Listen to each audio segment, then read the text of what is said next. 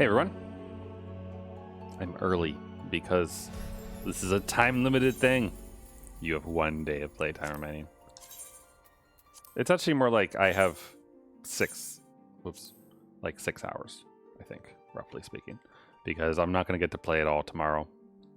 And I will need to go to bed before midnight, or, you know, a bit past midnight like last night at worst. And it is currently 6 o'clock. So we've got about 6 hours to see how far we can get. And I don't have high hopes that I'll manage to actually finish, but I'll do my best.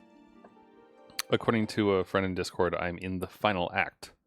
So we'll see. As long as I don't get, like, you know, cock-blocked by time limits and such, then we'll be okay. So, you know, given the urgency, we are going to do a side quest. Starting with the one right over here first. But yeah. So apparently the northeast of the states is going to get a heat wave. Very exciting. I was looking at the weather, and the next couple of days it's going to be like 94 or so out. So I will be staying inside as much as I can.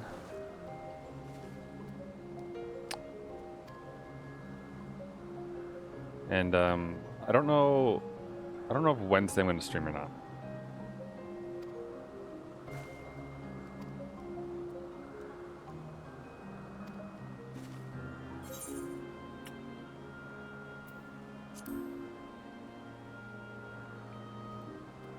Let me go with you. After you. If anybody as far as the tower that connects to Point and Oikos, I should be able to make the remainder of my own. Okay, lost student. So where do I need to bring you? I said Poikinoikis, right? Porkinelkin. Not that. That's the main story quest. Over there. Oh, dude. I'm sorry, but no offense to this lovely blue-haired student. But, they're on a giant circle with paths. You could just follow the path. Ugh. Gosh. You know, this just makes me think about average intelligences and how, you know what that means, right? I think this is kind of in the way, but maybe I won't bother. I'm somewhat doubtful he'll actually pursue us the entire way. And surprisingly enough, this blue-haired student actually is staying up with us. So that makes me happy. Because there's nothing worse than an escort mission where the NPC walks super slow.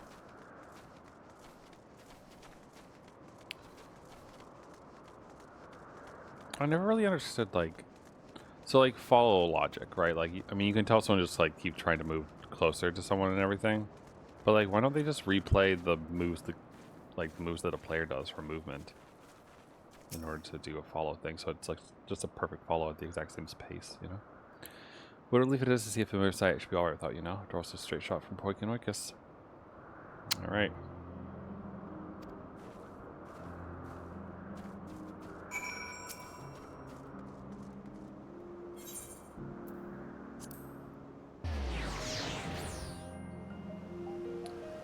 Oh, shoot, you know what I forgot to do? I have to do that in a bit. Oh, no, wait, is that... No, that's a different quest, okay. I forgot to take a picture of, Actually, hold on. I will be back, like, 30 seconds. I'll tell you why after.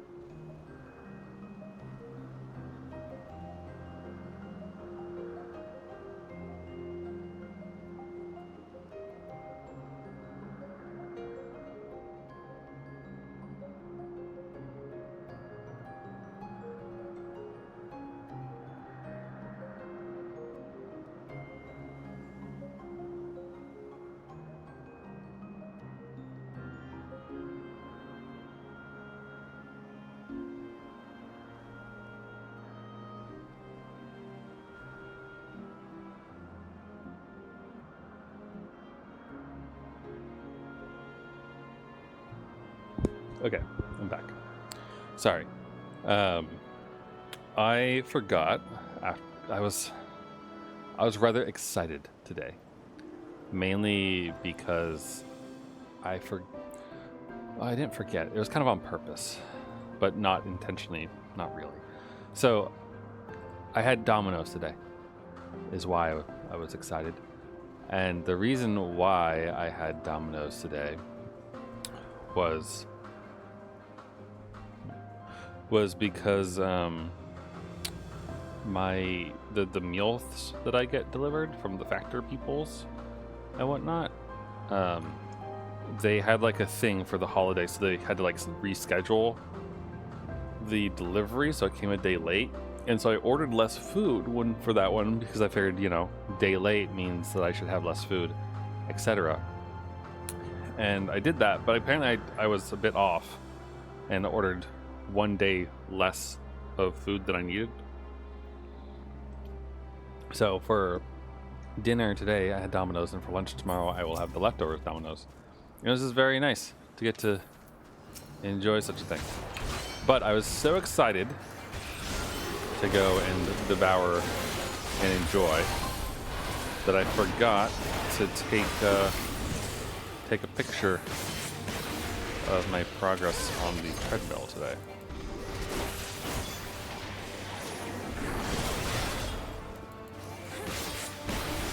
And I normally send a picture over to one of my friends who is also treadmilling it up. So just wanted to go grab that before I forget so I could shut off the treadmill and not waste electricity. Anyway, thank you for taking initiative. Leon recently arrived from Amaro. I assume Myra sent you to fetch me. Mm-hmm. Yeah, if you're under attack, you can murder them. It's fine.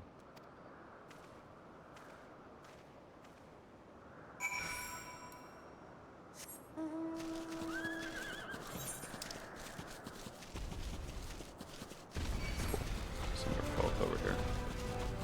I kind of love how like they walk out and you can see them from behind the tree. It's cinematic. It's cinematic. Almost. Alright, here's the blue-haired one.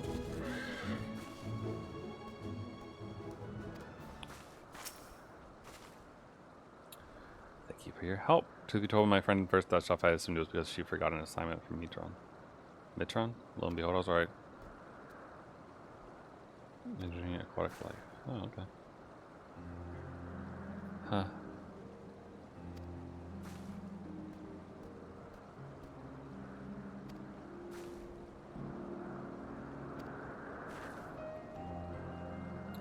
In-depth observation of romantic engagements. Or sorry, entanglements.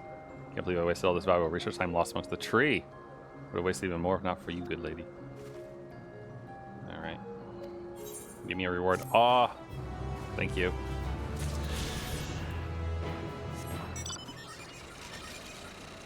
The ability to understand the winds would no doubt be useful. Maybe. I mean, there is the chance that like we just never have to come back here ever again. And doing this is just like not actually that important because we're about to get sent back to the present anyway. But whatever.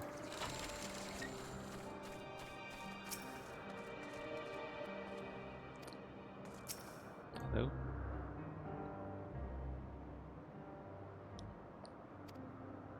Alright.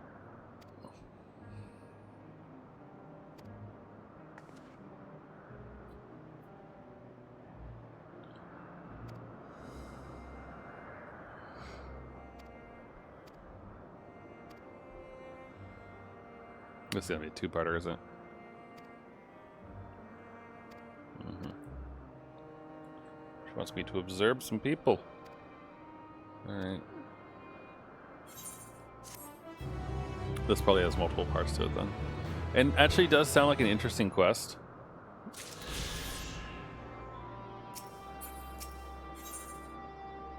A better Botchoy. I'm gonna do it. The Botchoy. Delightfully roly-poly pudding. Oh no.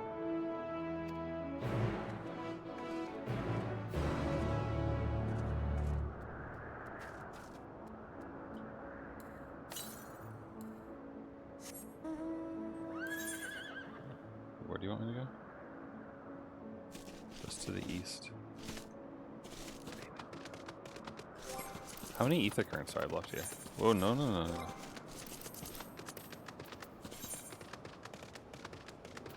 Elpis. Oh, one more story gated one. Alright, then.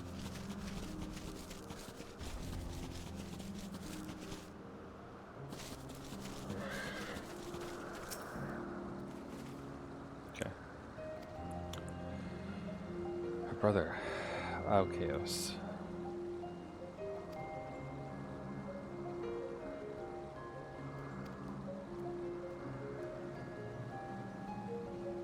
Oh, no. Why not?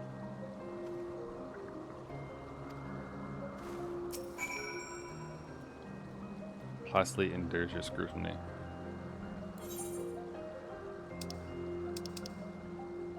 Where's Poke?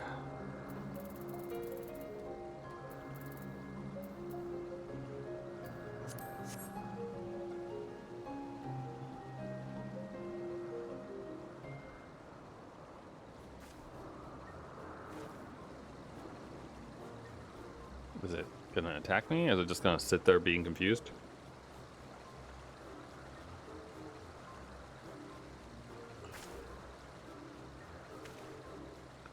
No response to external stimuli.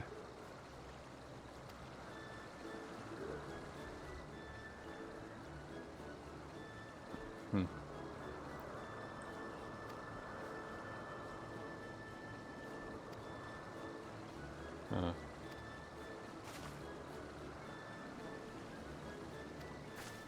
Without altering its physical form, what do you think the bot droid could do to become a more effective guardian?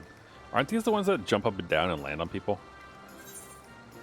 Use its tongue to grapple opponents, could secret and immobilize in time. It could use its weight to knock things flying. Use its tongue.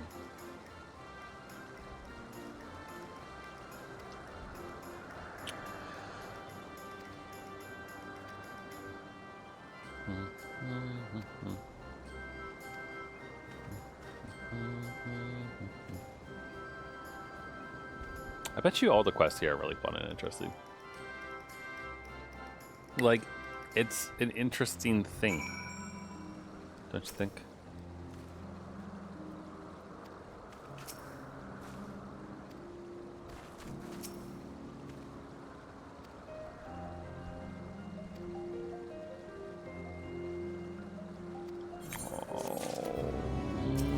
Maybe.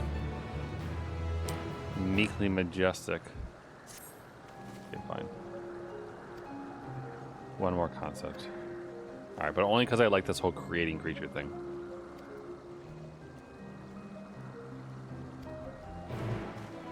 And also, like, they haven't been that far away, so.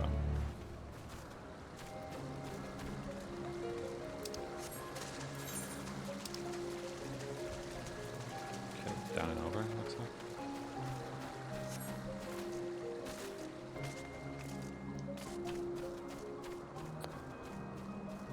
Excuse me. Yeah, so I had Domino's. I didn't get pizza though, or at least not pizza by name. Domino's sells the bread, and they have a pepperoni cheese bread, which is literally just a pepperoni pizza folded in half. I'm not kidding you, because like, you can literally see that it is the same crust, just bent in half.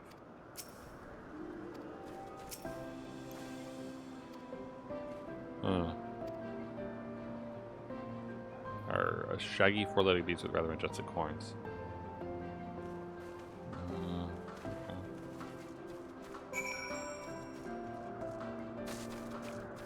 They all went in other compass directions, so I'll go this way.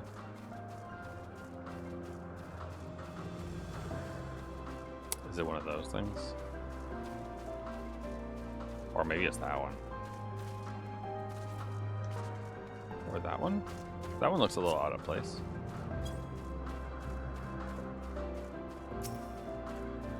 Ew. Or is it low?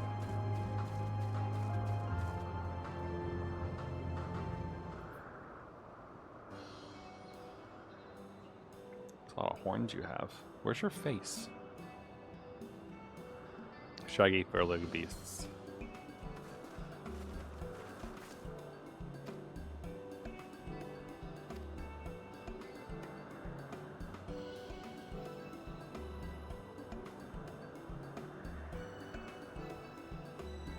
think she's taking a liking to me.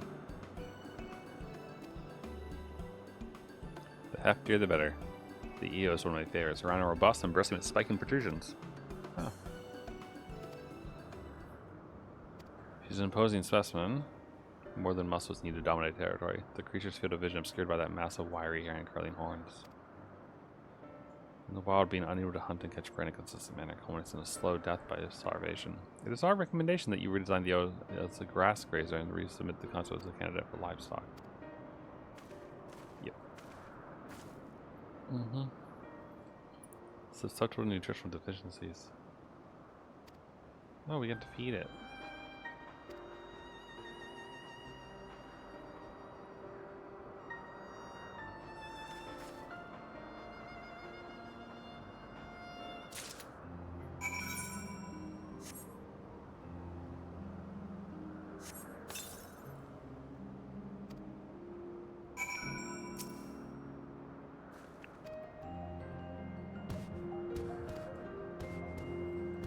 Oh gosh, how would we turn this thing into an apex predator, huh? Does this thing look... Hold on.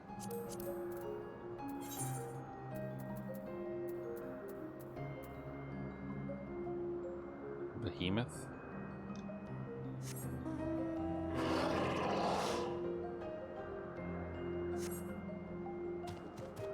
Yeah, it's a behemoth. I mean, remove the hair, I guess.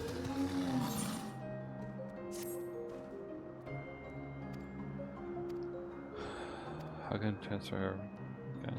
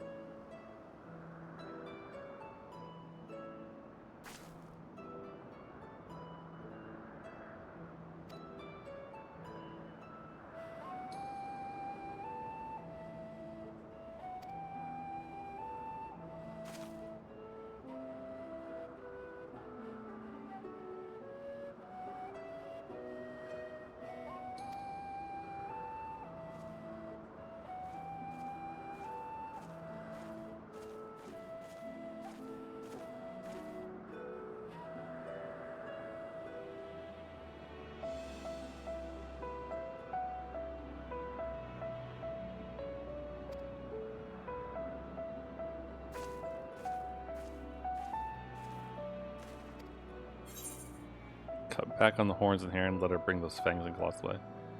In a better pressure wave, go to epic magic, something like meteor, for example. No, this first one. It's a behemoth.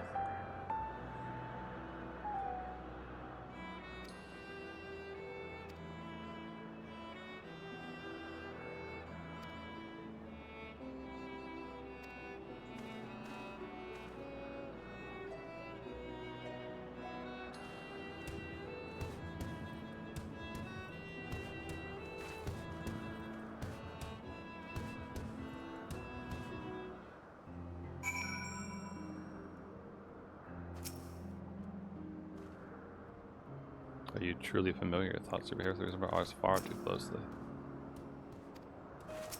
Oh, don't you worry, Alkios. You just keep that to yourself, alright?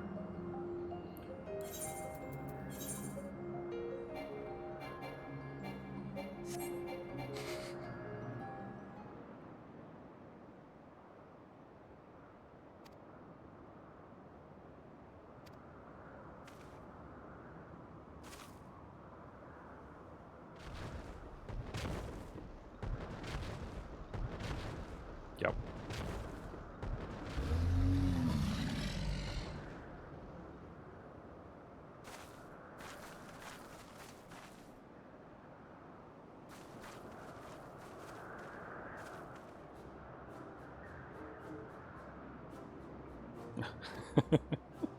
He's good at what he does, huh?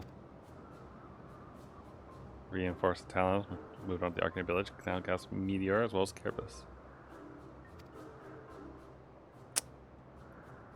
This concept ranks in the highest echelon.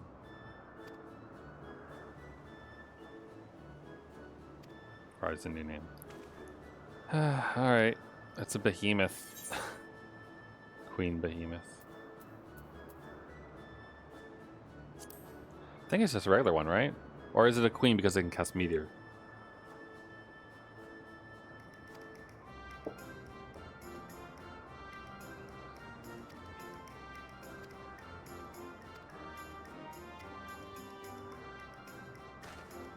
This man has killed how many adventurers?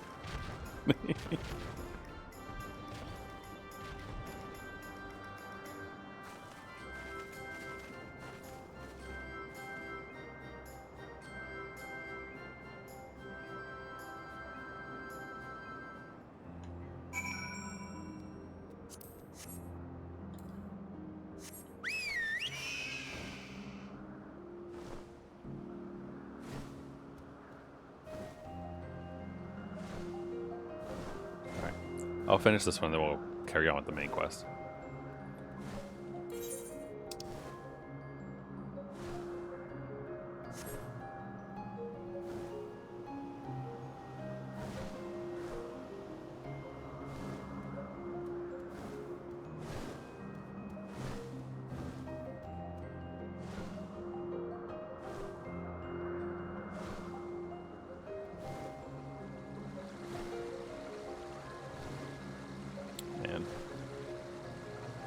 Today isn't Tuesday, it's Monday, right?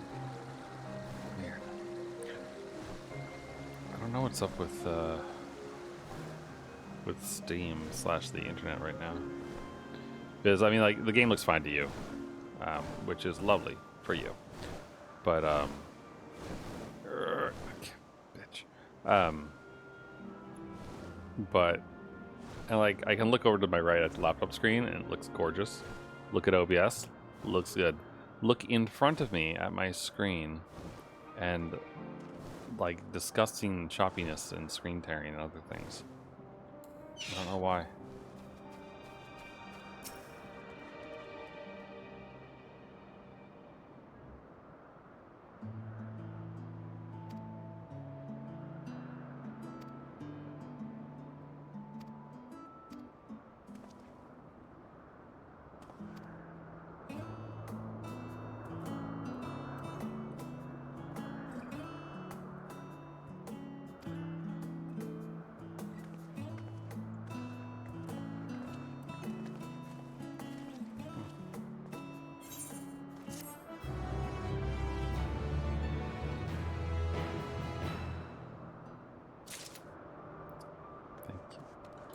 Alright. Thou must live, die no. Up next. That only took us 23 minutes. It's not like, you know, I need that time for anything.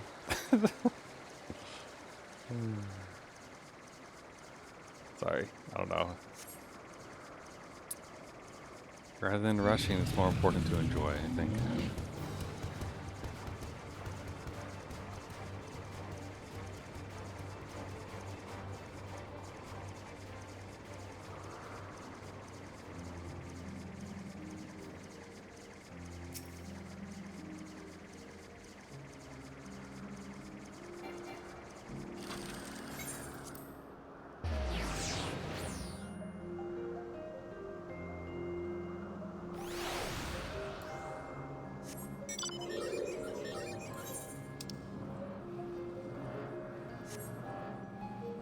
Suppose it's a straight shot, huh? But yeah, I also had some buffalo wings, and I got a brownie as well from Domino's. So I had a very filling dinner, and I'll have a filling lunch tomorrow, and then I'll still have brownie left over to munch on for the rest of the week probably. So I'll enjoy that.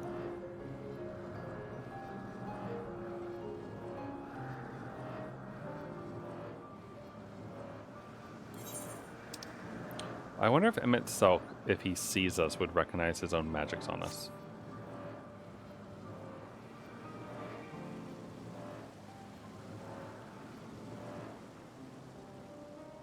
Sokals? Wait, what? Oh, this is the last one.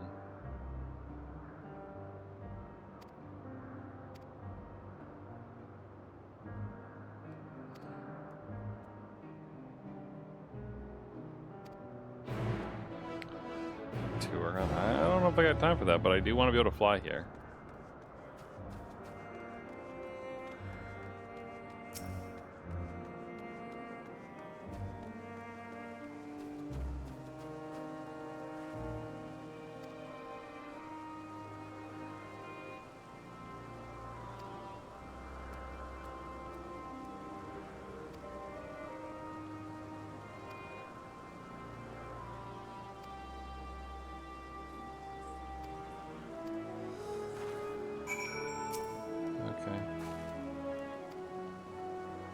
Rather than have me lecture you to walk, we can observe firsthand.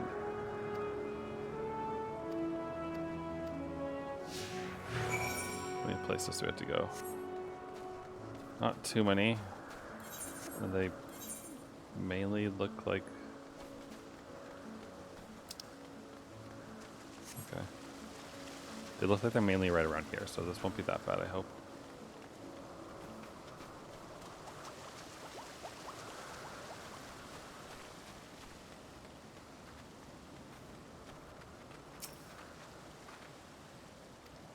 Oh, we have to find out what this thing is now. Huh.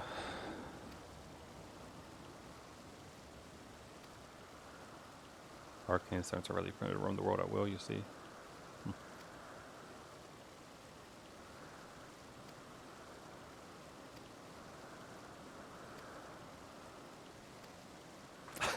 Thank you. All right, I can see why he gave us this guy. He knows how to get away from other people.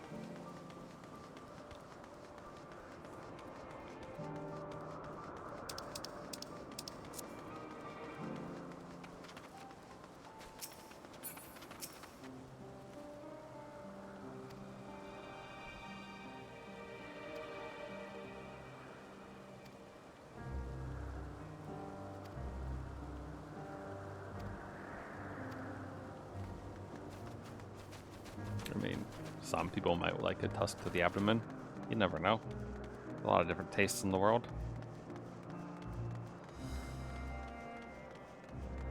I don't think I would, but you know, some people might.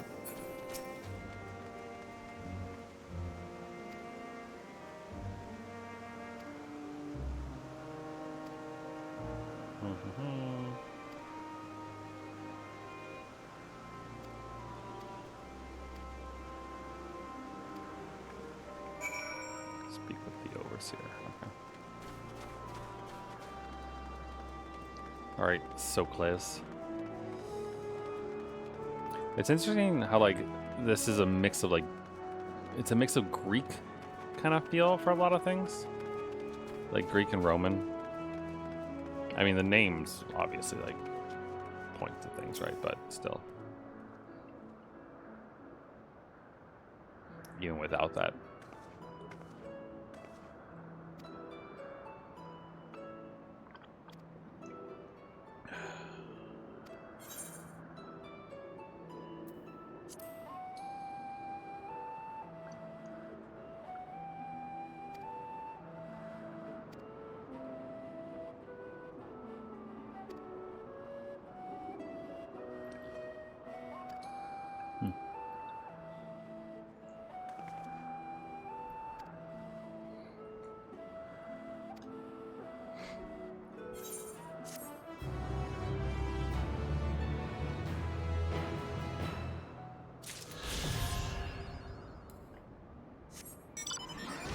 All right, the real question. Did a half an hour of work to get the last bits of ether, is it gonna save us time? The answer is probably no. That wasn't, you know, the intention, but if it only take like 5 minutes, I'd be like, oh cool, now we can fly. But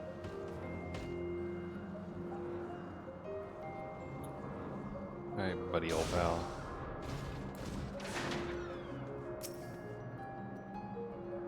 Your time at this age is drawing to an end. Spontaneous events, so cutscenes will play in sequence. Recommend that you set aside sufficient time. Oh, I've got time. Let's enjoy, shall we?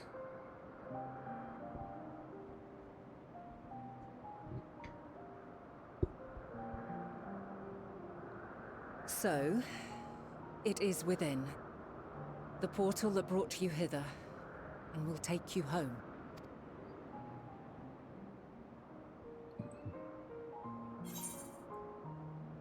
Perhaps I should stay and help.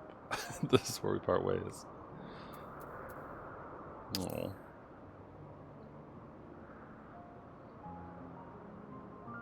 We just like being helpful. I appreciate your sentiment. I truly do. But 'tis a very long game that we must now play. And while you have maintained a stable presence here thus far, there are dangers in lingering over long. No. You must return to your own battlefield. Make use of the knowledge you have attained, that your days here and our friends' sacrifice be not in vain. With Meteion free to pursue her designs, 'tis only a matter of time until the final days are upon us. We must be ready. From fortifying our defenses to securing our escape, there is much to be done. In spite of this, we cannot allow the report that set this calamity in motion to become common knowledge. Were the masses to learn the fates of the other stars, I fear the situation would spiral out of our control. I must carefully consider who can be trusted and bring them into the fold. Ordinarily, I wouldn't hesitate to call upon the 14. However, it was the desire for a fair determination that drove Hermes to attempt to erase our memories. And were he made aware of his actions, there is no telling whether he would remain a friend or become a foe. Alternately, we might try to alienate him from the convocation. Yet in doing so, we would deprive ourselves of a brilliant mind who would be invaluable in the crises to come. Quite the dilemma. Which is why I must work independently of the convocation. Regardless of how we proceed, if we are to permanently avert the final days, we must be equal to Hermes' challenge. We must prove that mankind is worthy to exist. And this hinges, I think, on how we confront the all-consuming despair that accompanies a senseless and seemingly inevitable end. Bewildered and divided, we would perish like the peoples of those celestial ruins.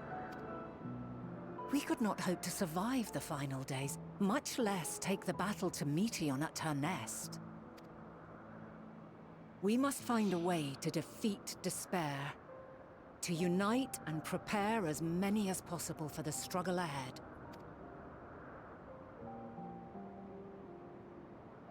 Heavy will weigh the burden of guiding this legion of souls. Yet I have faith in mankind's potential. As long as he believes in himself, there is naught he cannot achieve. So I will not give up on him. On us. You may find your world to be very different. Or perhaps the erasure of our friends' memories has sown the seeds of a conjunction between us. We cannot know until the moment is at hand. So shall I strive to do my best, taking naught for granted as I walk my path. And I pray you walk with me to the end. As you move forward, so too will I, as will all, resolved to fight for the morrow. And when mankind has found the strength to stand against despair, we shall silence the song of oblivion. She who sings it will learn our journey is far from over. This I promise.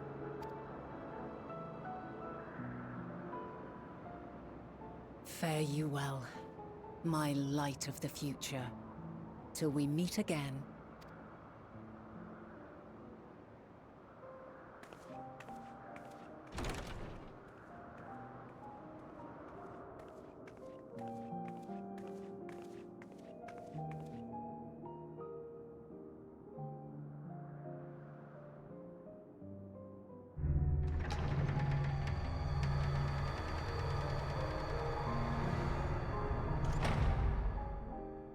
So I guess she's sending us back then. I was curious how that was all gonna work. Whee! Alright, you gotta shed all your extra ether now. So you're not super tall when you get back home.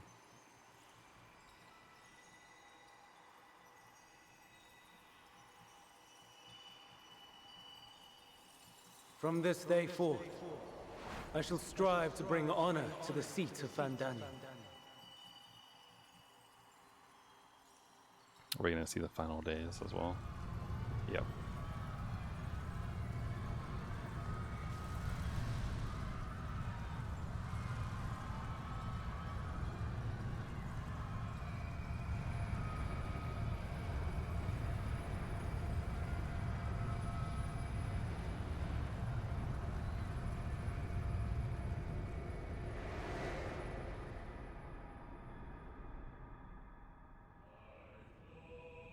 Oh, we didn't just accidentally...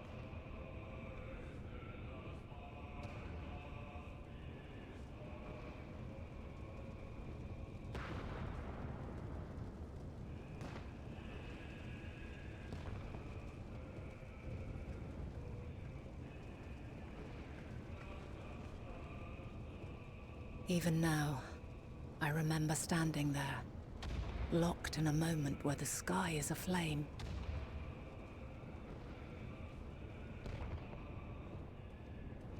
Where stars fall as tears, and screams darken the seas. Where resignation rots the trees.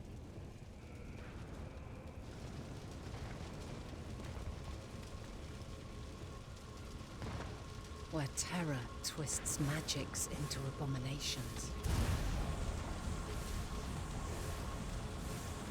Such is the lament of they who have gone before. The song of they who tried and failed to create a better world. The song of the end.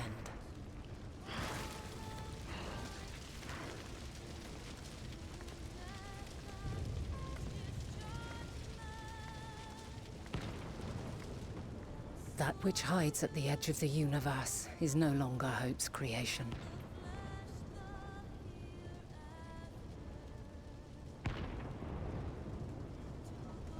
It is hopelessness incarnate.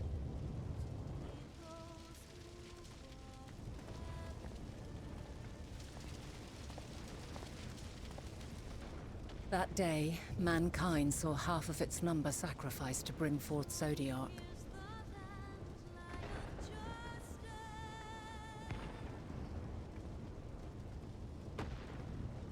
And covering the star in a shroud of ether, we forestalled the final days.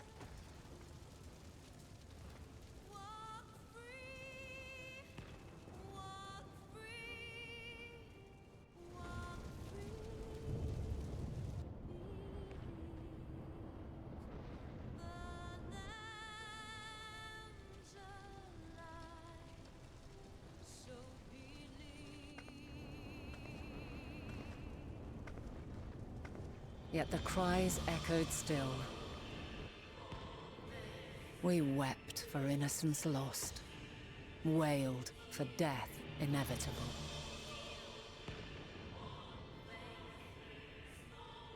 A reality too terrible to bear.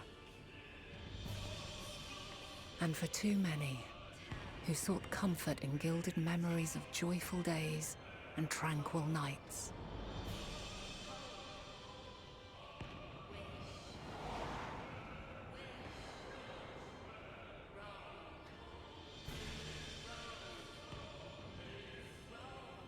This is all wrong!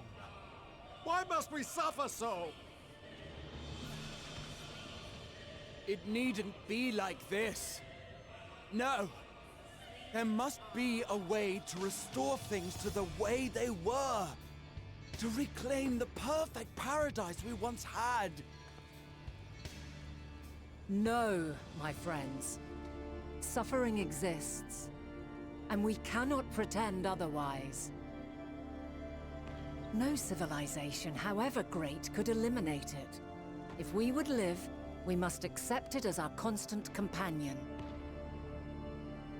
Let us not seek to forget this tragedy. Let us carry it in our hearts, that we may grow stronger and know true happiness. We can't accept it. We won't accept it. It will be ours again. A world free of sorrow. No, it will not. For there has ever been sorrow. Mankind was but spared its biting sting for a time. So please, open your eyes.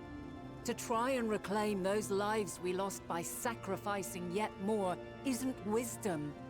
It is weakness. No paradise is without its shadows. If we cannot accept this truth and learn from our pain, then our plight shall be repeated.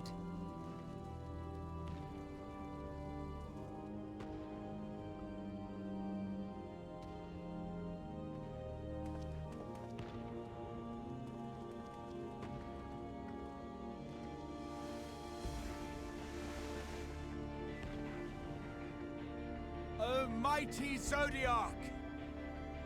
God, born of our boundless faith, we bid you, hear our prayer. Accept this offering of lives, and deliver unto us the lives we once had. Deliver unto us the days of old, the days when the star was a font of love, and we knew naught but bliss.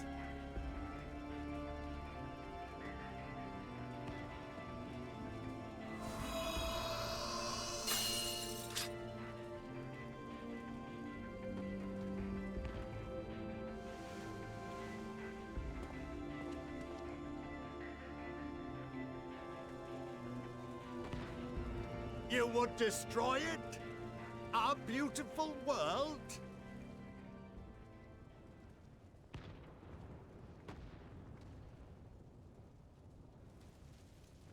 Lands that stretched on forever. Skies one could drown in. The heartbeat of nature, silent yet strong. And amidst it all, a people. Beacons of light and life. Laughter that warmed my heart like naught else before.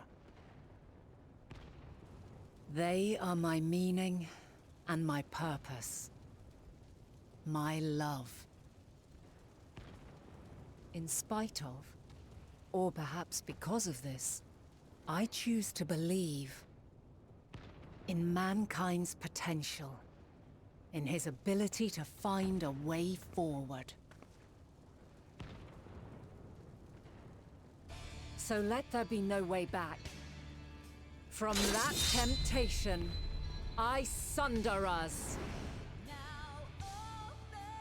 No more shall man have wings to bear him to paradise. Henceforth, he shall walk.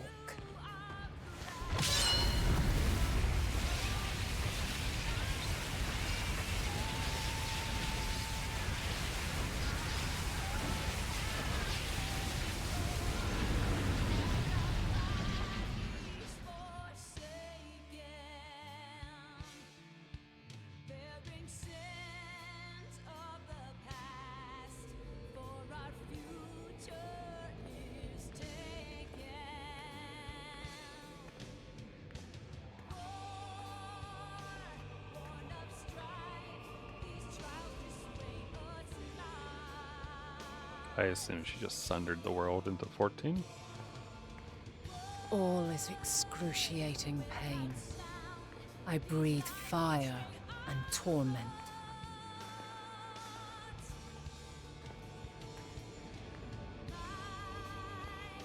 I birth a world of suffering to mire and plague.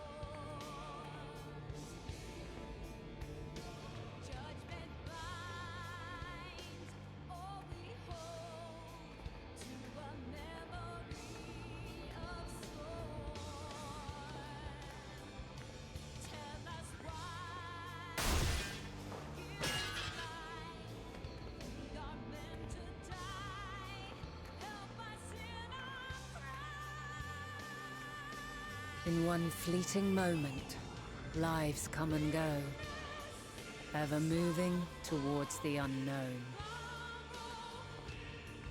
And in that fleeting moment, they cry for the answer to the question.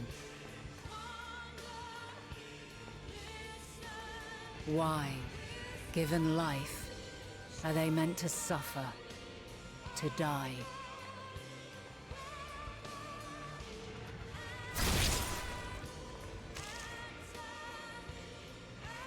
As fragmented, imperfect beings, yours is a never-ending quest.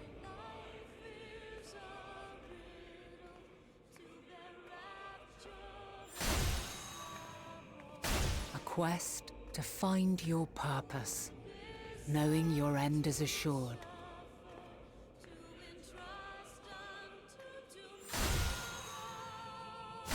To find the strength to continue when all strength has left you.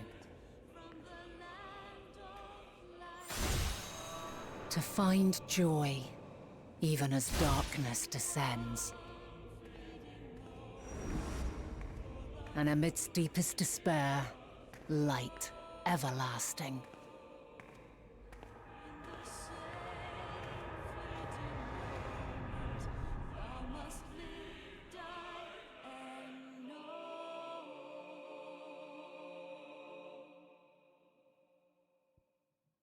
That's the name of the quest. That last song lyric.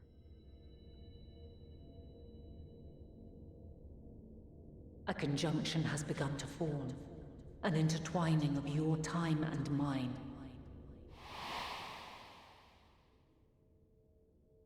When you truly understand what is at stake, and your journey has prepared you to surmount the insurmountable,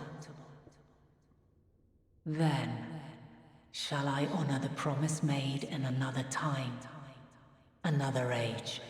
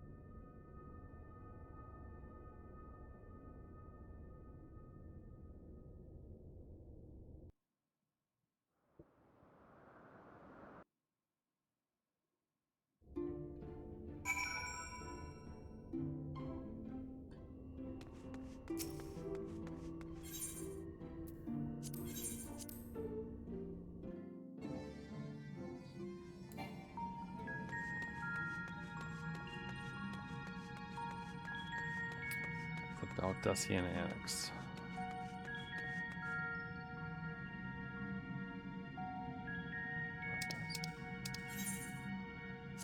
In Charlian. But Northern Empty. Yeah, it's Charlian. Whew. It was a cool cutscene. So I mean, I guess her getting blackened and bloodied and all that other business. This is her suffering. Didn't know if there was anything else about that.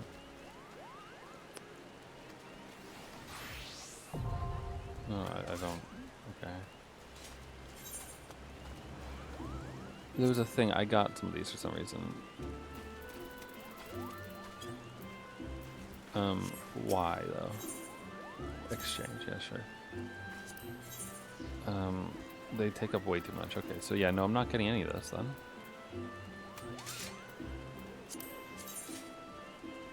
Though that does look neat.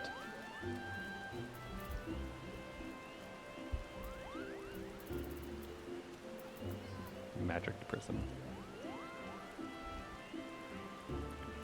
Produces a Halo Star Sneaker that you're the very model of a modern major job master. I gotta take that.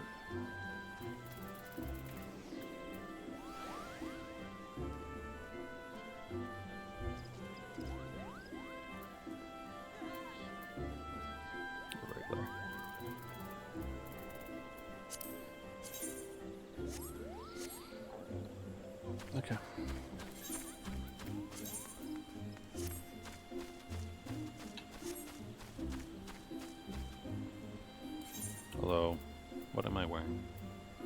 Kumbis the Mungus.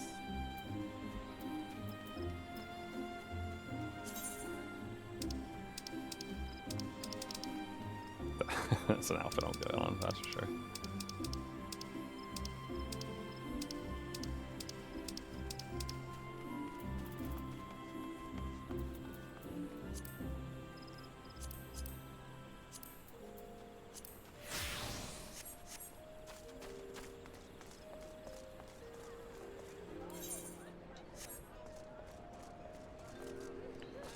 All right, to old Charlene we go to tell everyone about everything.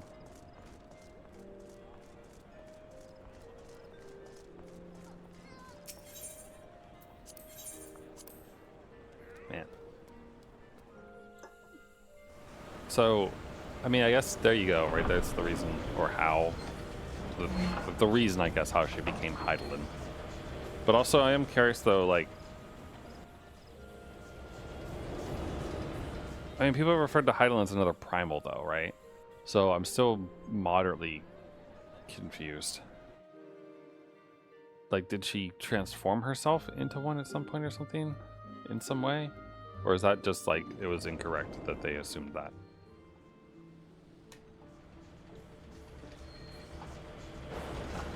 Also, like... Oh, I guess the looking at the moon and hearing the creepy laugh was probably Medion's laugh. Not someone else's. Right.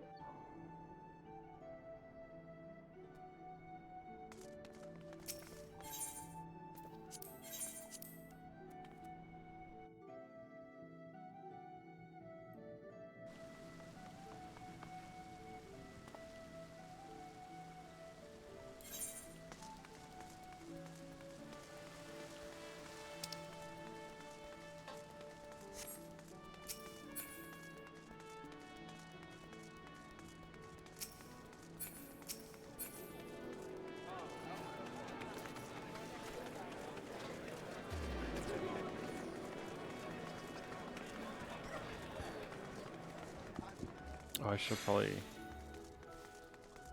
Actually, I think there's a summoning board over here, right?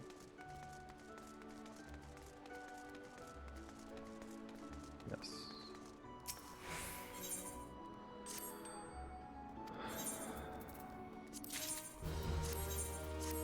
Go have fun. Alright, did I get anything interesting, by the way? These would, I don't think these would sell particularly well.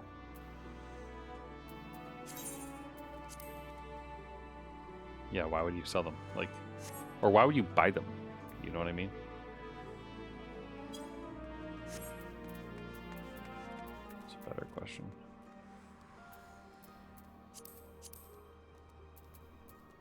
Did I get any random stuff?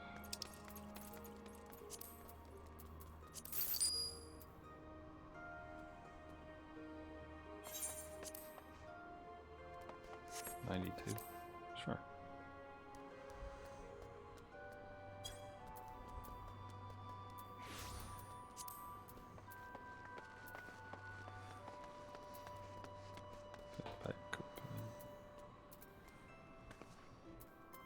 Messinly. Not tradable. I mean, do you want to just sell them? I don't need them. Alright.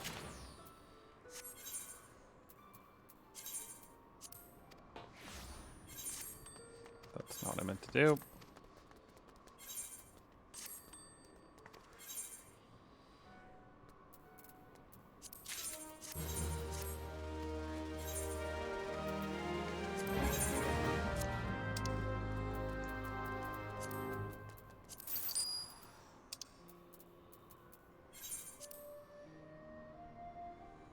$115.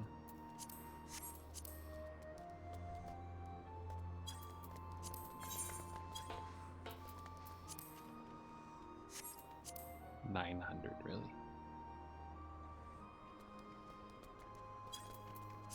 Alright, sure.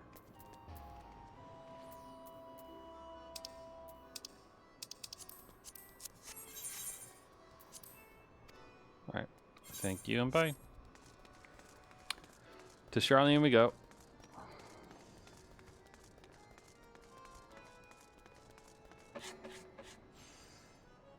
So that is a material melter.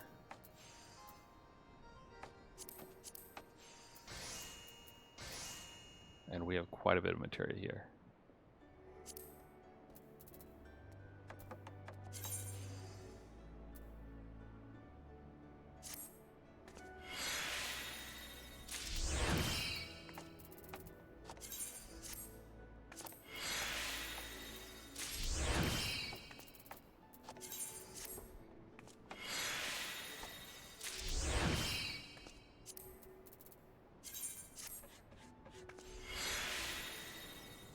Probably what I should do is put this stuff into the thingy mahoots so it can be glammed, but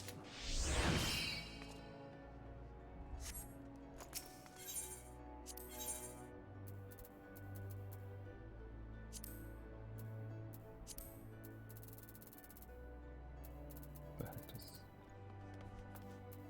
that's weird.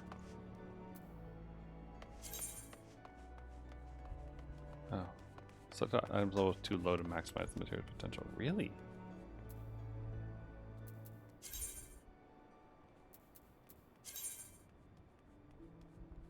Huh.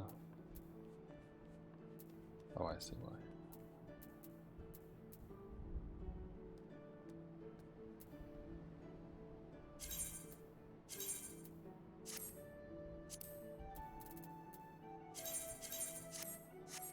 A bit more speed, please, thanks. Whew.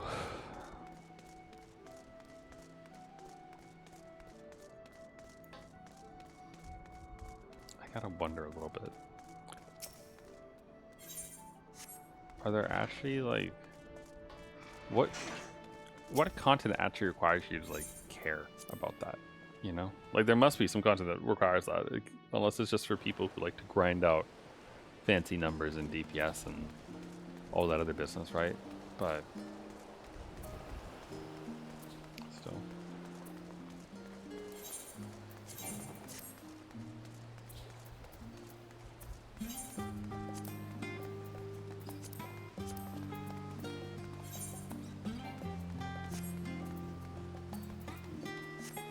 Just gonna go back wearing some Ascian robes. Be like, hey, I got some nice robes made of ether. How you guys like them?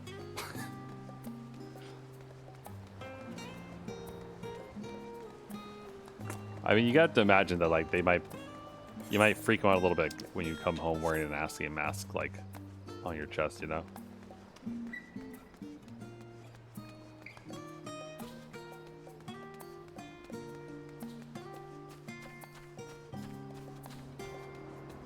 Alright, Carl.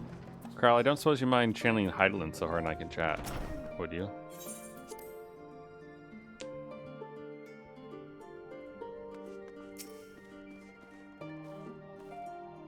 After exactly when needed, and this is no exception.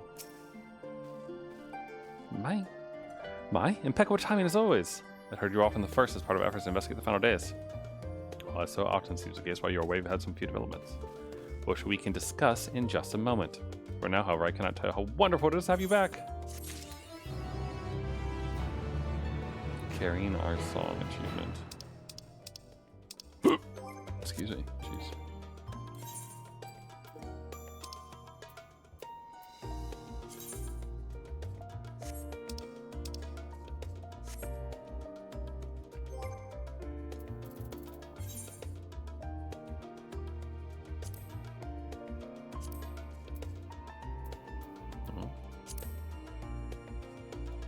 Elpis.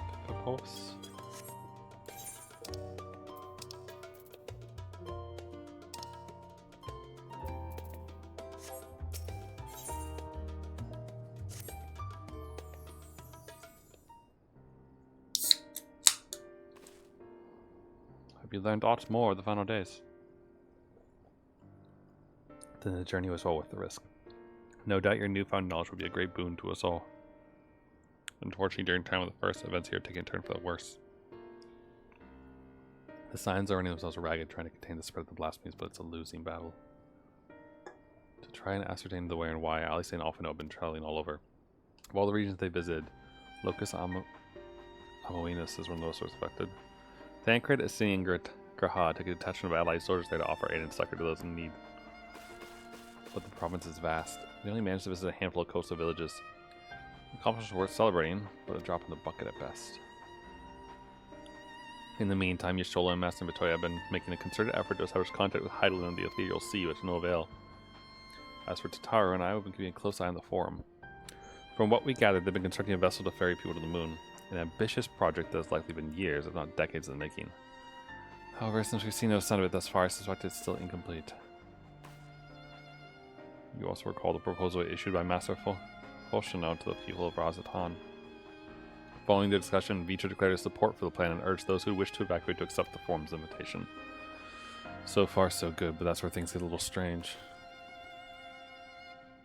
Apparently, the Forum caught wind of the lunar teleporter in the Tower of Babel, and decided to use it to deliver people to the moon instead of their mysterious ship. Therefore, to secure a safe passage for the Hanish refugees to the tower, Alphino, Alice, Austin, and Graha traveled to Garlemald not long ago. Trouble is, the capital was hardly the safest place to begin with, and now... Oh. Yeah. That makes a lot of sense, unfortunately. I didn't even think about that. As far as despair goes, they've got a lot.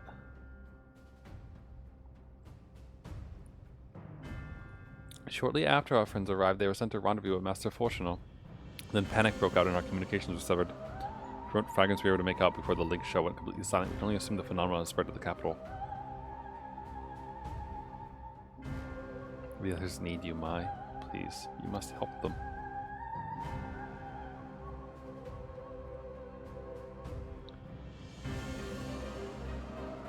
Having you there will make all the difference, I'm sure of it.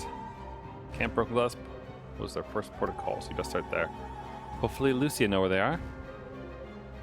No telling what you're walking into, so you best take every possible precaution. Okay, you guys want to know what I learned though? You want to know that maybe before I leave and possibly face death?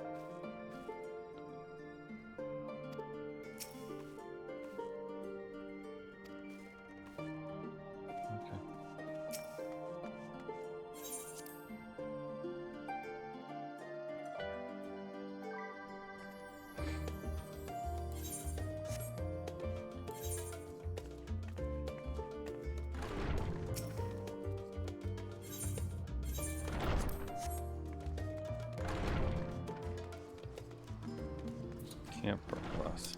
What's the best way to Garlemald, actually? Would that just be going back to Gridania? Sight to the end.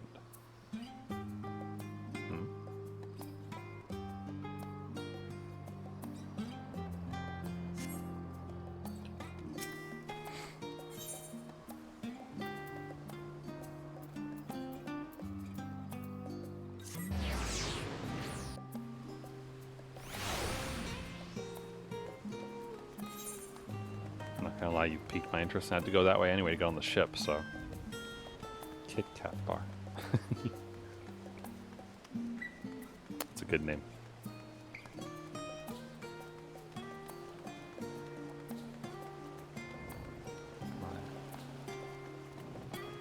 I probably won't take this quest, but at the very least want to know what it is.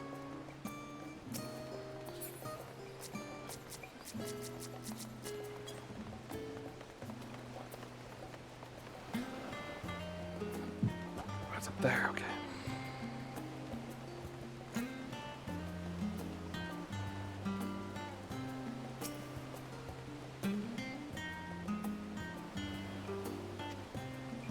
Sightseeing book?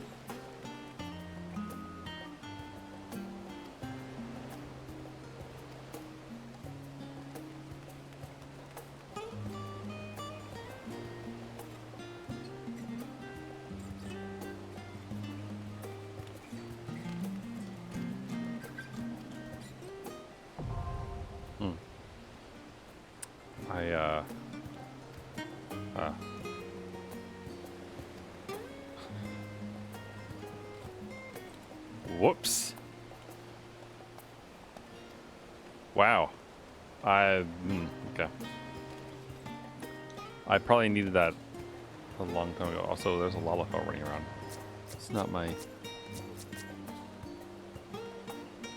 No, okay.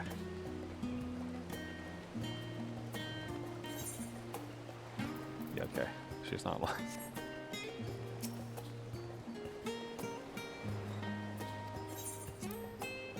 $300 gold.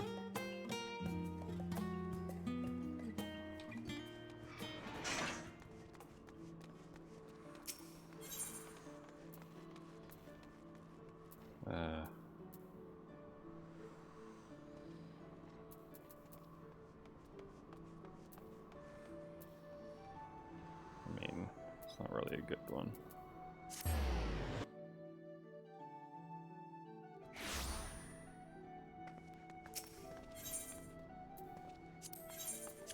Took it on you, please. Thank you.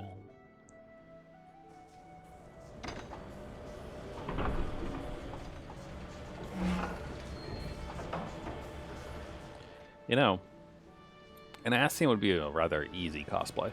You just have to get a big old robe, and then the mask is the hard part. You could probably buy one, I guess. But also, they're probably wouldn't be that awful to make. Though it would be kind of funny to make one just out of paper.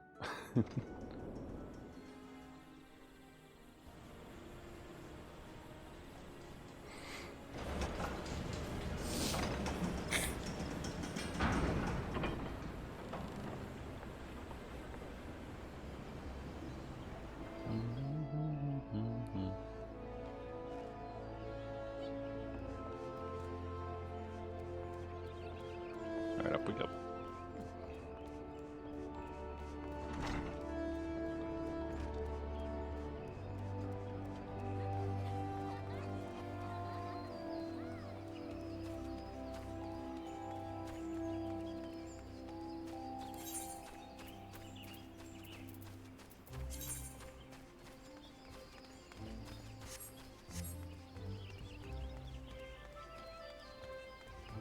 The Kitioso, or however you say that thing, stuff is pretty nice. If it wasn't for the immediate doom of not getting everything, I would say it would probably be worth it to just like farm that area to try to get the set.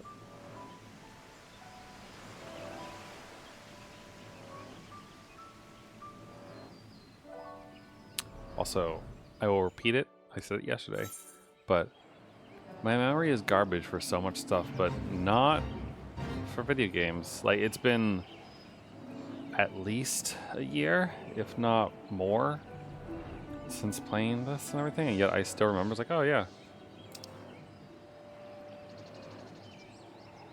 you wanna go to Alamigo, you go this way, you know.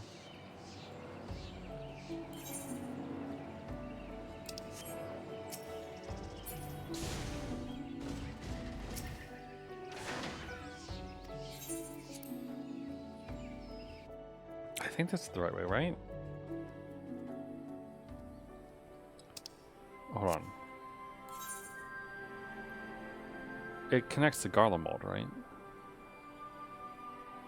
The peaks.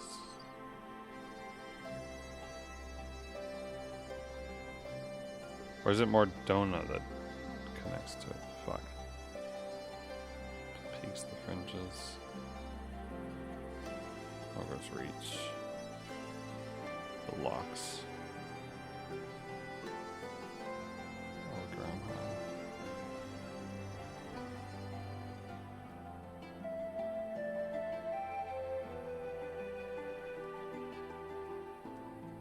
Garlemald. Yeah, okay, I am right.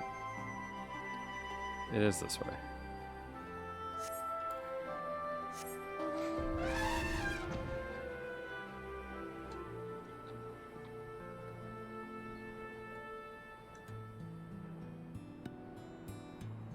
Massive bridge. Again, you know, if I was a wise man, I would be using my money to teleport.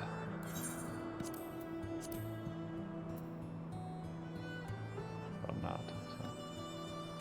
So this would give me the 539 headpiece. which might be better than that. I don't know if it would be better than this, though. 215. I mean, I guess these ones are in the 2s. Can I actually open these? No.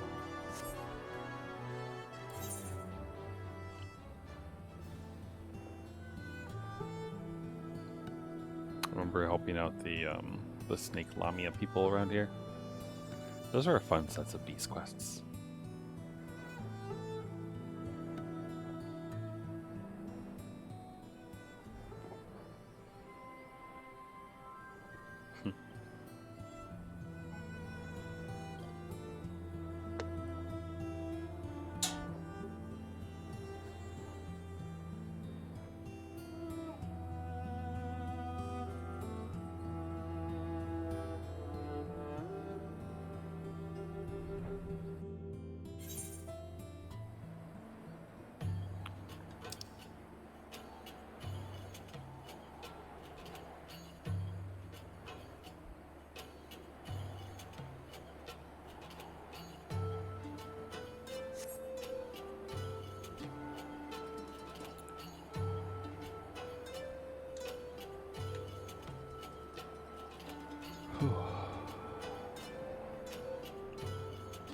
I don't have any progress to report, by the way, for my programming project. Unsurprisingly, it being a work day, I did not work on my side project in the morning. I worked. Oh man. It's like the mid-year review season right now. And I finished up like sending back feedback to like 7 people. I was like, okay, good. And that's not even my team. That's the worst part. Like, just other people in the company. I still have to do all the reports, like all the reviews for my actual people. Fun times. It's a good thing, though. It really is.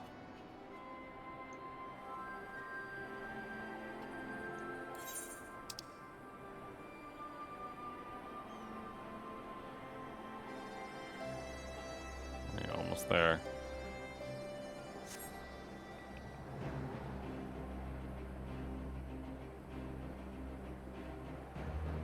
Good music.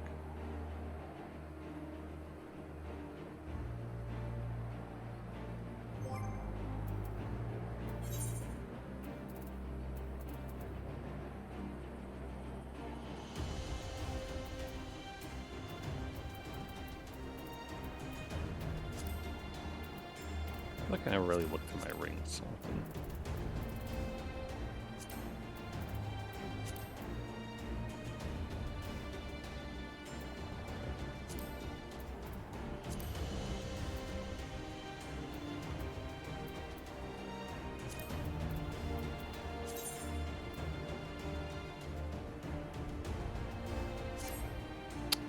Wish I could take it.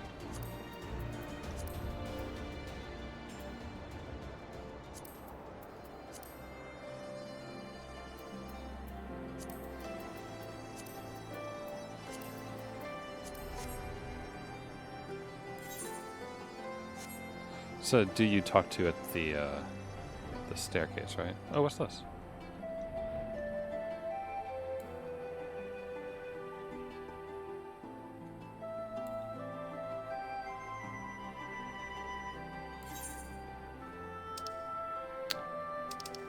What is it?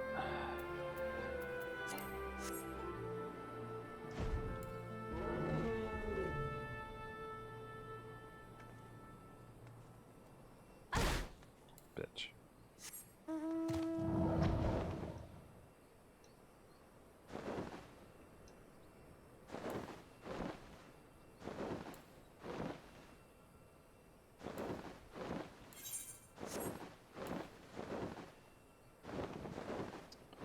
You're really gonna make me do the jump, huh?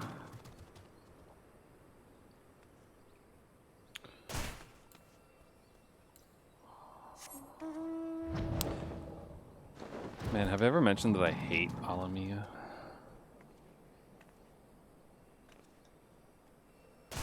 Fuck it. I'm not doing it. I'm not doing it. I don't care. It's not worth the time.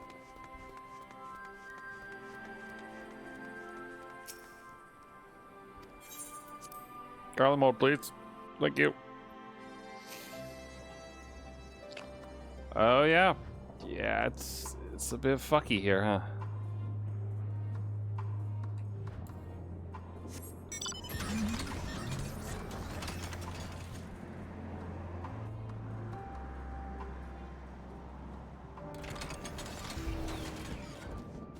What's up?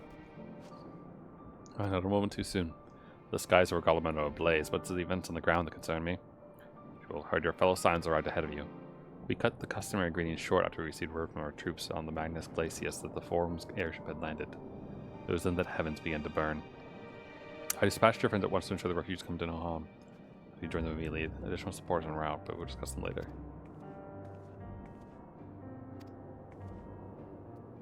Addition will be required to participate in battle.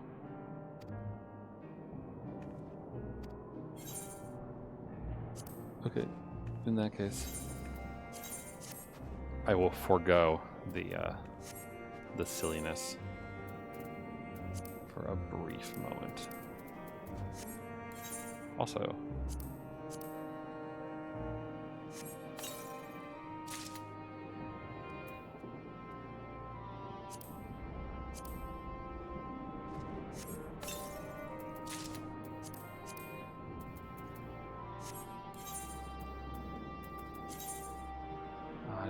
okay.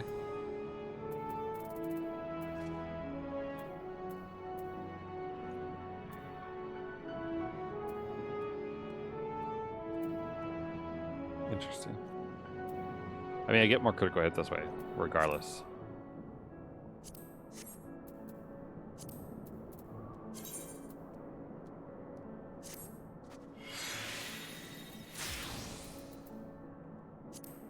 Materia. Neat.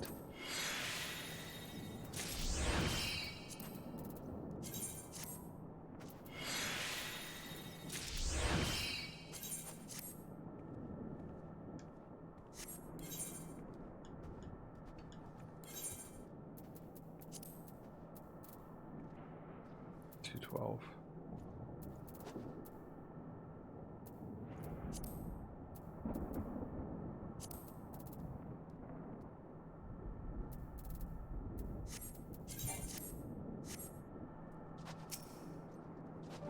Alright.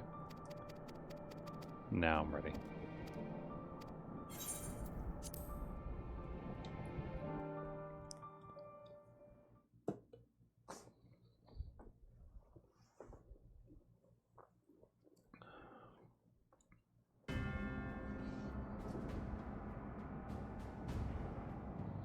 I'm surprised this wasn't the first place for this to happen.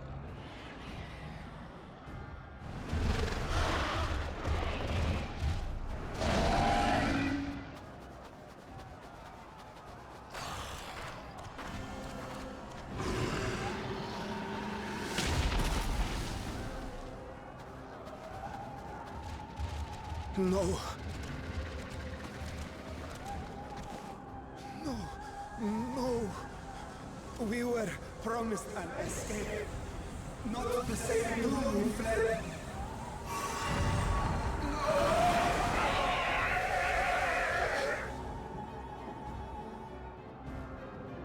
I shall not meet my final days here in this blasted waste.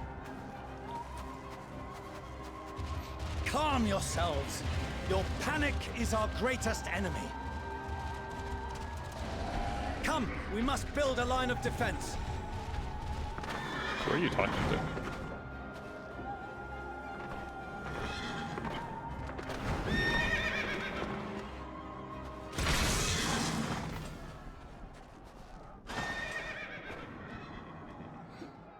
How? Leave the fighting to us, Father. You must lead the people to safety.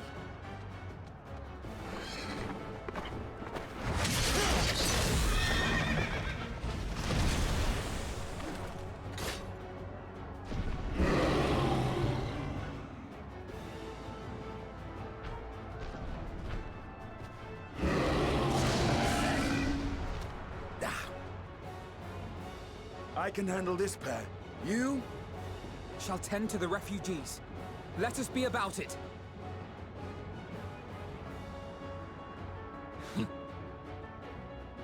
As you wish, my little lord.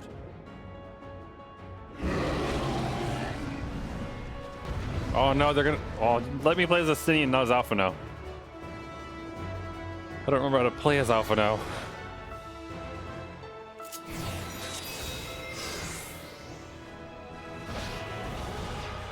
I'll command the beast's attention. See to the wounded. Help is at hand.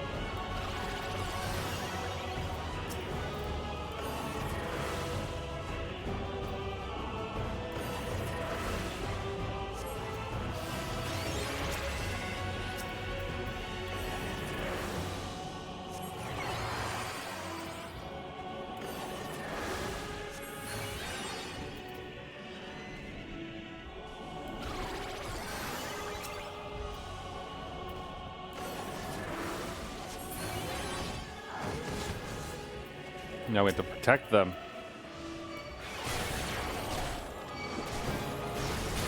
Leave it to me.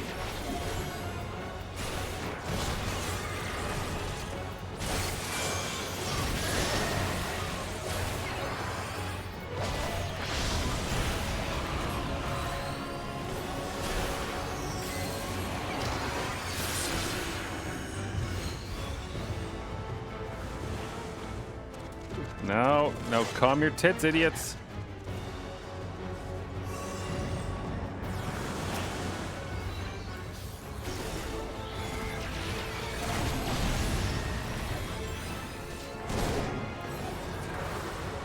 Those who can stand, come with me.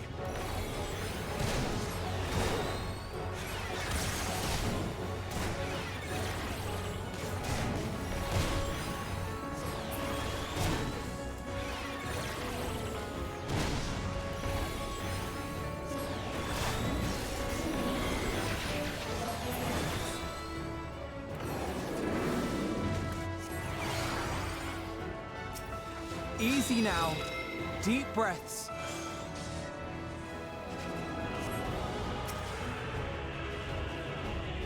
You're safe now.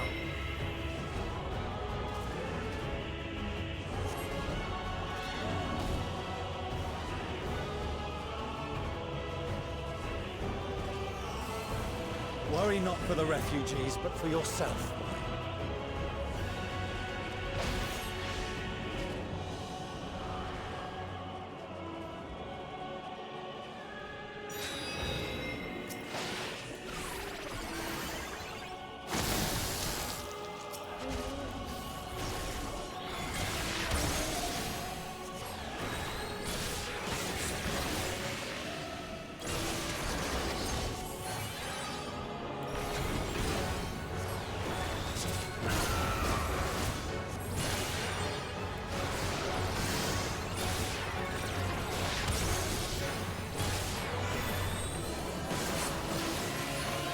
Oh wait, this one. Shoot.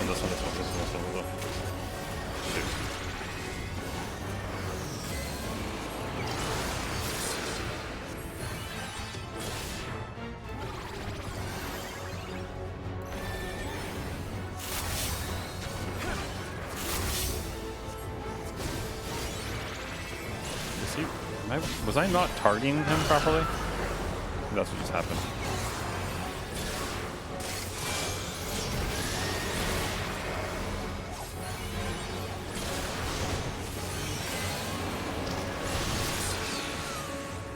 Seriously, am I not targeting him?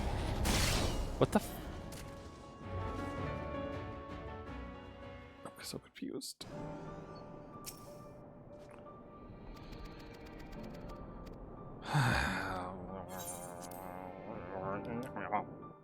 Alpha, no why? Don't put me in a support role. I hit things with sticks.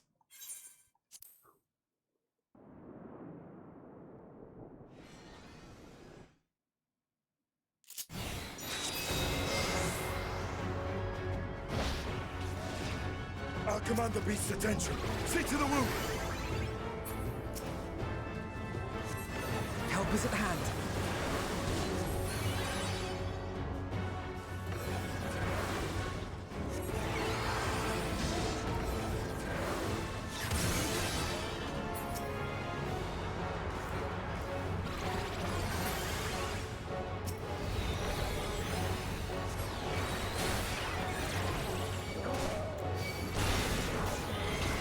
to me.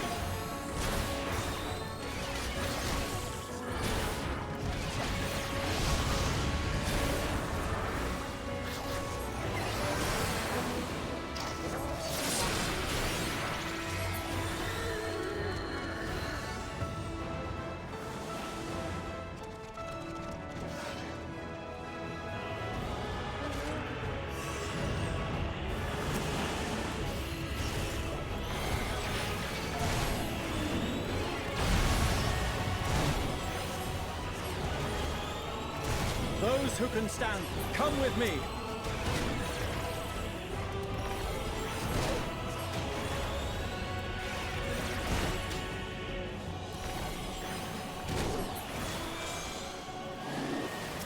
Easy now. Deep breaths.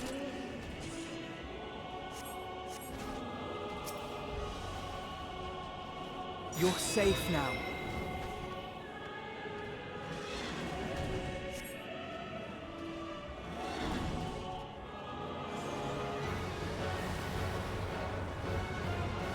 Worry not for the refugees, but for yourself.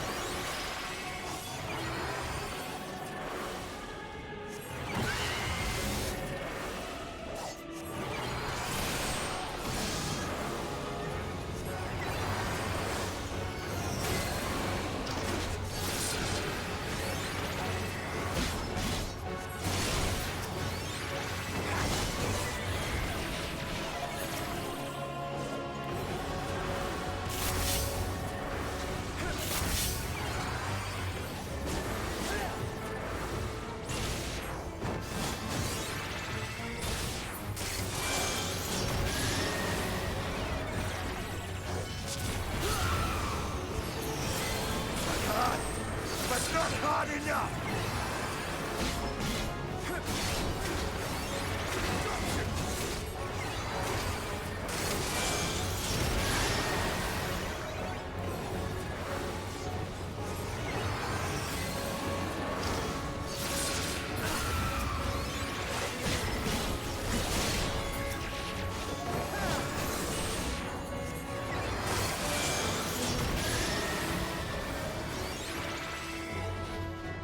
Nice. Alright, you know, being supportive and actually targeting the person I want to heal helps. Oh, it has boobs? Wait, what? Since when? I thought it was a weird fish thing. I didn't realize there was a person, like, piece part of it. Help! Someone, please! What?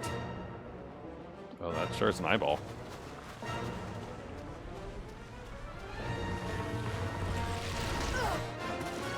Bonk. Oh, it has legs. No. Don't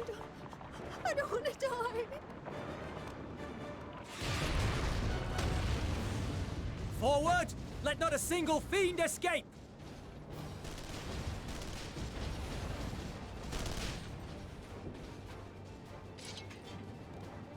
Wait, that's... Euless and the army. So, you've recovered then? In time enough to be of aid, for once.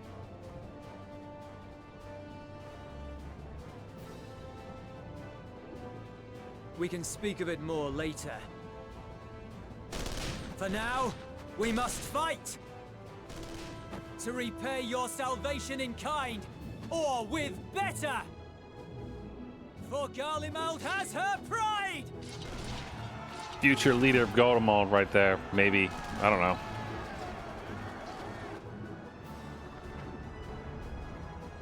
Of that I've no doubt.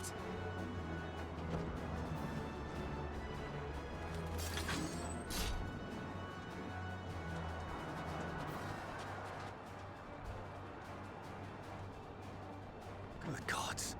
Of all possible saviors, the Imperial Army. Oh!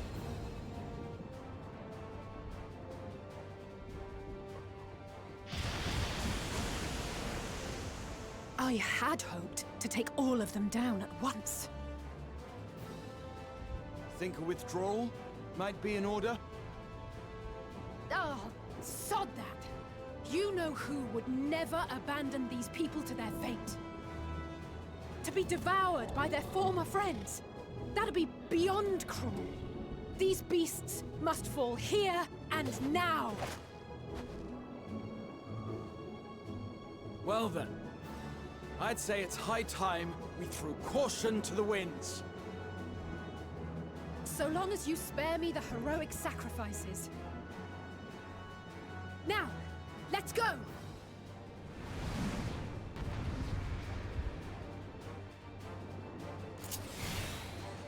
Okay, but you're assuming I remember how to play as a red mage, which I don't. Oh god. Yeah, I don't. Cure. Increase damage. Sort pet. Why is this on me? AoE. AoE.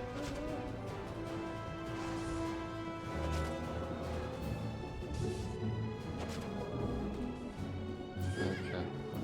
So fire and something.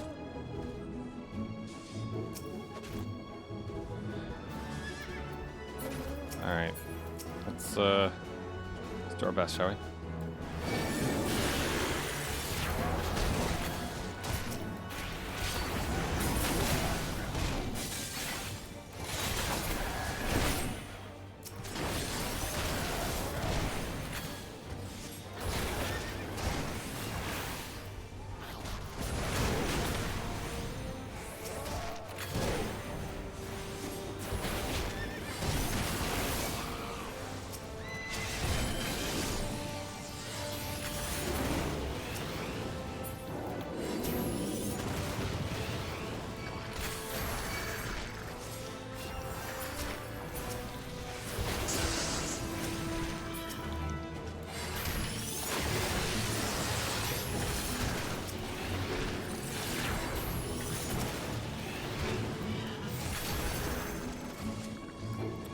Getting interrupted by the fact that they keep dying too quickly.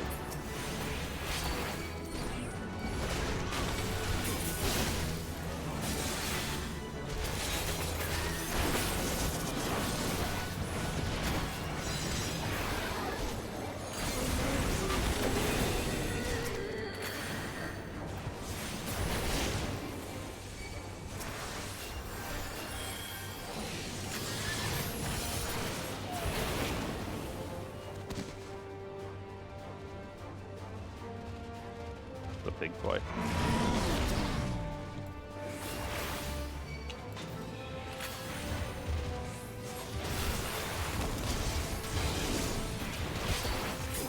I'm fine.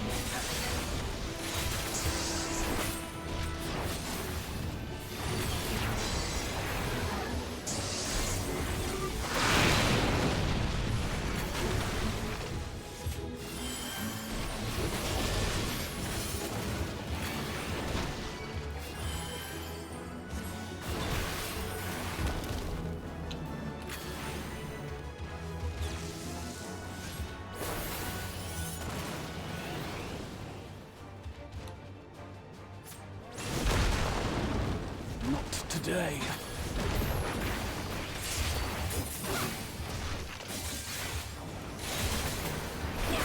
But then she's a little Z for Zoro action.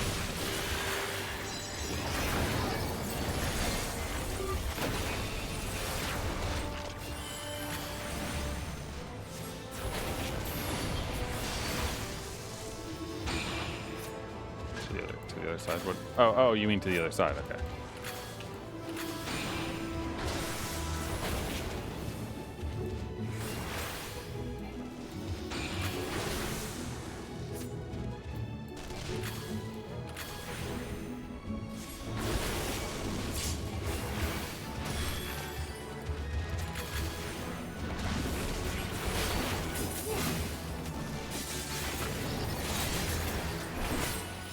I don't really understand how this is our chance, but you know, whatever.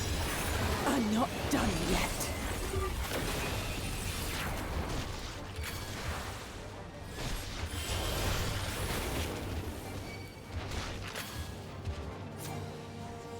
Terminus lacerator. Wonder what strange creature was the thing that became this.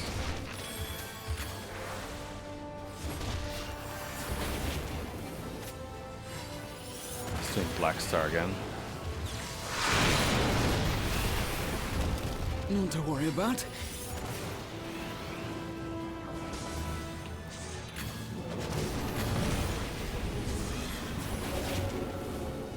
The air crackles with energy. Find cover!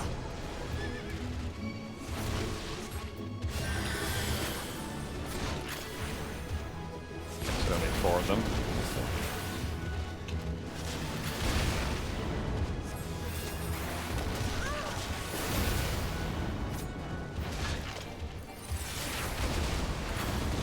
Oh fuck. Gotta not stand in front of the As they say, turnabout's fair play. On guard.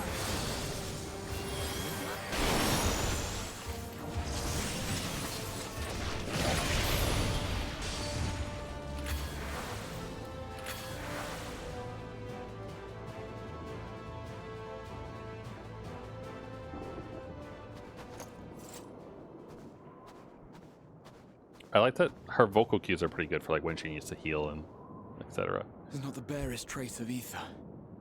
Maybe there really is no way to bring them back.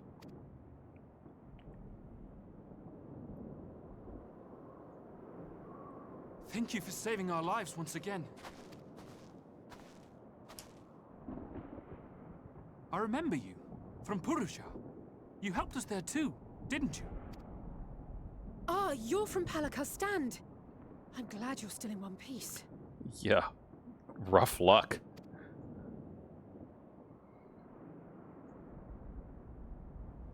Or you will be, once I see to that injury of yours.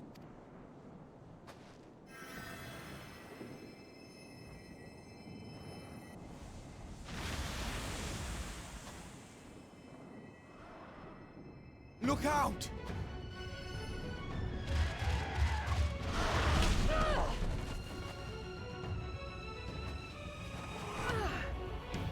She's like, ow, that hurt my fucking side.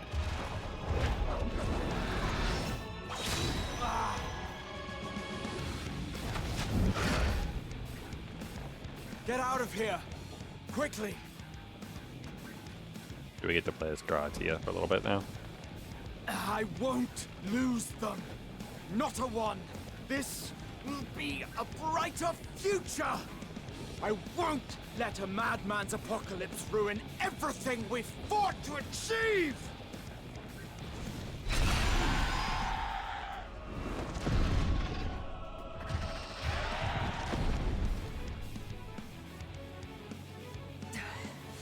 Get it together, Alize. You're embarrassing yourself. And in front of Father, no less. You might never measure up to our champion.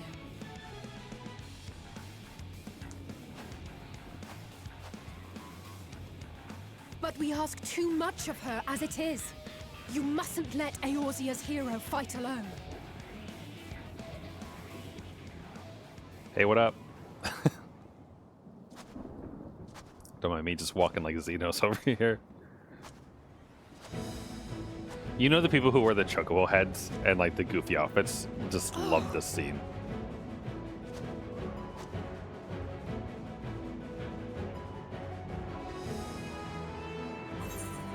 I'm back. This is precisely why you should never skip your squat regimens.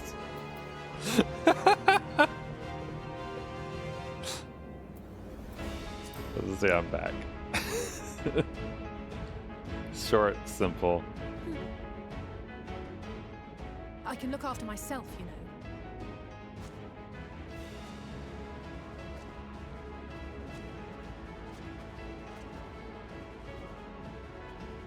Everything's in order, I trust?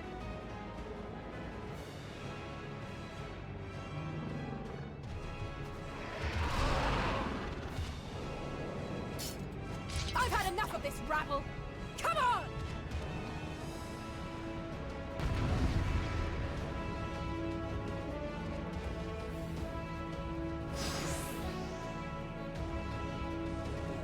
Oh, a trio for the ages. Oh, and the coming battle will fight as me.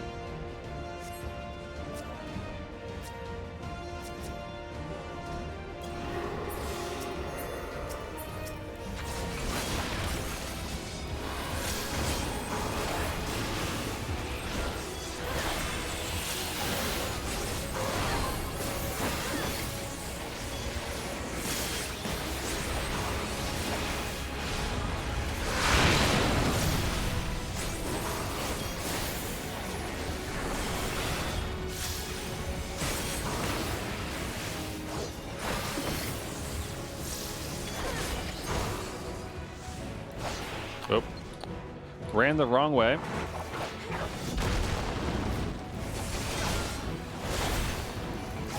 Just the beginning.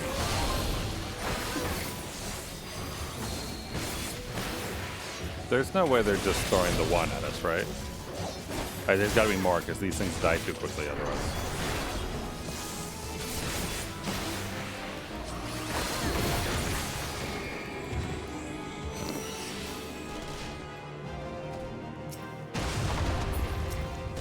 Good. Oh, hi, I had a Sidian. feeling I'd find you.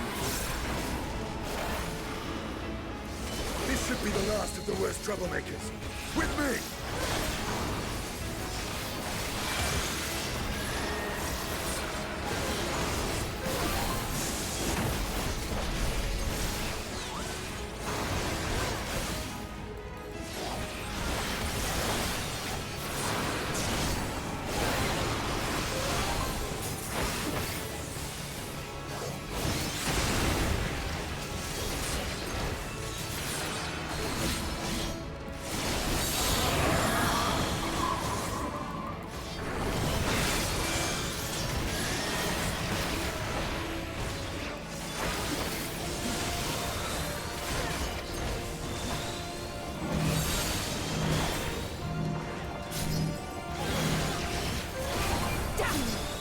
Where's my homeboy? Justinian, buddy. Let's share an eye.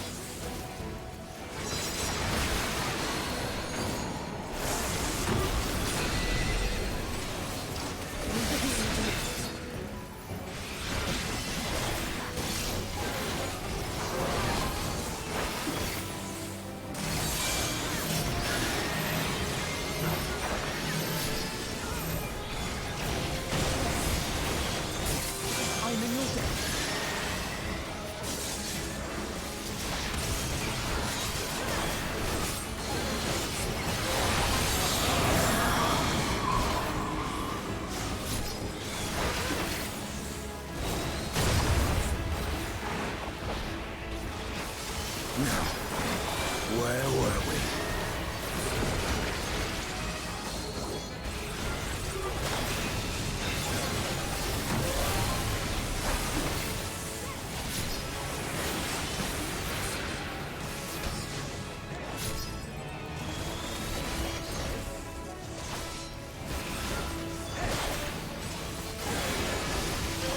they didn't give us a limit gauge for this one.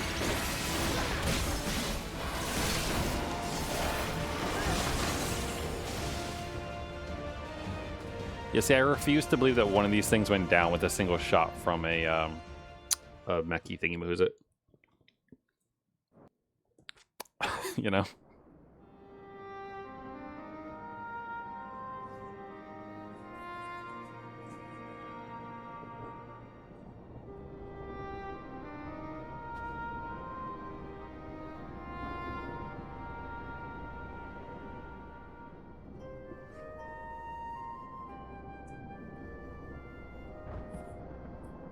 You must board without delay. The ship will depart ere long.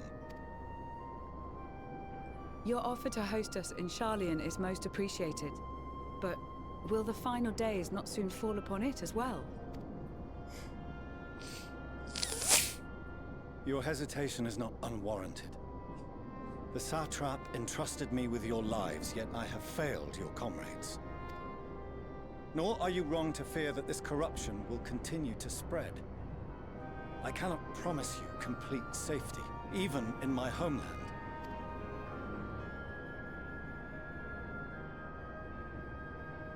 What I can promise is that I will do all in my power to protect you.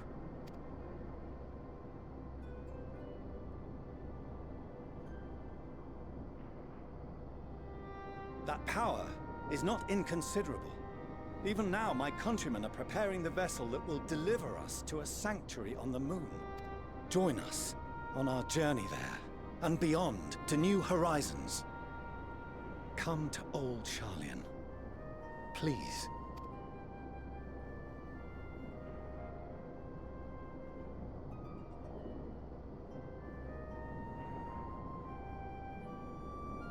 We would be fools to refuse such a generous offer made in earnest.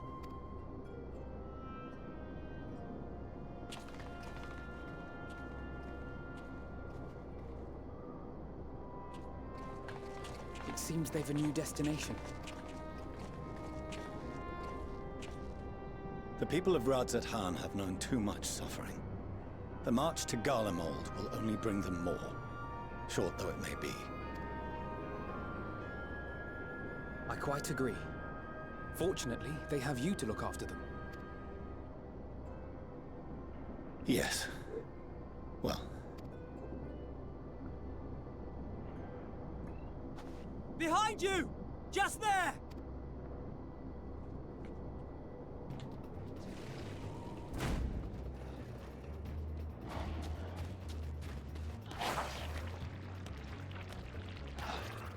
More of them.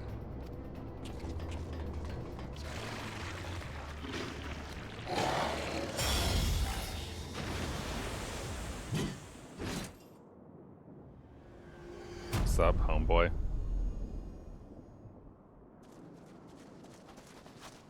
Xenos! Here! Oh, this is his home. You'll be all right. Hurry to the airship.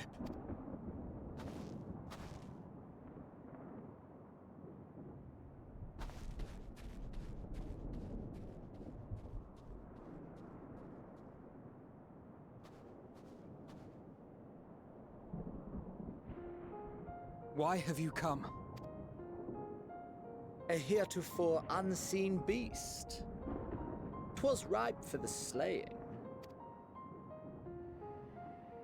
Poor sport, alas. Unfit to temper my blade. Oh, for the love of... You cannot still be on about a rematch. That is, and has ever been, my sole concern.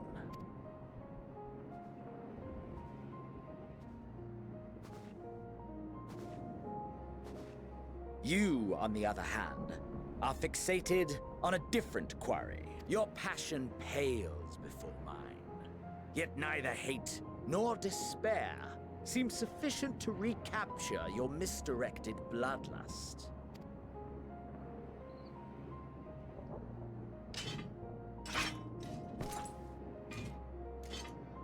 So, I hone my blade, and I wait.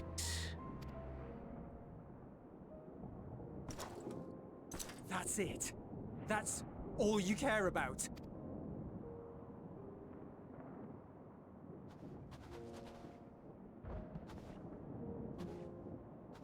Garlemald is in ruins. Our homeland, the nation you rule, is as good as gone. Along with so many of its people. Not just soldiers like us. Not only those who fought and killed for power and duty. Innocent civilians. Murdered by their own flesh and blood. Lost and confused as they breathed their last.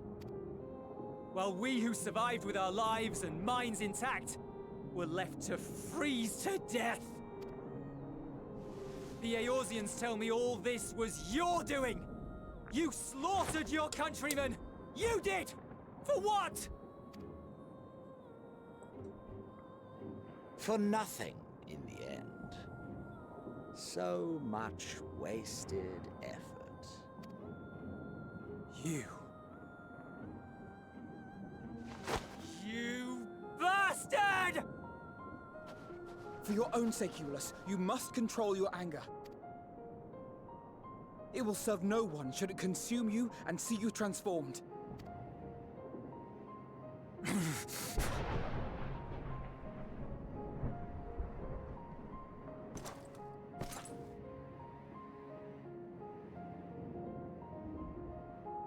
Would you be happier had I a good reason? Excuse me again. What? If my motives met with your approval, would you no longer resent the outcome?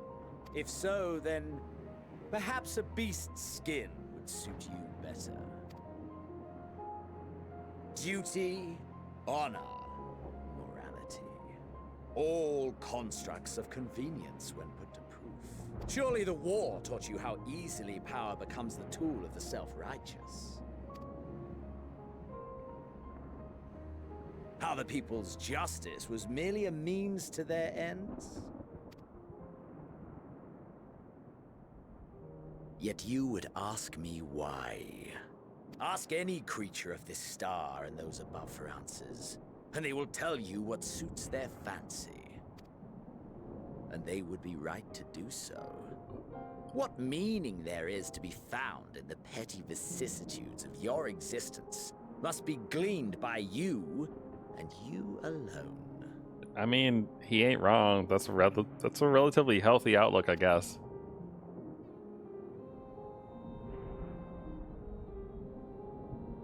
Should you seek it in battle in the fruitless pursuit of my demise, then come. Assume your rightful place as a notch on my blade.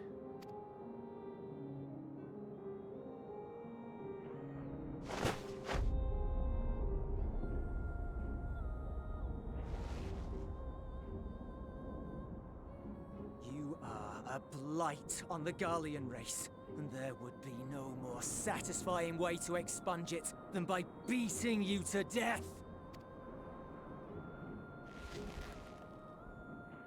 But I will not be party to another tragedy. I refuse to lose anyone else because of you. So go. Go! And may we never suffer your madness again!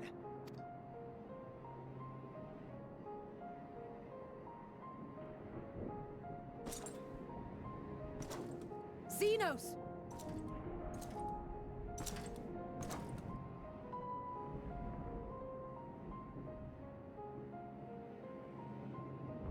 Perhaps you found meaning in living this way. I cannot deny you found strength. Yet if you only pursue your hedonistic pleasures and pay no heed to the plight of others, then no one will give you the time of day. You will never get what you want. Not even the battle you pine for so dearly. You'll be alone for an eternity, and you'll deserve every agonizing second of it.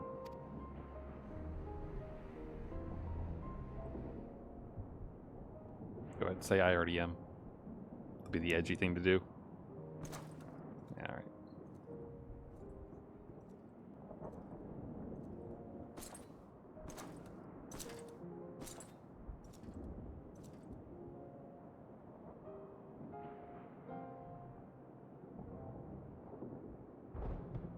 I mean, at the very least, he'll do some good wandering around slaughtering all the beasts. You know? We're ready to depart. The refugee ships will be leaving shortly, but I've asked mine to remain for the time being. There's room enough for you to join me on it, if you wish.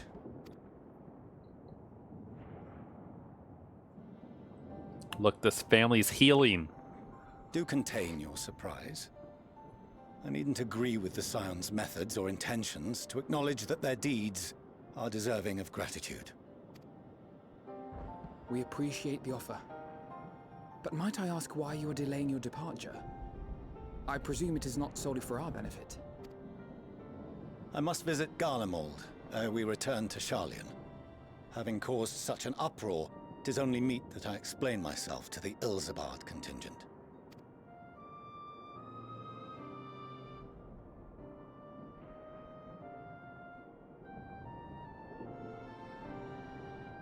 Allow us to accompany you then. We should be glad to facilitate, given our familiarity with all concerned. If you would like to join as well, Eulus, we can speak of recent events on the way.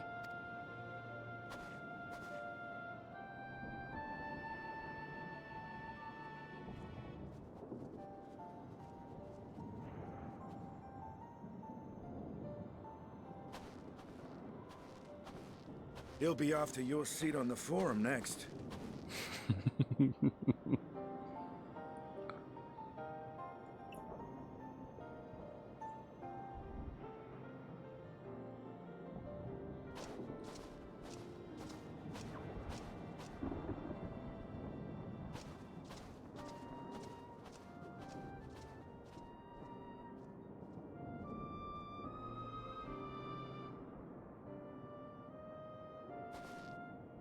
Not even a hint of a smile.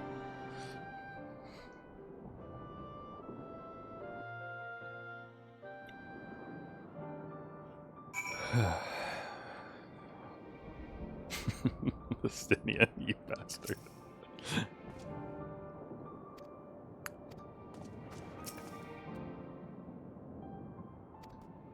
Do you perchance speak with our friend of the Crystarium? Yeah, they say hi. Lena and Beglug both warn me against overexerting myself. Strange that we express such similar sentiments. Identical, in fact, their advice is duly noted.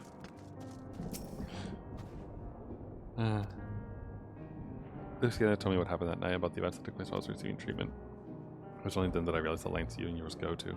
I might never be able to repay you, but I'll be damned if I don't try. Most of all, I want to thank you, all of you, for everything you've done and continue to do for the sake of my people. Hey, come join, become a Scylla. Be honest, become a Scion, why don't you? The final day should manifest here too after everything these people have suffered is fate cruel beyond words. Nevertheless, with allies old and new at our side, there's yet reason to be hopeful. At the very least, I'm glad our own members are kind of continuous base of operations, I take it. I don't know if I should be surprised at the final days happening here or not. Because, like, on the one hand, the despair of the people here, massive, right? But also, like, you still have that giant-ass tower, and Xenos comes from here. This was, like, the place that Emmett Selk ruled, basically, for a long time, and other things. And, like, there must be tons of ether here, right? Like, it's weird that it would manifest here. But I guess the stuff is weak, I guess. To see Xenos standing there so uncaring and unrepentant. Gods, I know. I'll give over. If I just brought out the first thing in mind, but looking back, I stand by those words.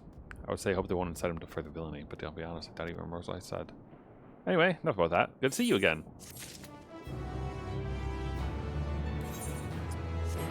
Indeed. What did you just give me? Oh, a new weapon. A level 88 weapon.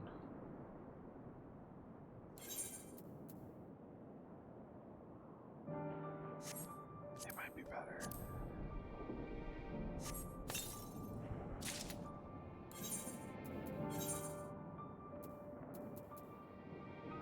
It is. It is slightly better.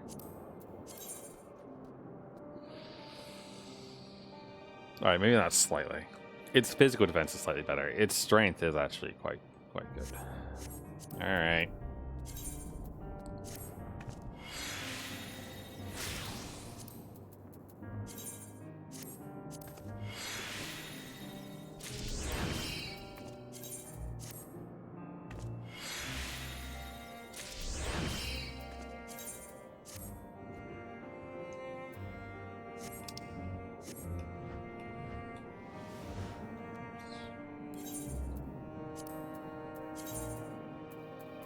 What does it look like?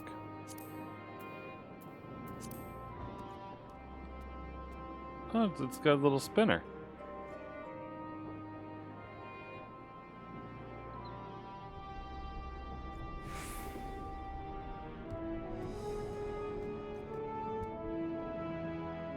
Ooh, it's got a little drill bit.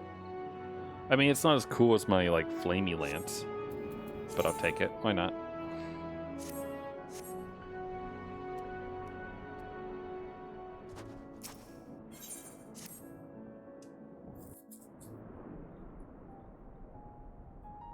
No major injuries then. Good. I briefed the recovered soldiers and sent them on their way as quickly as I could, but nevertheless feared they would not make it in time.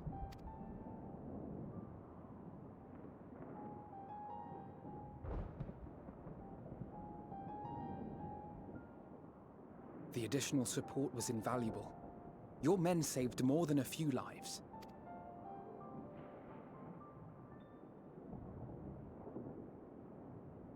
Though not all, I regret to say.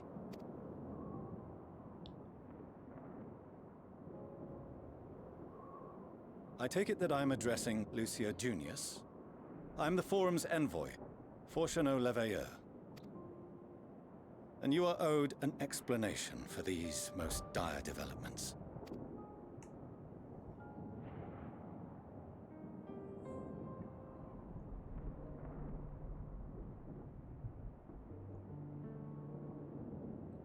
Another trial wrought by the final days.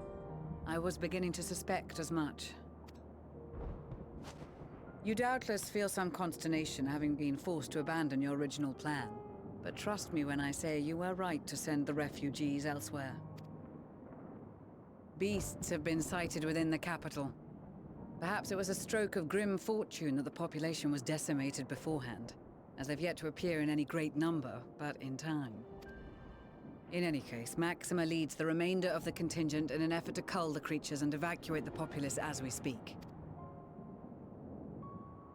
Once the airships have taken to the skies, I pray your men can be persuaded to join him. You'll permit us to retain our weapons? I wouldn't have sent you after the Scions were I expecting you to stab them in the back. And I, for one, would not consider past transgressions more relevant than future contributions. Regardless of the circumstances that saw us at odds before, we need men of courage now, more than ever.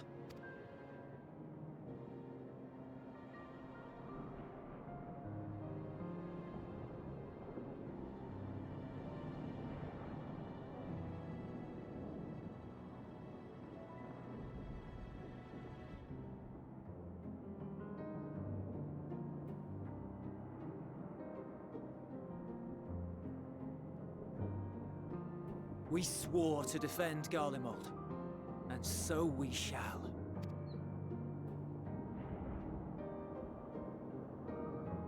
It seems you have everything under control. You will excuse me then, for mine own duties await. A moment, Master Fortuneau. You did desire to express your appreciation for services rendered, did you not? I did. Though if you intend to again ask that Charlian alter its course, you will find my gratitude insufficient. There's nothing so onerous. Like he's smelling shit. That face. I wish to hear the details of this grand endeavor of yours.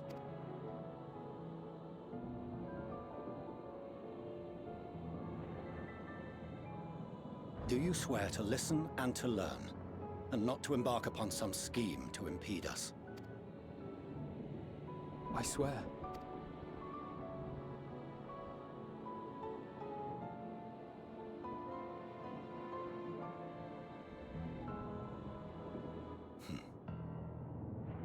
Any other I would doubt, but you I trust to keep your word.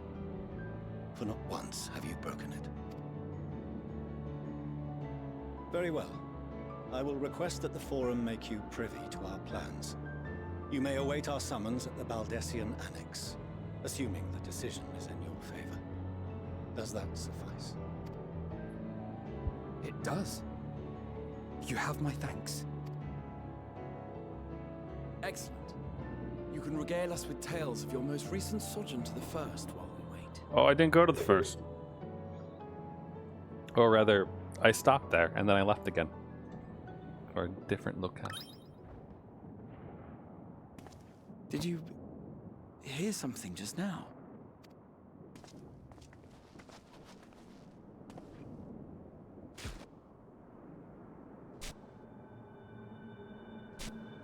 What? Oh no. Oh no. No, no, no, no, no, no. Those ones, they're not supposed to turn bad. Oh god, it's Pudding Way? Pudding Way.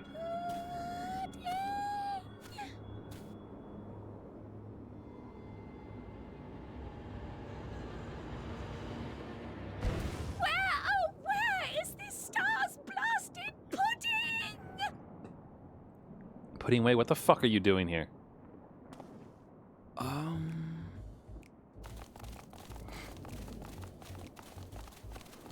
Why the Lockbrits on the surface? Go back to the moon!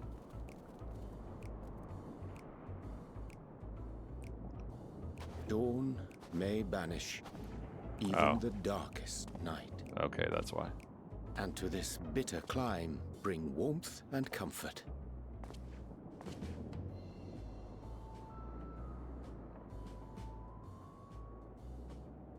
'Tis heartening to see such an assembly upon my return. I thought often of you whilst I looked down upon our star's brilliance from the moon above. Yes, but what are you doing here? And dressed like that? Aren't you cold? Verily, I fear for my health should I proceed to expound upon our purpose ere I procure more suitable garments. Then allow me to summarize. We're here because none of you lot are up there. Nor has anyone deigned to send word about any changes in the plans. It's rude, is what it is. At least that's what I thought at first, but then folks got to wondering if you weren't in a spot of bother, so we decided to take matters into our own hands. Come down here and help, if our help be needed. So she says, but it's also something of a convenient excuse to visit Aetheris. Urianger made it sound absolutely marvelous. More so before the impending doom, but still. And it's not like there will ever be a better time. What with the aforementioned doom? Man, you guys have a way of looking at the silver lining, huh? Marvelous, they say, yet not an ounce of pudding to be found. I must suffer Urianger's inferior works no more. Someone introduce her to Tataru. Quickly. Hey! Maybe consider the plight of present company before you go blathering on about pudding and doom? Ahem.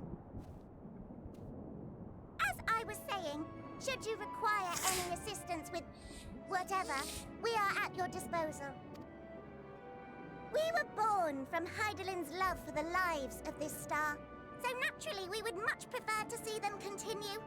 Twiddling our thumbs up on the moon is hardly conducive to that, though, is it?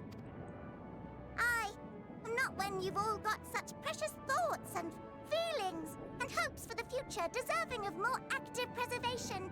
Speaking to Urianger made us realize that while we've carried out our duties to the letter, we've failed to fulfill them in spirit. From there, it was just a hop, skip, and a jump towards resolving to do better. So please, show us how. Help us help you. The pudding one's still wandering around. Forgive me, but are they... Thy distant collaborators, indeed. Hail, fellow, well met. You'd be a member of the Forum, would you? It's an honor and a pleasure to meet you at last. living way. Hydalin's right paw! That last bit is very important. As am I, if I may humbly say so myself. I bid you welcome to our star, Livingway. On behalf of the Forum, I thank you for traveling such a distance to meet us. As you have surmised, preparations for the Exodus have not proceeded as smoothly as we had hoped. I should be happy to personally escort you to our headquarters in Sharlayan, where you may advise us as you deem fit.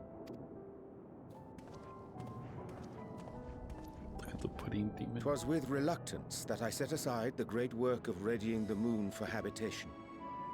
Be assured that I did so only after the Loperids made plain their earnest desire to come hither, and I myself felt a growing certainty that their contributions here would prove invaluable. 'Tis trite, perhaps, but I followed my heart. Good for you, buddy. Good to haveth you back. May thy disciples banish this darkest of nights. I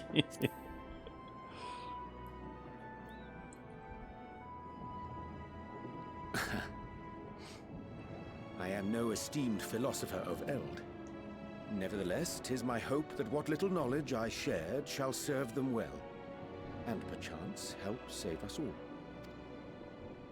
Will thou attend us at the Forum and lend thine own wisdom?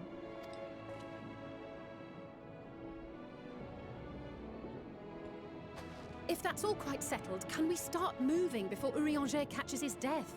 Even I'm freezing out here. Yeah, but look at what you're I dare wearing. say you'll warm up quickly once you're aboard the airship. Sat shoulder to shoulder with our fur-covered friends.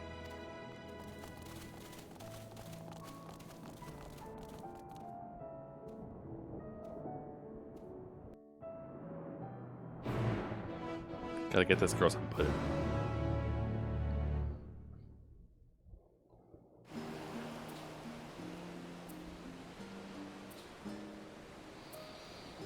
Very good. I dare say Master Fortune was as nonplussed as we to learn the identity of Hydalin's lunar custodians, as he was soon to discover they have much and more to offer the Forum. Might I suggest we return to the Annex forthwith?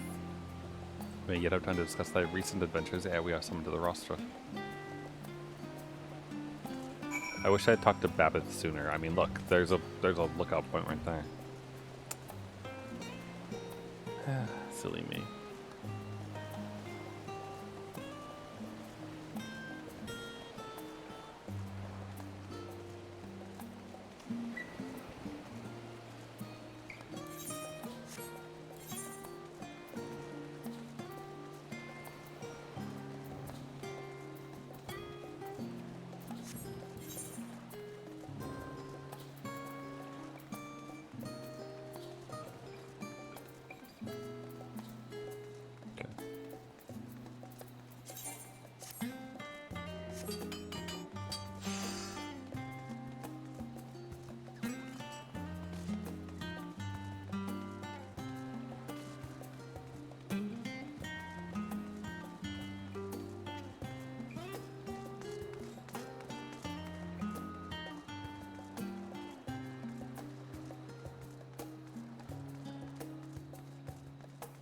I just went the wrong way, didn't I?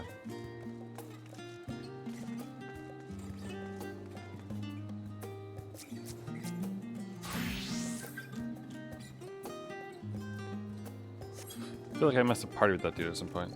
His name looks really familiar for some reason.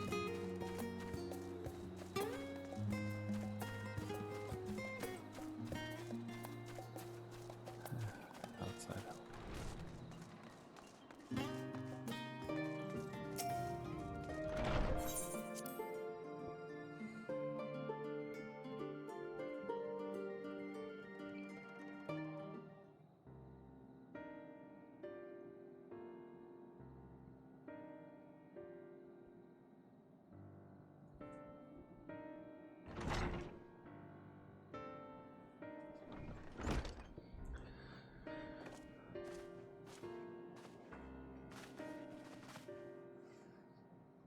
Not that I'm complaining here, Anjay. I wasn't expecting to see you quite so soon. Nor I thee. Extolling the virtues of Aetherius, I did inadvertently awaken in Loportis a desire to avert our beloved star's demise. Cryo tells us you have obtained new knowledge that may aid us in our ongoing efforts. I have news to share regarding our study of the ethereal sea, but your findings are certainly of greater interest, and so I'd rather hear them first. To what revelations did Heidelberg's Elpis flower lead?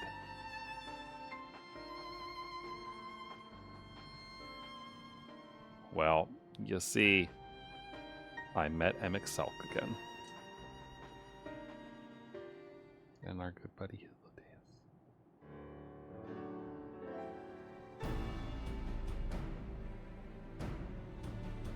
Then this dynamis is what drives the final days. If it and Akasha are one and the same, this all but proves Nidhana's theory. We're an entity. Through sheer force of emotion, to channel this vast dormant reservoir into a raging river, its power might surpass even that of ether. But if our star is so replete with ether, said entity would need to be outside its influence to effectively manipulate the dynamis of the great expanse. Meteor. Or rather, the sorrow and suffering of fallen civilizations that she has been hoarding for millennia. Untold anguish and fear and hatred, drawn from every corner of the universe, all for a single purpose, the destruction of Aetherius. Our foe is no longer some unknown calamity. We have but one aim, to defeat Meteor. You make it sound so simple, but you're not wrong. Vanquish Meteor and we deliver the world from the final days. But to even attempt it, there are two conditions. First, we must determine her location. Before Meteor escaped, an enchantment was placed on her by Venat, the woman who would become Heidelin. The implications of temporal magic are not entirely understood, and so we cannot assume that our Heidelin and the Venat you met in Elpis are one and the same. Nevertheless, due to her intrinsic qualities as an all-powerful being, I'd wager that Heidelin possesses the knowledge we seek. Whether she would share that knowledge with us, however, remains to be seen. After all, she intends for us to flee Aetherius, not to stay. Do you suppose she has abandoned her pursuit of Meteor? The Venat I know would never go. No, but Meteor's still out there.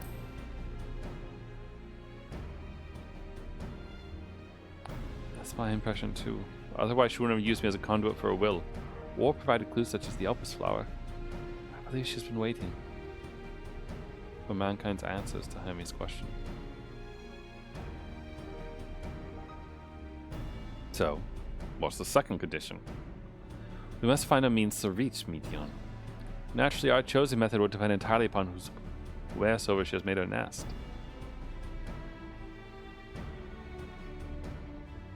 Then communion with Heidelin must by necessity come first. Did you and Master Matoya have any luck with your investigations of the ethereal sea? Sadly not. Though we enlisted the help of Ehrenbold and other echo-blessed allies, we couldn't detect so much as a whisper from Heidelin, even from within the antitower. Master Matoya is of the opinion that in the years since abandoning it, the form has found some other method of receiving instruction from Heidelin. If so, it most likely be some form of apparatus for preserving the ethereal sea built closer to home.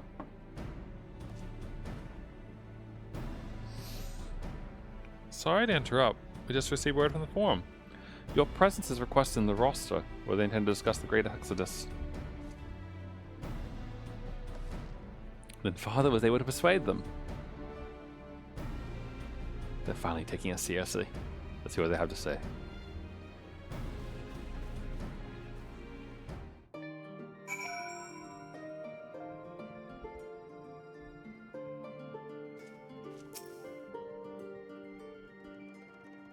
Tried to reach Heidelin using the Elpis flowers. My attempts were in vain. I can only assume that she spent a vast amount of her power in the confrontation with Fandango and was presently unable to communicate. Indeed, as her presence left my body, I could feel how faint it had grown.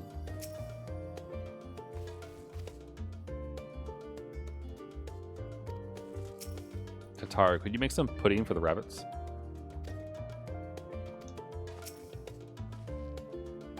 Quicker response than expected. There we go. At first, I wasn't sure what to make of Hermes and his motive, but it's like we discussed the great work. When faced with the harsh realities of life, some seek the release of death, others grow defiant. They fight. Either way, it is our right to choose. It was Heidelin's commandment that in the event Zodiac should perish, the Loporus would deliver the people of Aetherius from harm. Though that be the limit of their duties, they possess knowledge unparalleled of the great expanse and means of its traversals. Should they be persuaded to assist in our efforts to reach Meteor, we would do well to heed their counsel.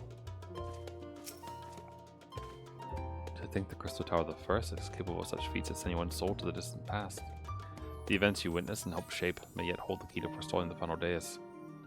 Reminded of dear friends in a future I am made, whose selfless efforts saw the 8th Umbral calamity averted. In this timeline at least. Too much has been sacrificed for us to abandon Aetherius now. After sending Gurha and Estinian back to Garlemald, I stayed in Locus Ominous for a time, being in Imperial provinces ready in turmoil. You wouldn't believe the difficulties you had overseeing the evacuation of the villages we visited. I have faith the detachment we left behind will continue our work and shepherd them to safety. To what safety can be found in the world coming to an end. Master Mitwa has suspected for some time that the Reformers are constructing a new facility for the purpose of surveying the ethereal sea. Of course, as the custodian of the Antitower, which would presumably be rendered obsolete as a result, she has a few things to say about that. Nothing that should be repeated in polite company, you understand.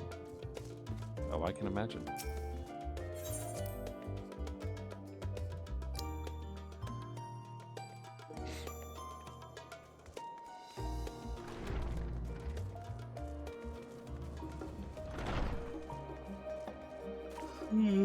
Ugh, excuse me.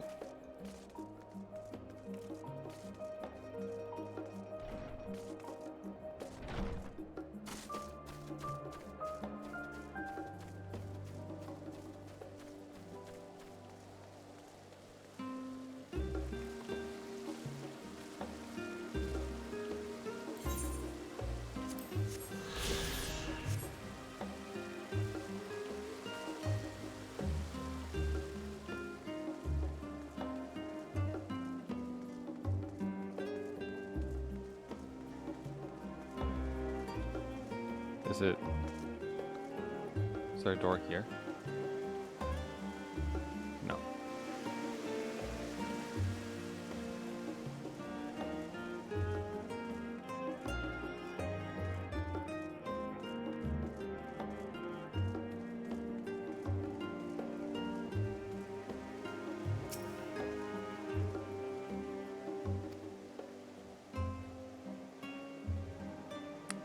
Alright. Of course, entry will only be permitted on the condition you leave your armament at the door. Lest you forget the sacred institutes hold a rational discourse in the highest. Implements of war expressly forbidden.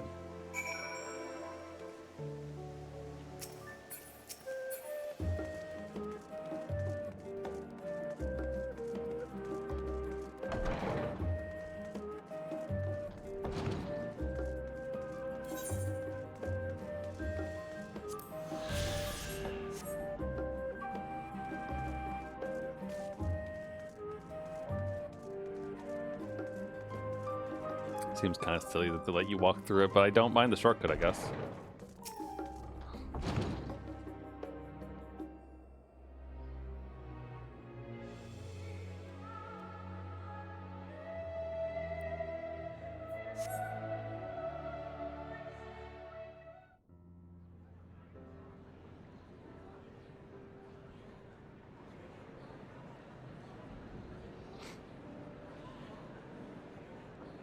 I think the bunnies don't wear a hood.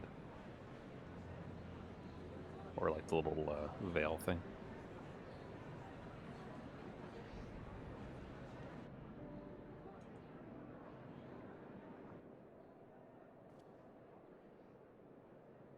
There is a matter I wish to raise with you before we enter.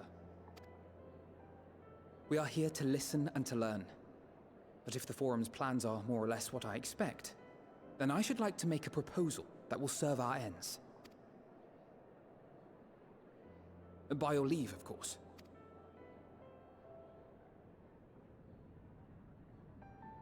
I don't see why not. Your words and wits have gotten us this far. Agreed. I will present our queries so that you may consider the most advantageous way to advance your proposal without distraction. Thank you, everyone. If I may have your attention, the ad hoc session will now commence. The purpose of today's assembly is to brief the Scions of the Seventh Dawn, at their request, on the Great Exodus. You may enter.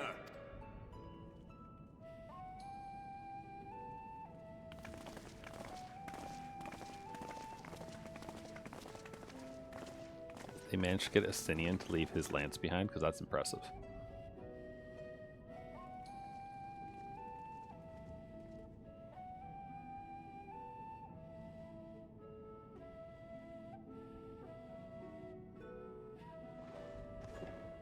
On behalf of the Forum, I commend your heroic actions on the Magna Glacies.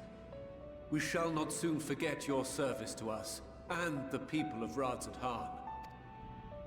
The Satrap, whom we have informed of the refugees' new arrangements, sings your praises as well. As an expression of our gratitude, we will endeavor to answer your questions as fully and openly as we are able.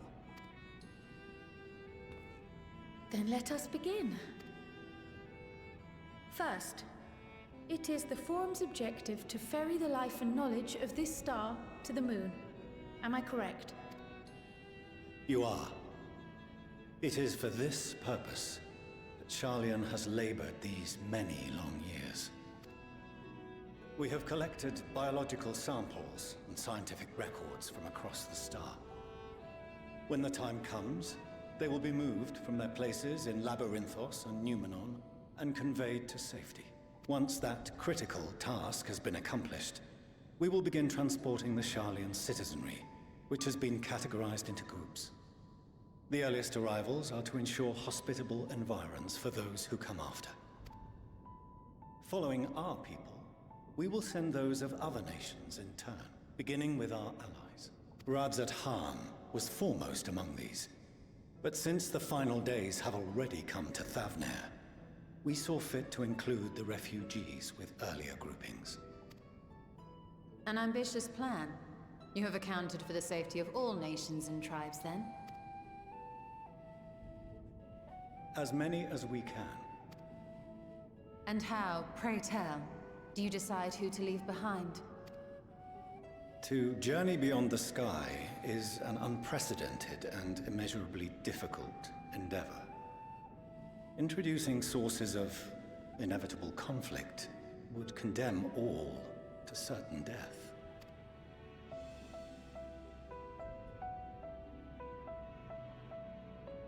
Questions as to the validity of that approach aside, are your plans proceeding apace? We're under the impression that your primary means of celestial transportation is incomplete.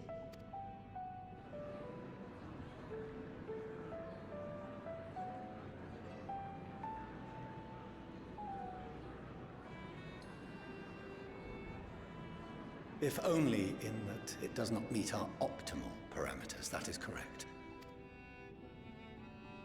This arc, as some have taken to calling it, is fully operational and could be launched even today. However, the final days have progressed more quickly than we anticipated. At present, the ship is incapable of attaining speeds sufficient to meet our evacuation targets. Should we put the vessel into service, as it is now, we will be unable to travel to the moon and back quickly enough to complete the necessary number of trips. Precious lives and knowledge will be lost. Seven hells. Is there anything to be done? The ether burner, the primary means of propulsion once the craft is in the space between stars, is undergoing testing to determine whether it can be made more efficient. Though cargo is being loaded for the initial phase of the Exodus, we are prepared to continue our experimentation up to the day before launch, should it prove necessary.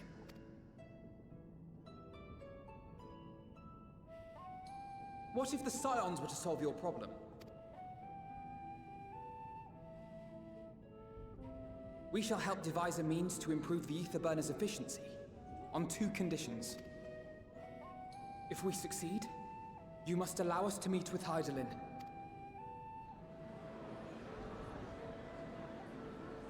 'Twas simple enough to deduce.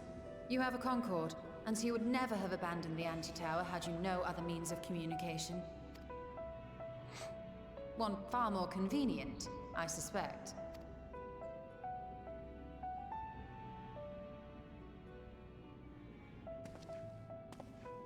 The second condition, also to be met upon our success, is that we be permitted to propose another use for your Ark.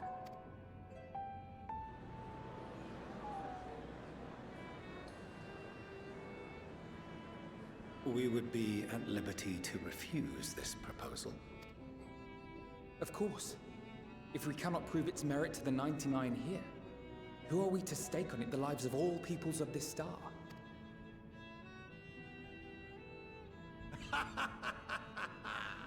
Delightful as always, Master Alfino.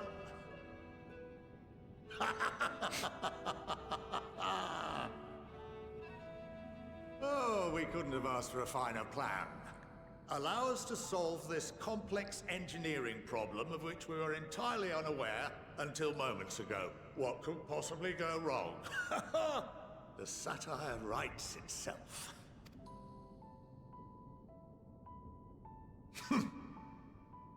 Yet, what field has not benefited from a change in perspective? When we are at wit's end, what we need is not the same dry theories recited ad nauseam, but fresh inspiration.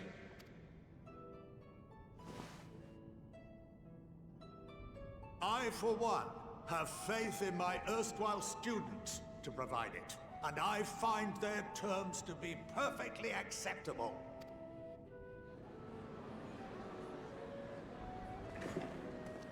Order! Order! We have no time to waste on debate. I call a vote. All in favor of agreeing to the Scion's terms? You like literally lose nothing from this, basically.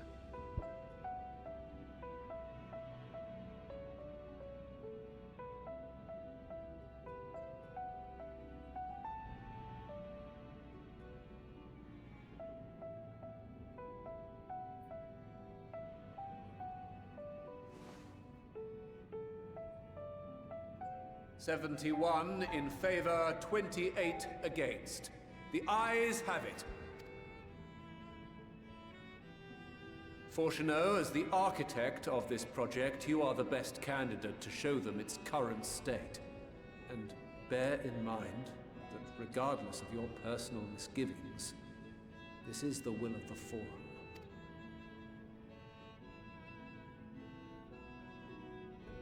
Very well.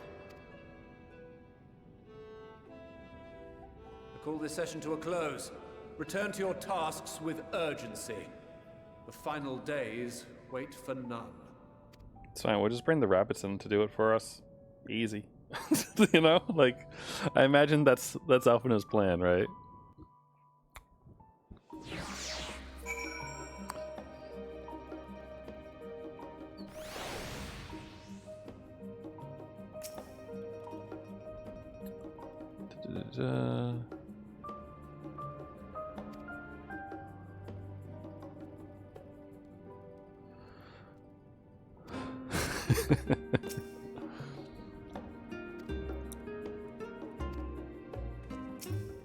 There's probably a whole bunch of like random little quests with the bunnies around, I bet. Perhaps if Midgard Summer was still alive, in the traditional sense that is, he could have offered to help the vessel attain the necessary speeds. Then I go, there's no guarantee his contribution would have made enough of a difference to matter. I don't know, let me summon him and ask him. He's my minion, so. Measure and quantify based on observation of celestial bodies. But from your account, it is unclear whether the ancients viewed time in a similar manner. I mention this because while Venat knew the final days would reoccur at a definite point in the future, she presumably had no way of knowing exactly when. Even so, the completion of the Form's preparations to escape to the moon, aligning so closely with the advent of the final days, is surely no coincidence.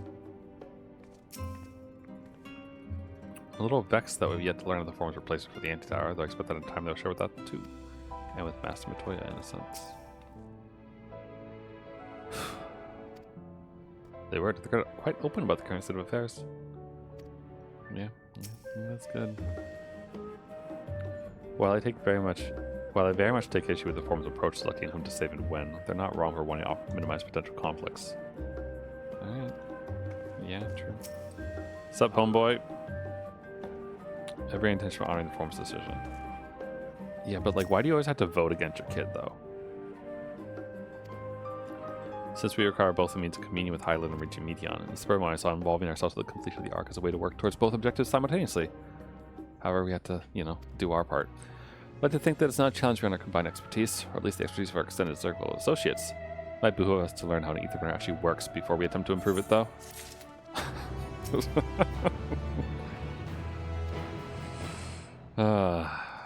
Fetch the loppers.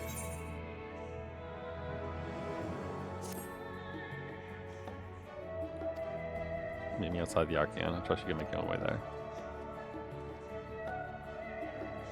The Ark is being built in Labyrinthos. Hardly surprising. Indeed.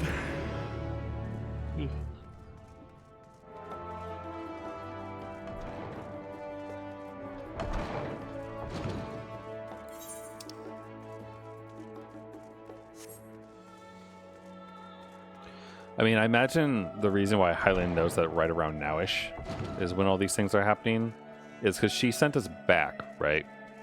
So maybe she could see like the thread of it, or like how long that that period was to where the future was, where we came from or something. So that gave her a rough estimate of how much time she had to prepare. That would be my guess as to how that worked.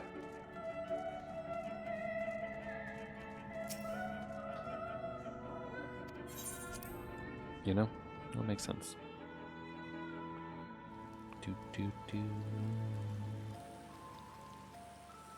The path of artifice.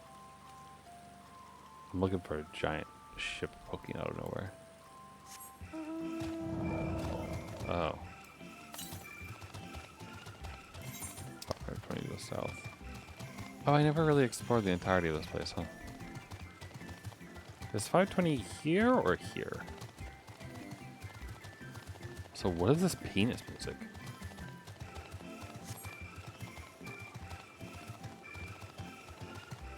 Like, this is clown music.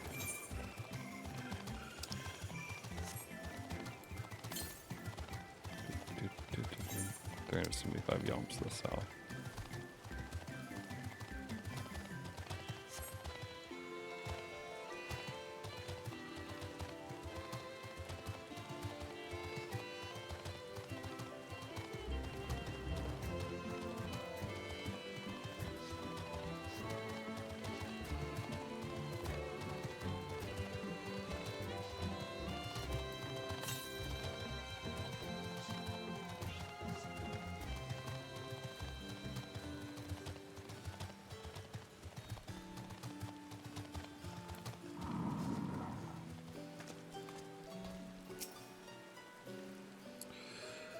They intend to carry everything in the Archeon to the moon. They said they'd start learning scientific records and biological examples, but do they really need all of it?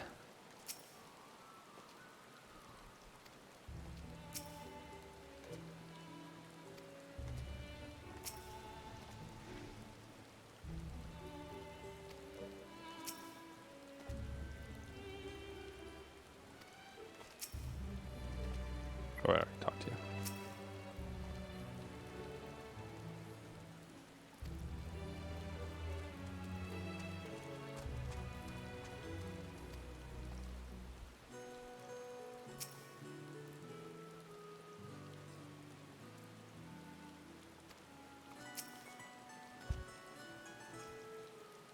I don't understand the appeal of reshaping it to look like the world above. Make your peace with that, what it is, or go outside if that's what you prefer.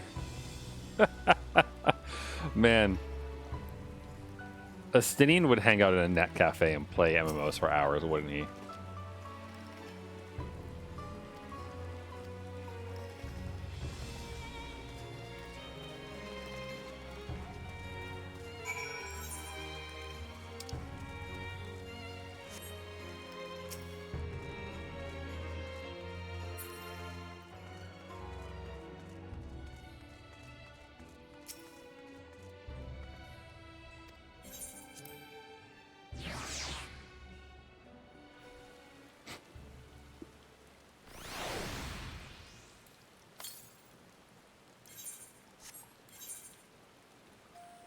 West.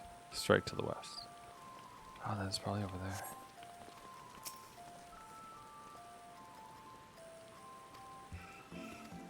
Something I've been meaning to... Never mind, I can wait. Let's into the maps of my hand. Yeah?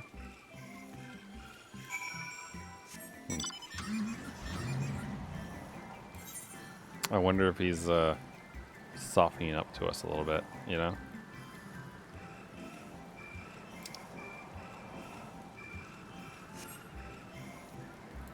because he sees how his children have grown by associating with us, you know?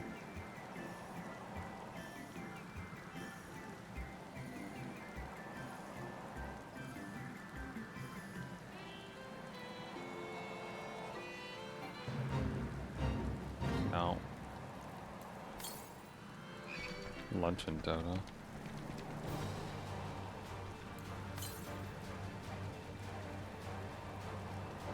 Just around the back here.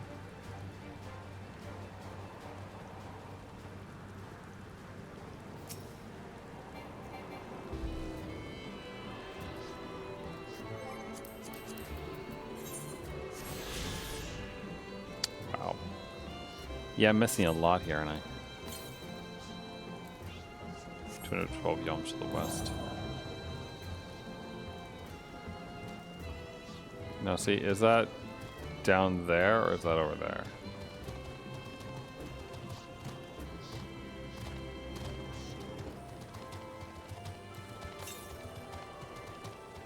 To the southwest now. So that's down there then. Right? It must be. I'm like mildly concerned I'm gonna fall off.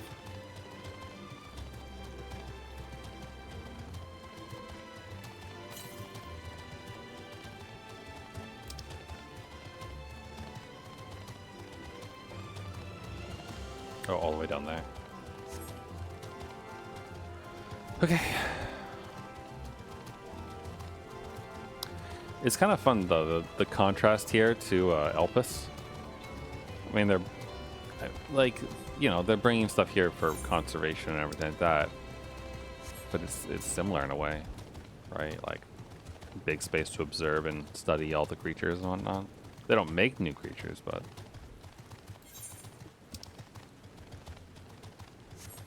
still.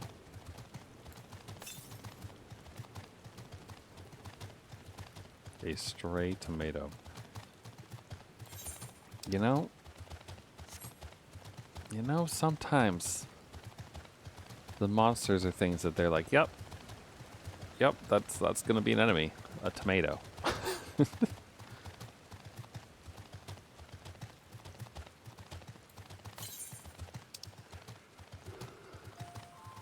So very strange.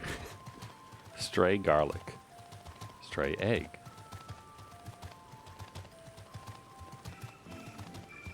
And again with the clown music. You know, the clown music fits this place. To the west.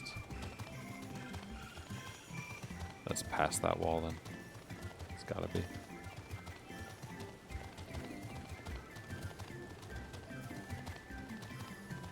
This open? Yes.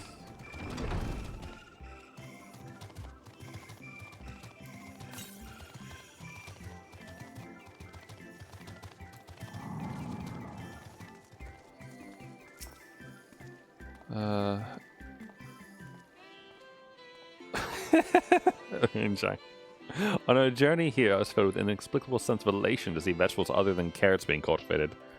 I near brought a tear to mine eye.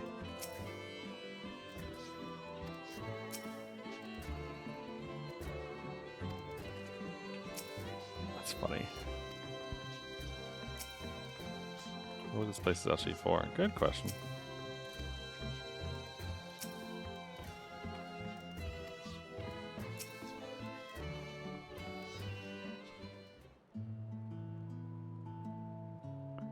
We have to wait here while our father arranges for us to use the next lift. Here, being Logisticon Alpha, where the atmospheric conditions of Labyrinthos are regulated. Water is drawn from the underground and disperses vapor, stimulating the formation of artificial clouds and rain. By manipulating the temperature and air circulation, they are able to create the ideal environment for the growth and preservation of biological samples kept here. Hold on, how do you know so much about it? My father brought me here as a child. What? It left me behind? Actually, you're the one who left me behind when you went off somewhere with grandfather. The night before, I'd been asking father how clouds are made, so he decided to show me. It was fascinating, peppered him with questions the entire time. It is all too easy to take for granted the many interweaving aspects of the natural world. to go in here to the wonders.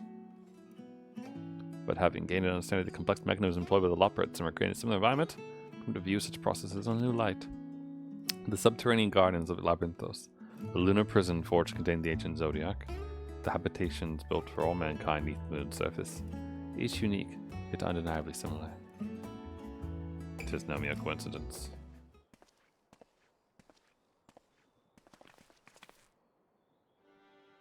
Ever since Hydaelyn unfolded to us the grim fate that awaits Aetheris, every essential resource we could spare has been delivered to Labyrinthos, in preparation for the Great Exodus. But that is not all. It was also a testing ground for the technologies that will allow us to soar on distant stars. Though the Loporits have endeavored to make the moon inhabitable, that is not our final destination. Mankind must learn to propagate life where there is none, to thrive where all is barren. Alas, time is not on our side. I have arranged for you all to enter the Central Circuit. It is there that most of our preparations for the Great Exodus are carried out, the construction of the Ark among them. Though our plans have been made public, access remains highly restricted. You, however, will not be subject to said restrictions and will have free reign to come and go as you please. Such was the will of Form, after all. We will prove ourselves worthy of their trust. Your trust.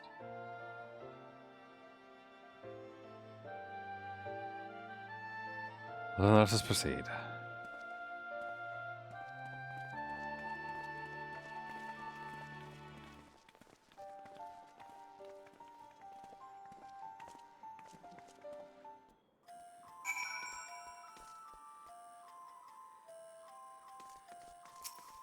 Hester.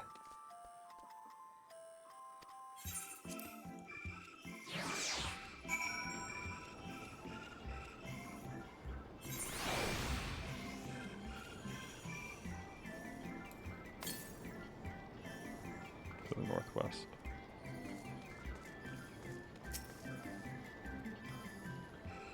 We might finally have the chance to commune directly with Hydaelyn, provided we somehow manage to succeed where Charlene's finest engineers have failed. Still won't hurt to have a look. This is at the Central Circuit. The sooner we can get a look at this ether burner, the sooner we can start working on how to prove it. I mean, I would rely on Grahatia for some of that. Temperate environment is not unlike that of the Best Way Bureau. The diverse vegetation doth produce a far more complex bouquet of aromas. A welcome difference indeed, for I've grown wary of the scent of carrots. No idea what makes Alpha so confident we can solve this problem of theirs. Relentless optimisms, I presume. Not unwelcome trait in a youth, but less so in a gambler. Aye, let's resolve never to let him set foot in the gold saucer.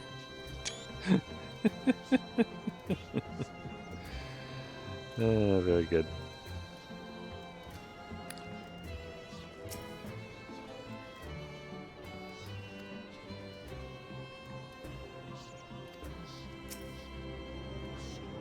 Imagine the secrets kept here would be a great benefit to my own research, but I will refrain from indulging my curiosity for the time being.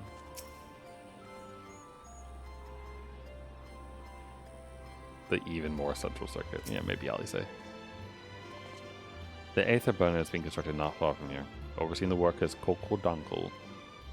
Koko Dunkel? After whom the forge is named. This is, okay.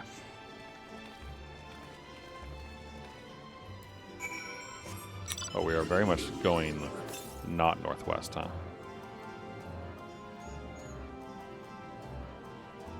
But I dare say it would behoove us, perhaps, to attune to the ether crystal.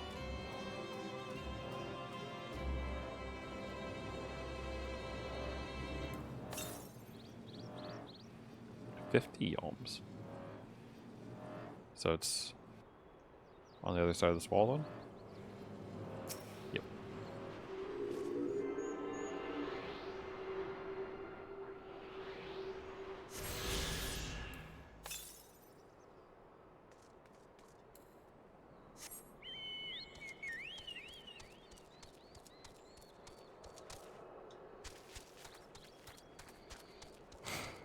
I like that it's quiet here. Charlie and Hamlet.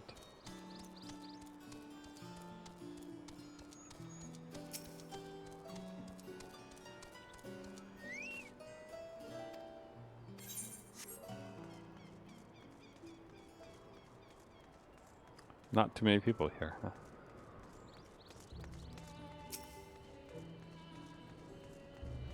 Strange. It's a lovely place.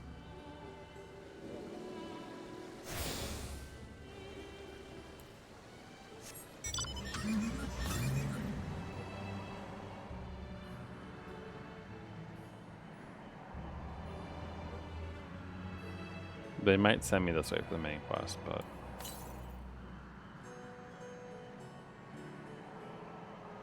I don't know. And I do want to explore a little bit. Not just go from cutscene to cutscene and all that. To the north.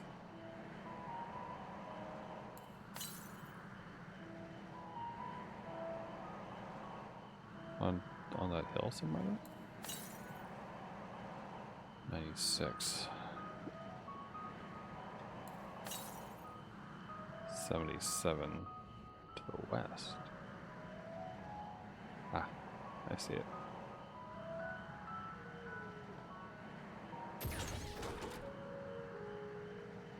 That is a creature.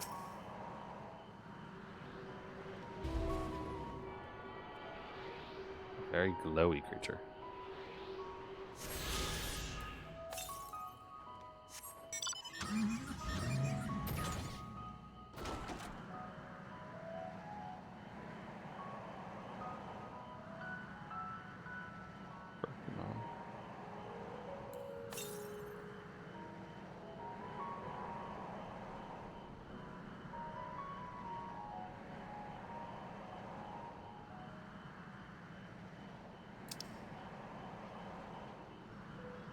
Oh wow, there's an entire another ether egg here too.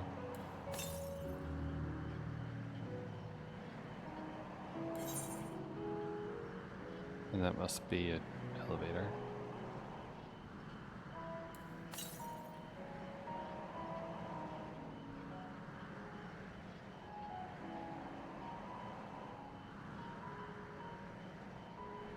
Huh. Very relaxing place.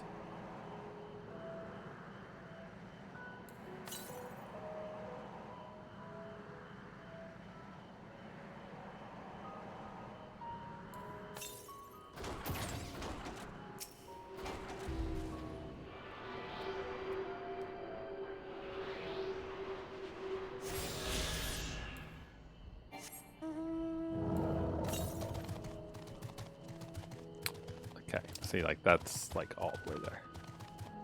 I guess maybe I can manage to make an entire circuit.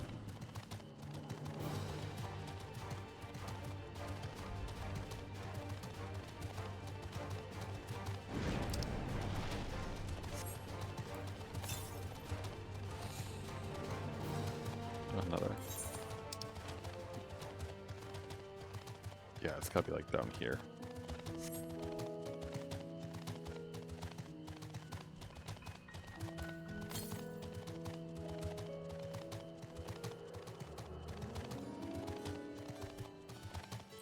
I mean, technically speaking, if they made the dome of this place like covered in ether and maintained it, wouldn't they not have a final days problem underneath here? You know what I mean?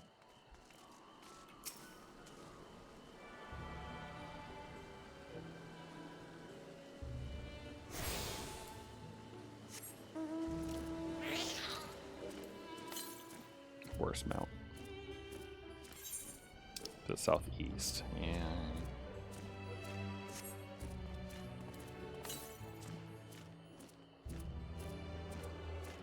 Probably through there, but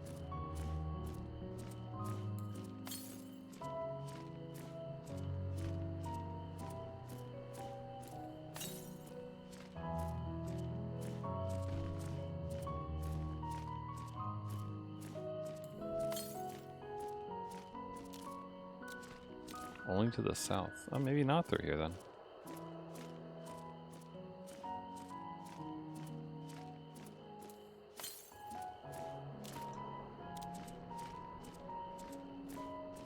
To the south.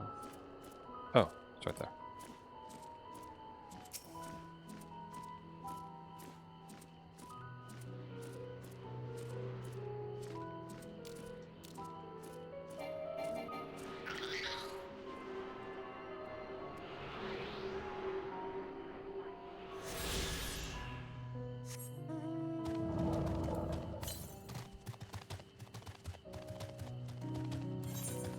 400 to the east. So basically back where I started, I think.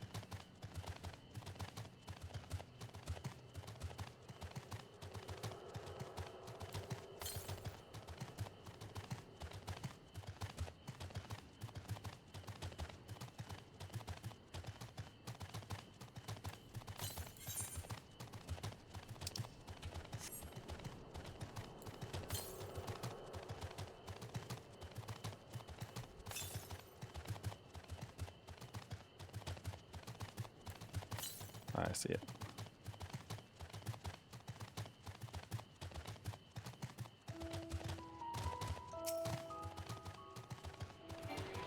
All right.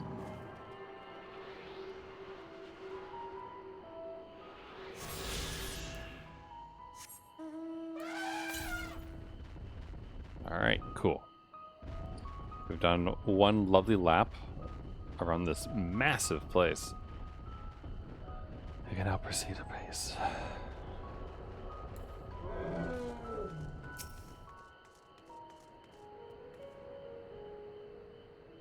While many of the facilities within the central circuit seem to be visible from the upper levels, the more secret work must carry out behind closed doors.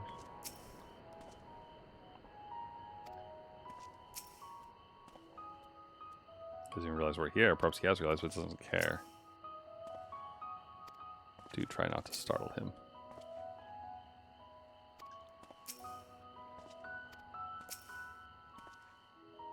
Surely the Forum hath already petitioned the aid of Lopperts, given they're familiar with such technologies. Hope you're wrong, buddy. Is he talking to himself?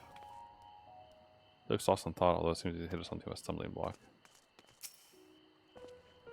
Perhaps you'd like to break the ice?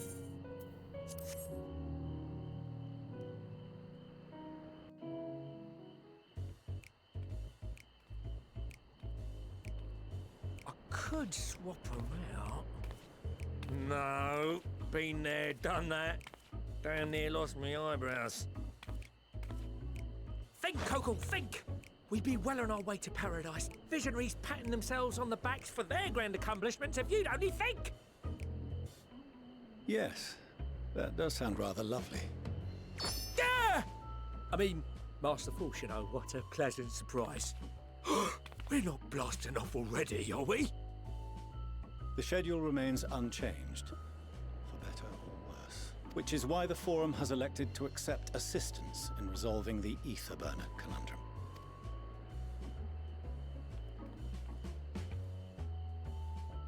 Huh.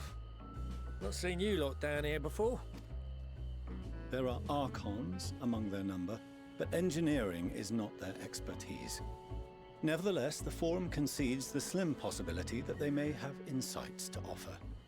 If not, you are at liberty to return them to the surface, by whatever means you see fit. I assure you that won't be necessary. Now, about your troubles with the ether burner. Aye, aye, I'll walk you through it. Suppose I could do with a change of pace. As the name ought to tell you, the ether burner burns ether, ambient or otherwise, and transforms it into motive force. Think of it like a giant bomb that never stops exploding. Even out in that black void where the ether's right sparse, it's strong enough to move our arc. And it probably won't kill you like an actual bomb. But it ain't perfect. According to my calculations, to travel to the moon and back fast enough for the Forum's liking, the conversion rate needs to be 6% more efficient. A measly 6%, you say? But if I could have squeezed even another 0.6 out of it, don't you think I'd have built it that way in the first place? Hast thou consulted with the Loporits? Yes, they too are conducting their own research, for lack of a ready answer. The moon's propulsion systems are considerable, naturally, yet they are commensurately massive. It is no easy feat to convert their technology into an efficient means of propulsion for a teeny tiny toy boat, as they say, and as I most certainly do not. Yes, exactly! Damn it all, I asked for refined adamantite and they send me uppity rabbits with inscrutable, ancient, incompatible technology! You're trying to drive me mad! Do you speak of Allagan refined adamantite, perchance? You know of it? Only in the most general terms, I'm afraid. 'Twas an alloy of Allagan make, but the secrets of its production were closely guarded. As I recall, the record stated it was vital to Dalamad's construction and launch. Oi, that's the stuff. No material more conductive far as I know. Slotting some ends like blowing up a dam and watching the river of ether come rushing through. Ain't a living soul that knows how to make it though. We were fortunate enough to salvage some for the ether burner, just a wee bit, mind, from a chunk of Dalamud that came hurtling into the Northern Empty during the calamity. With more, well, that extra 6% efficiency would be child's play. It's a crying shame that we've no other sources. To the first. Surely the many shards of Dalamud scattered throughout Eorzea would suffice. Why not get the refined adamantite from them? Oh, we tried, believe you me. But only a few specialised pieces would have had any in them to begin with. Drive calls from Ragnarok-class internment hulks. Those are the prize bits we really need. According to the Gleaners, getting to them means delving deep into the shards. And the defences are still very operational and very eager to blow them up. It's rough going in there, even for the cream. Not sure they'd make it out alive.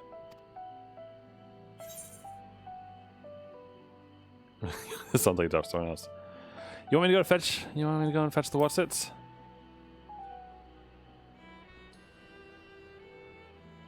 That may be for the best, though you doubtless find the task too dull for your liking. There are multiple internment hulks in Eorzea alone, so handling this ourselves may not be the most efficient option. Rather, if we could salvage adamantite from the shards simultaneously... Thancred, is the link shell we established before you went to Garlemald still active? Of course. The floor is yours.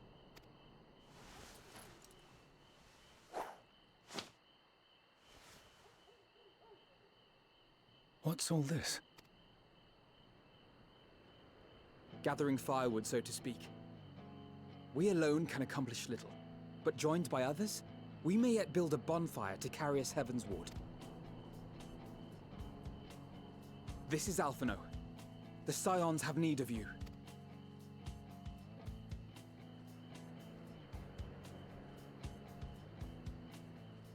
Understood. I will contact the Lord Commander and dispatch our finest at once. My sisters are somewhat preoccupied with the final days, so I will lead the 12-Sword expedition myself. Are you aware of any other sources of refined adamantite? Logically, such an invaluable alloy would have been utilized solely where absolutely necessary, in components intended to conduct or collect surpassing amounts of ether. Any extant instrumentation or devices would have likely found their way into the hands of etherologists or enthusiasts.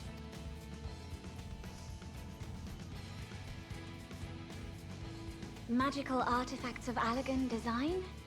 The Eastern Alliance will send word to one and all. Are there other ways we may offer aid?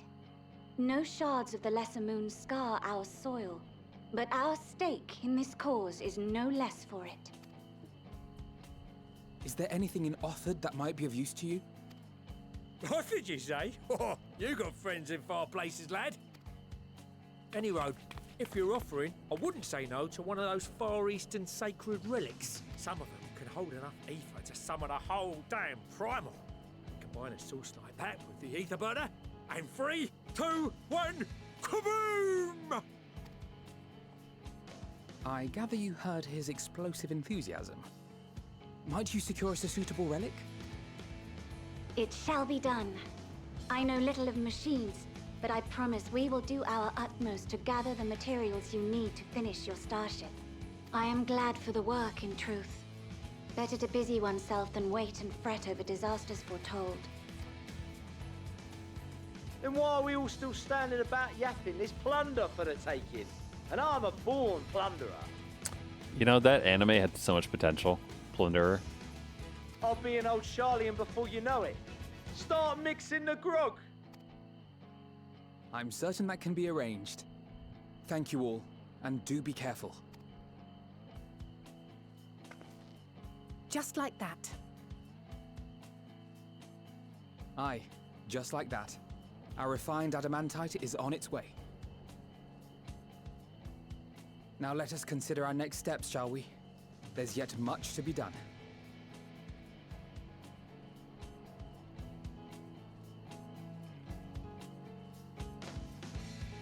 Has anyone made comparisons of Alpha Node to Elon Musk already about the whole, like, make a spaceship go to the moon, etc., and just, like, call up people for things and do XYZ? I'm waiting for this man to crack a smile. He's proud of his son, he's just too proud to admit it.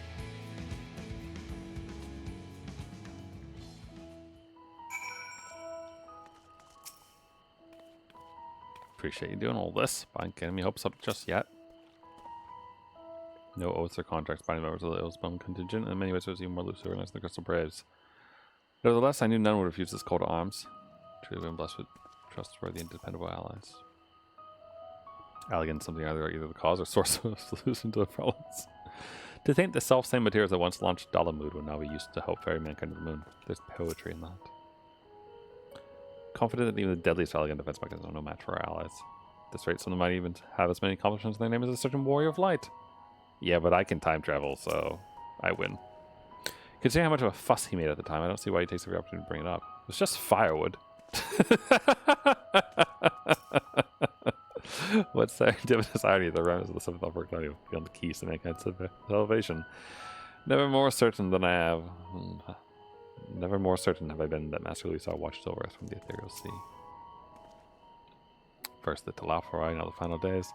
No one can accuse the Ozelbard contingent of backing down from a challenge. Of course, they weren't also committed to the cause when you first set up. But seeing the example set by you, Alpha and the others, the change was palpable. They couldn't help but believe.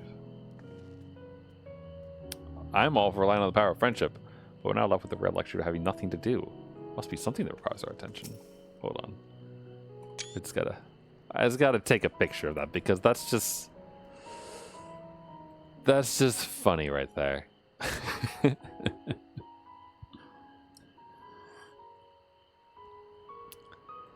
Ah, man. So silly. Where are you? Timeless is a reminder of how famous or infamous Alpha now has become. Who would have thought he could have achieved so much with a single link port conversation? As we expecting rather a lot of visitors in the near future, I best return to the surface and inform the relevant parties. Also, a content of my own that may be worth a try. Oh, and who might that be? Well, that's for me to know and you to find out. I know I leave matters here in your capable hands. Best of luck.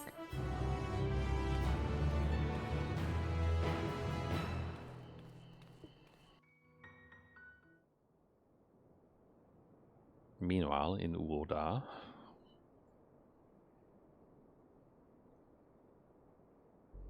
Is Pippin here again?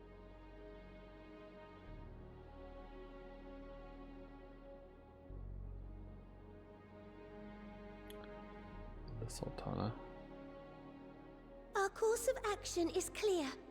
We must harvest refined adamantite from the shards of Dalamud and procure arcane relics of Allagan make. Summon the best and brightest of our immortal flames and form an expeditionary party at once. Call upon the Sultan Sworn and Brass Blades for support as you must. Papashan, send word to the guilds. We will require the expertise of master artisans if we are to have any hope of identifying and recovering these elusive materials. Viergeist, we have need of your stone torches. They are to assist the immortal flames in scouring the ruins and to help secure the surrounding areas. I trust I can count on your support. As commander of the Stone Torches, my son Zimberg will personally see it done. Pippin, I would have you lead the raiding party. Assemble your finest and with Tizona's blade clear the way. Lord Lolorito, I pray you take charge of the search for Allagan relics. Surely you know of some being traded on open or clandestine markets, or sleeping in collectors' vaults. Of course, I ask not that you do this out of the kindness of your heart. By all means, profit on the transactions. I wish you the joy of it. The final days descend upon our world. If circumstances are truly as dire as they say, Uldar's best efforts may be for naught. And yet, when we Eorzeans rose from the ashes to rebuild our broken realm, did we not learn one simple truth? That we shouldn't poison our Sultana?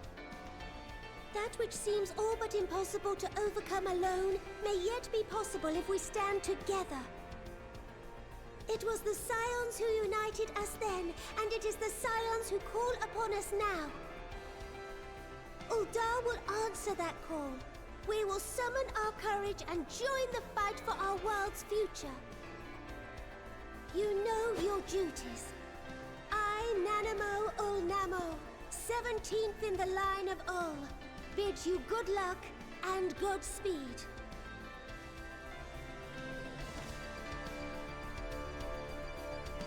That's a little remix they're doing of the Highland theme.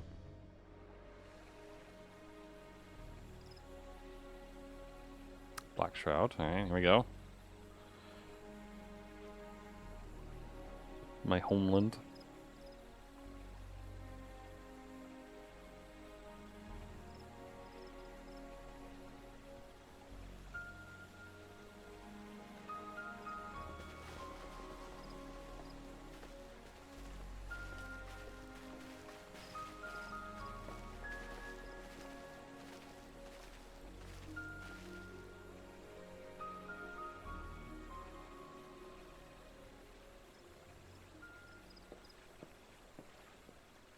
We fielded a goodly number, but our ranks are heavy with healers, and an abundance of restorative magics will be of little help in destroying Dalamud's defenses. Still, it has ever been thus with Gridania. We must steel ourselves for a protracted engagement. Why don't you get the black mages to help you out? You have a bunch of those. In that case, might I suggest taking us along? Oh, Lisa's making herself useful, I see. Commander Hext, what are you doing here? None of the shards in Girabania are big enough to hold an internment hulk. So we said to ourselves, why not lend our neighbors a hand? We thought you might be short on people with a talent for breaking things. While it pains me to admit it, you are right. Our deficiencies so plain to see. It might have been a lifetime ago, but I was once one of the Scions assigned to the Shroud. I know this forest well. I know your people. And I know we will be stronger if we fight this fight together. I see my favorite cat in the background there. Well, besides myself, obviously. And Y'shtola. Third favorite cat. She's a good cat. Then I will impose upon you with a clear conscience. Come. Let us speak of how to integrate our forces.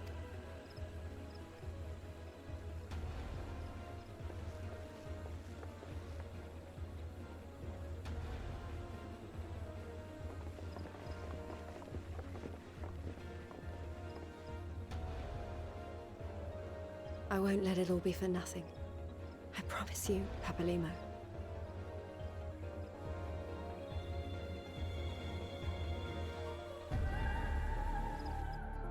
Ishgard next?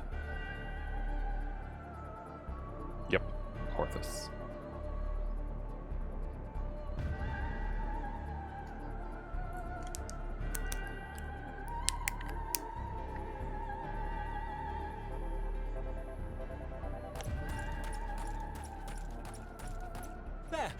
There you are!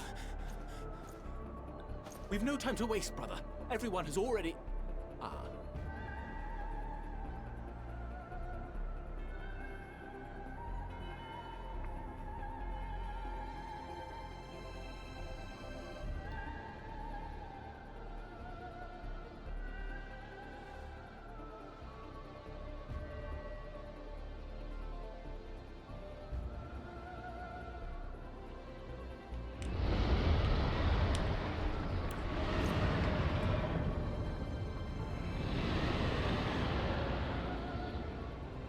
friends.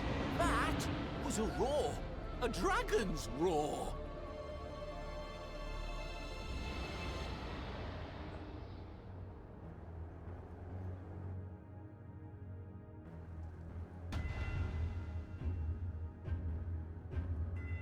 Turtle time. I assume. Maybe the other ones, but I assume turtle time.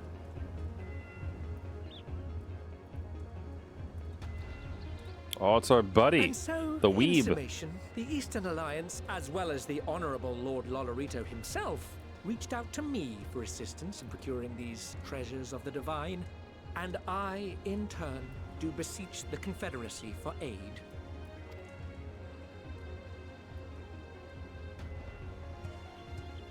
Turtle. Hmm? Is that? Turtle. Hancock? What a surprise this is. Sup, Sorbonne. And a fortuitous one at that. I have a favor to ask, you see.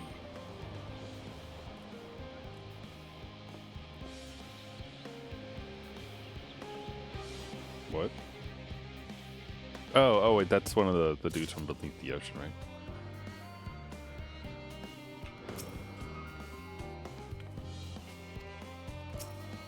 These are all saying the same thing. Firewood? Yes. Okay.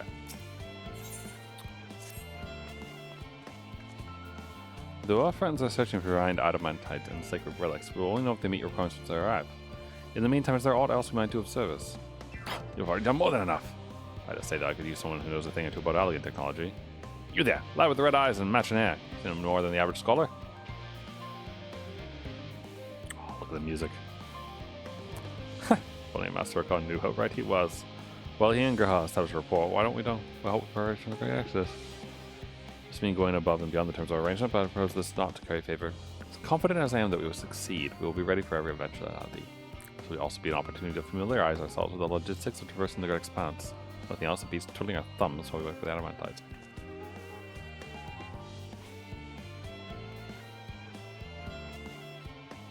Lying to you, a bunch of handful buggers. Go to the hamlet. Okay. Off we go.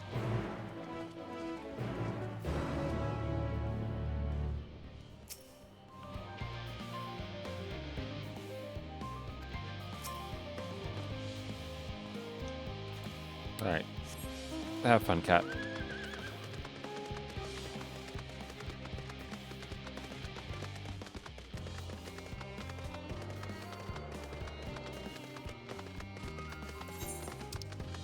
I suppose, technically speaking, I could just spend the $100.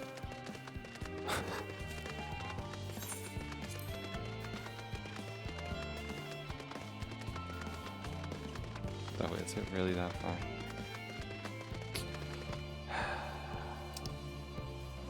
When it's midnight and I'm like right at the final thing and then have to give up, it will be worth the extra 3 minutes.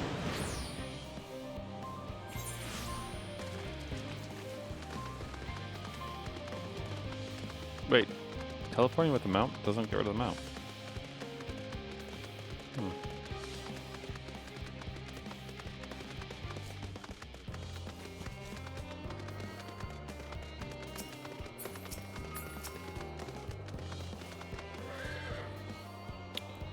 Don't mind if it's a bit heavy lifting, but I draw the line at paperwork. So just wave a piece of paper from my direction, I'll fill up my lines through. What a quaint little sentiment it is. Shame it's hidden underground.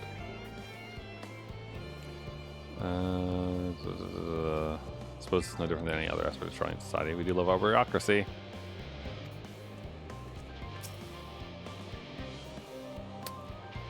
Surprises what's on the foreign planets and everywhere the moon. I can't imagine how the common folk must feel about it. Crisis to CV in the shadow of Young Corner. One can but hope this leads not to mischievous undertakings. Okay, I don't know what you're talking about, but okay. A lot of people actually live here. I don't know how much help we can offer, but I dare say they would benefit from some of that fresh inspiration. Let's start asking around without getting in anyone's way. Okay. Meet by the Aetherite when we're done.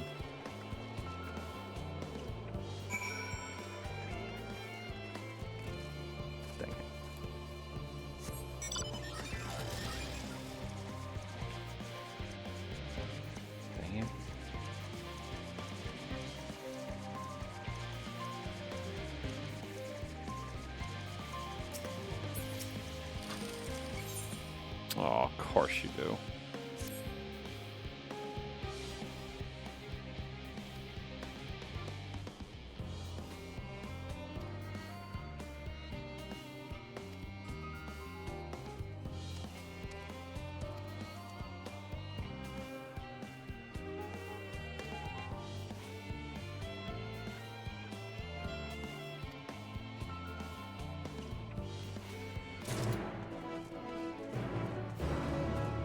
No harm in taking it, even if I don't necessarily do it.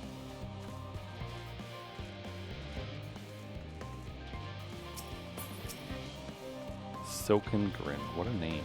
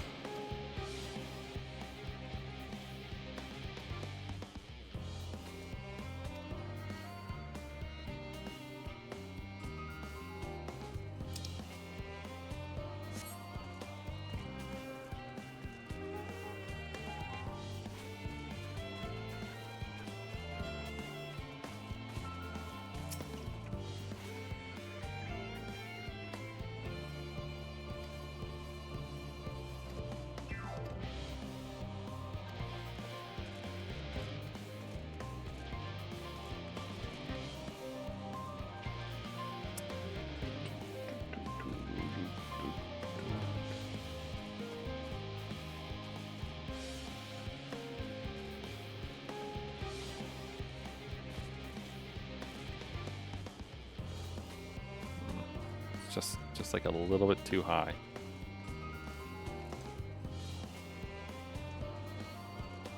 Ah, I was right.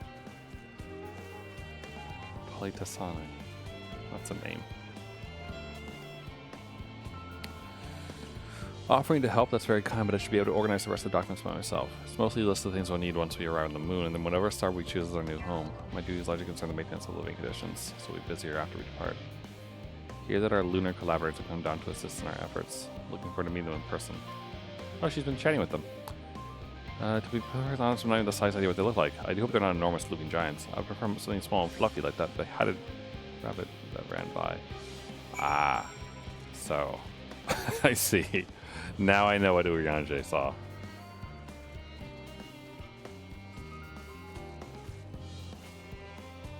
Beheaded, huh?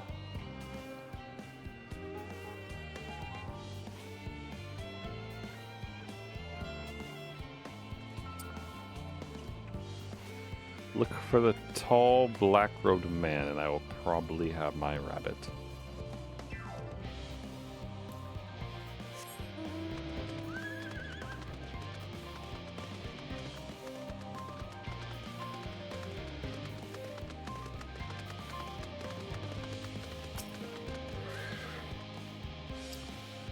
Alright.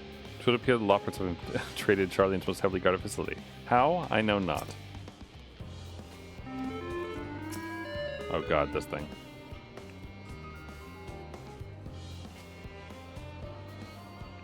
Oh.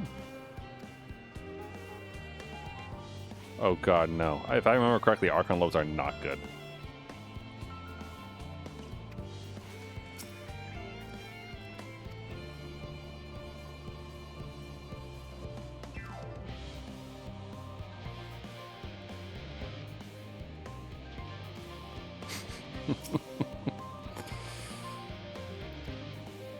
Our friends of the forum brought us to see their teeny tiny boat, which was quite impressive considering they didn't use any creation magics. What we're really interested in is the Theus itself, so we now find ourselves in a sort of funny underground miniature version of it. Hoping the forum would give us a guided tour, but it appears they're rather occupied. Honestly, all that time to prepare and they're still not ready. So we'll just have to show themselves around. Or at least that's what we were planning to do until we chanced upon Urianger and your good self. Since you're both dawdling about engaging out of chit-chat, perhaps you could show us a few points of interest. Won't that be fun? Sure. Sure, Living Way.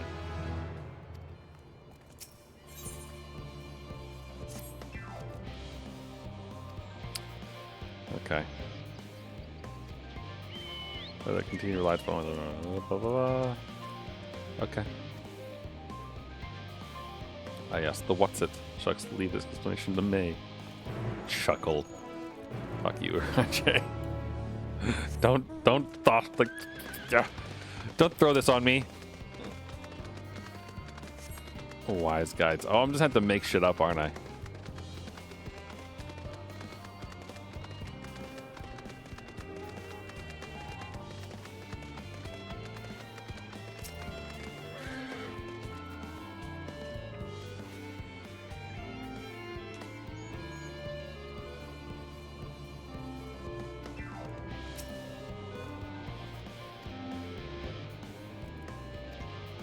Shall leave no corner unrounded.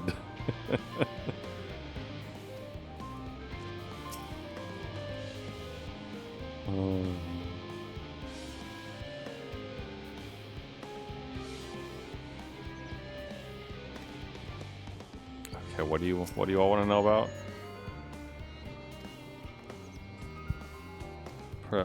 Direct their attention to the most important features. Search the apparatus for potential interests. Maybe with the camera as well as zoom out. Targeting areas RT. Okay. Oh, this is the thing that makes the stuff, right? The tanks.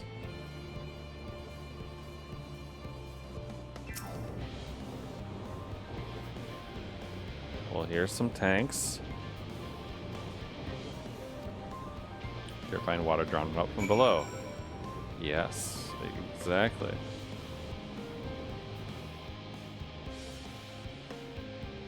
Observe the tube.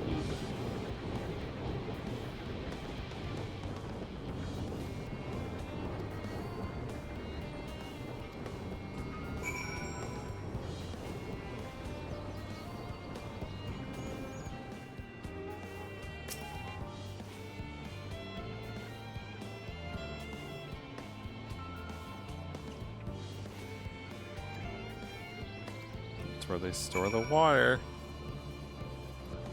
Indeed.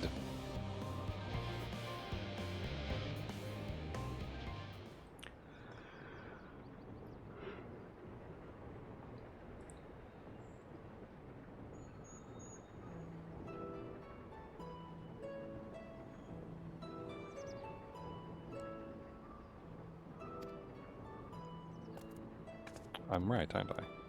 Design brilliance and simplicity. I dare say it would take only a moment to install you. Even the harshest environments for us low apparatus, that is.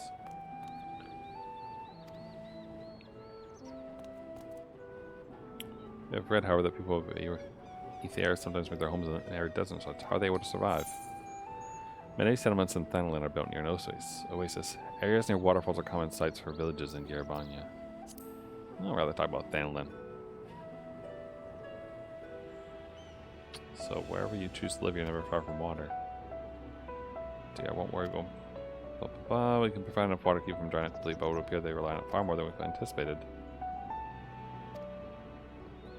Worth learning more about how exactly to drain their water in the first place. Master Alphino spoke with the machinery responsible for that feat during our journey through Lucistone Alpha, did he not? Yep, the Lord Paratus will share its appreciation for the engineering marvel. This journey beyond the sanctuary of the hamlet, I shall lead the way. We cannot help but notice the many dangerous-looking creatures with big, nasty teeth. Regrettably, too many a hungry predator with the aforementioned big, nasty teeth. Leopards may appear to be a potential rather appetizing source of sustenance. Might I impose upon thee to assist in securing safe passage? For my part, I shall act as escort to living way and cooking way, and trusting you and growing way to thy care.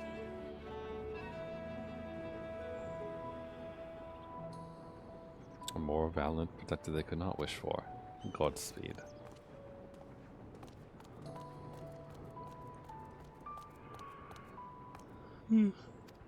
Yeah, no problems anyway.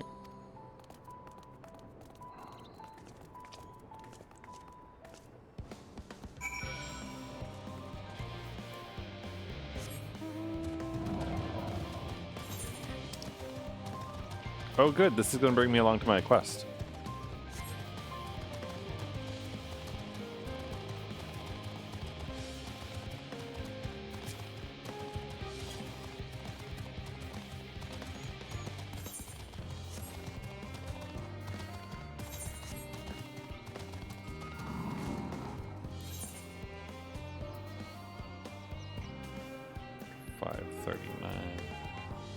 Chest gear.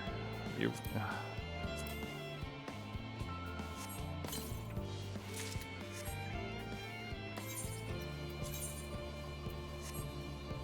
Does it look cool?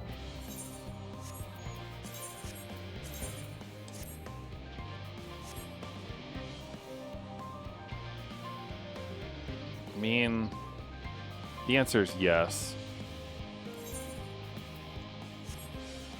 Not as cool though.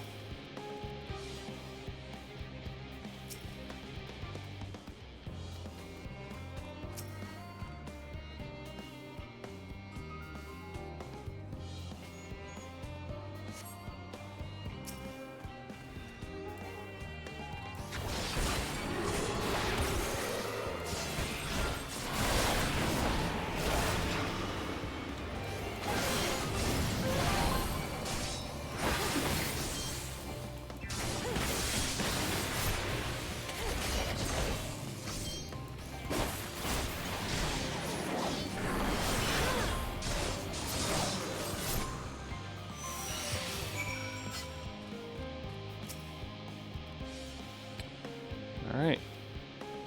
Oh, for the fun, someone say, but I'd rather not be burnt to a crisp. Yeah, well, you know.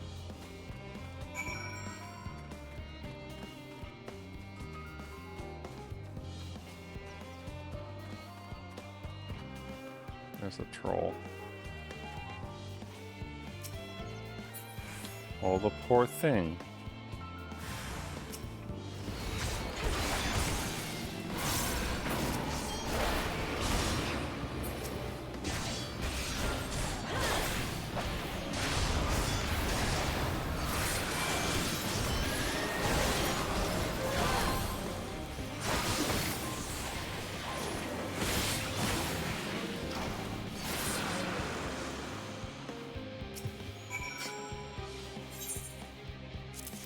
There you go, buddy. Go home, eat your food.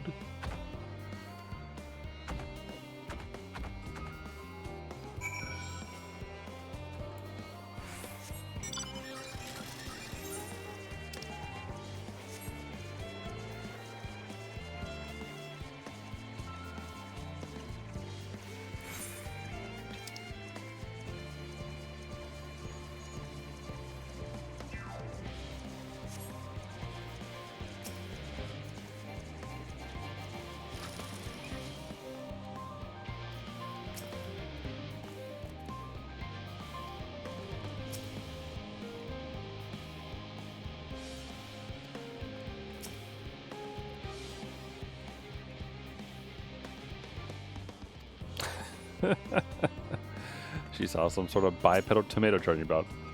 Must have been her imagination, indeed.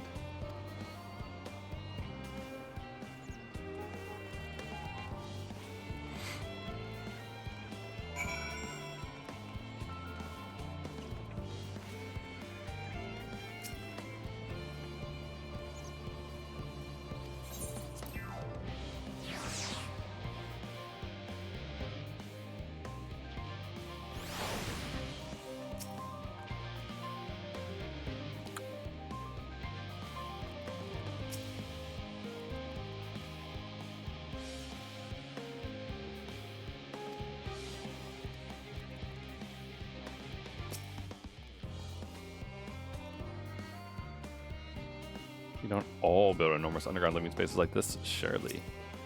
Correct.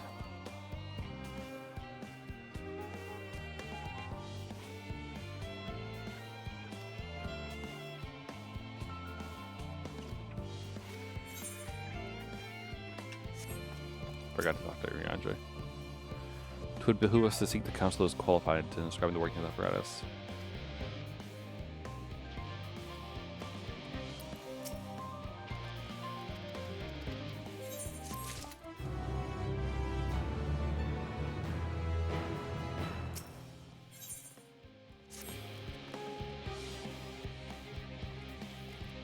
Where is the food?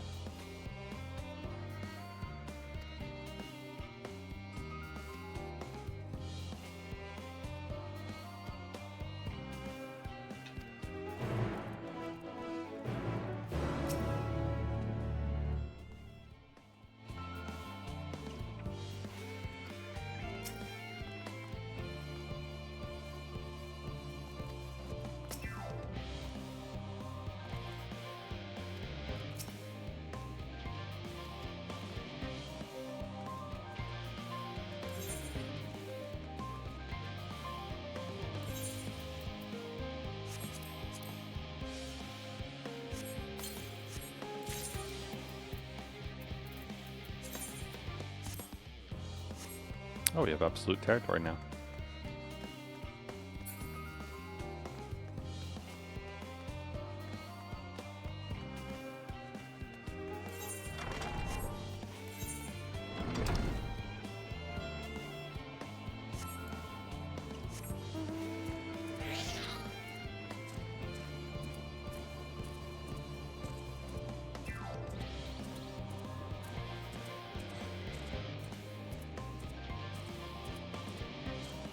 Show these the pudding way.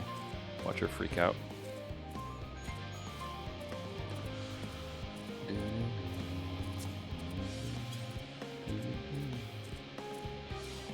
Oh right, the tomatoes running around. Time to eat the food. Ugh.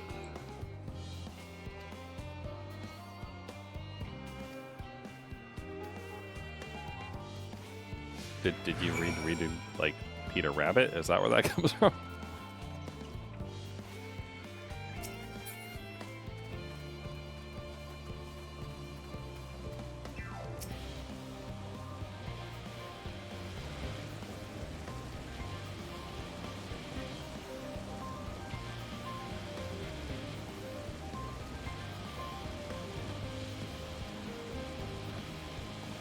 Don't you want to go to the moon?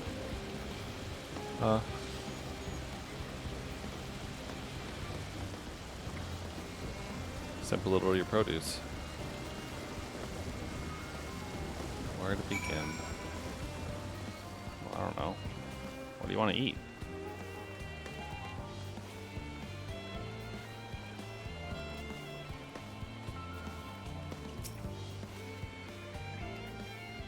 Grapes. Grapes are so good.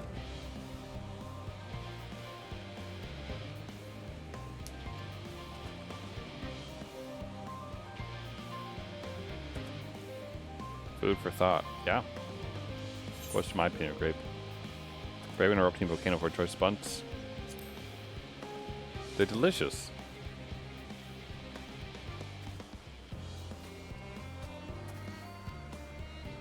You want grapes. We gotta make wine for the journey, clearly.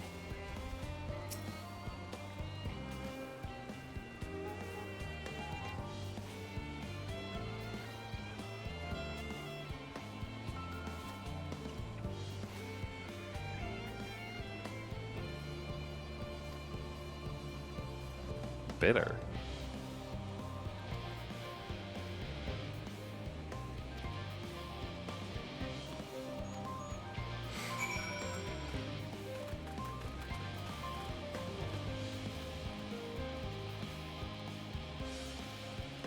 Are there any carrots down here for them to try?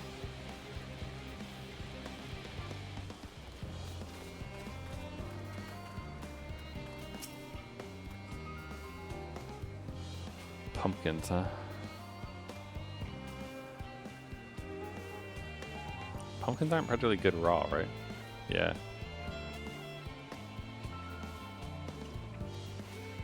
No thanks, I have to try to eat them raw. You're supposed to cook them first. Do you not find it an awful bother? Cooking allows us to draw out the full potential of our produce. Pumpkin soup has been one of my favorite dishes for as long as I can remember.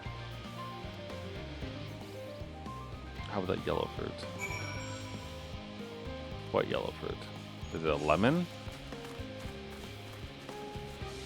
Oh, you know, it's been 5 seconds since we looked at our lemon tree.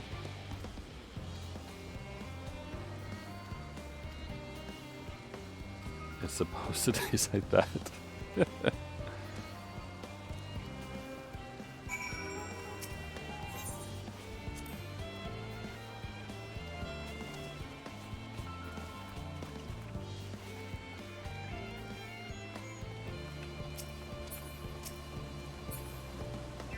was good. Grapes and orange is good. Less of the pumpkin. The lemon was the deceiver. I'll give you this lemon muffin I baked. This doesn't change your opinion. Nothing will. Right, well, lemon muffin, do your worst. Oh, this is gonna be good.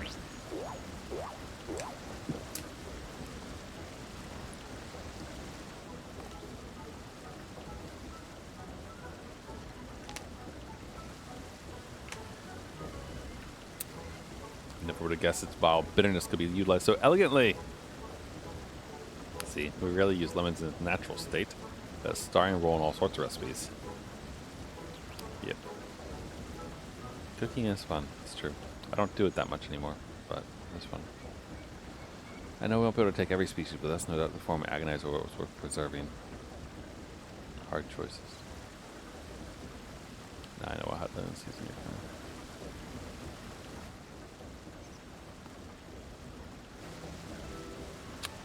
Mankind, the Loporits, we were both born from the accumulated knowledge of the ancients. They learned all there to learn about the nature of sentient life and the fates of the stars themselves.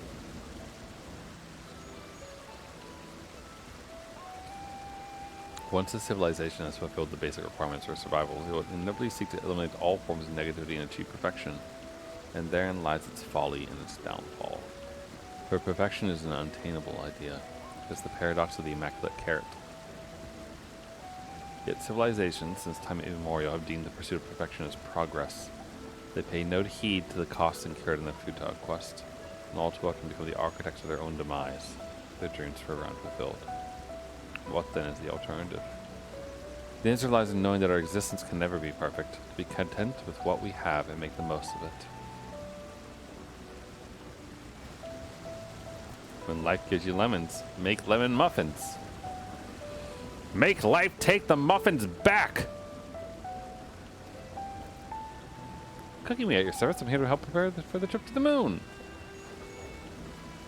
And once you get there, you'll be able to try my carrots. Growing all different kinds. But don't worry, there'll be room for your crops too. We'll work together to preserve as many of the Aether species as possible if you're up to the challenge. Of course. Look forward to it. Oh, this has been all highly productive, probably. Let's go see if Jan J and the others have to run a machine to inspect.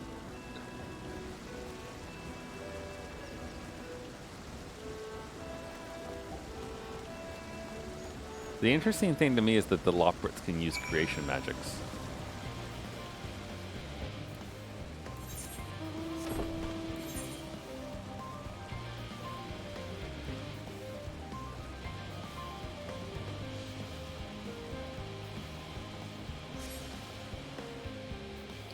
Because, like, I mean, I guess, like, Zodiac existed, so it fixed everything.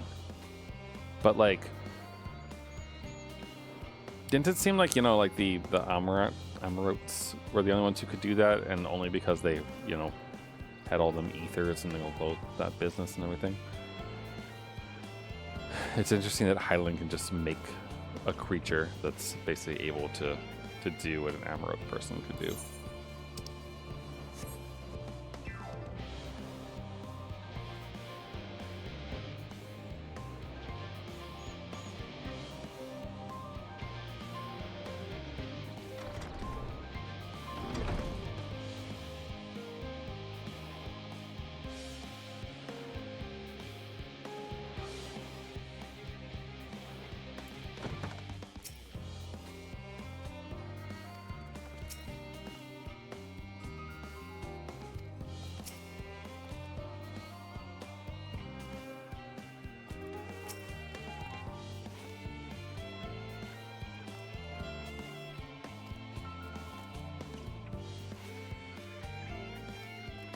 Close to 5,000 years, huh? Most enlightening, especially about the 11 muffin. Do any other places for their cuisine? Limsa Limits is home to the culinary guilds and many less than savory establishments. The Far East has oodles of noodles.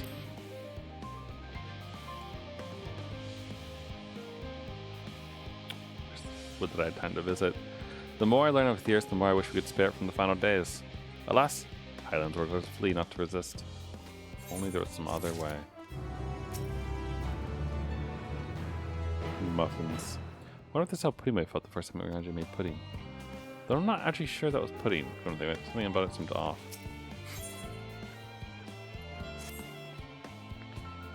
Alright. Our own efforts too were rewarded. We now possess an embarrassment of educational riches. No doubt our guests' relentless pursuit of knowledge should occupy them and us for a fortnight. Let us return to the hamlet. Shall gladly attend to each and every Loporit there.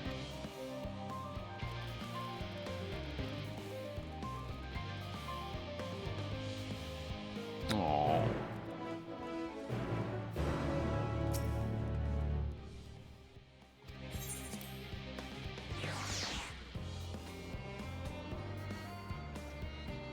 How far away am I from the hamlet? A little bit of time.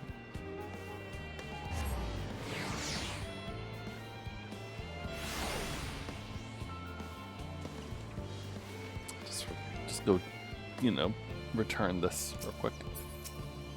Look, the troll came home. Isn't that sweet?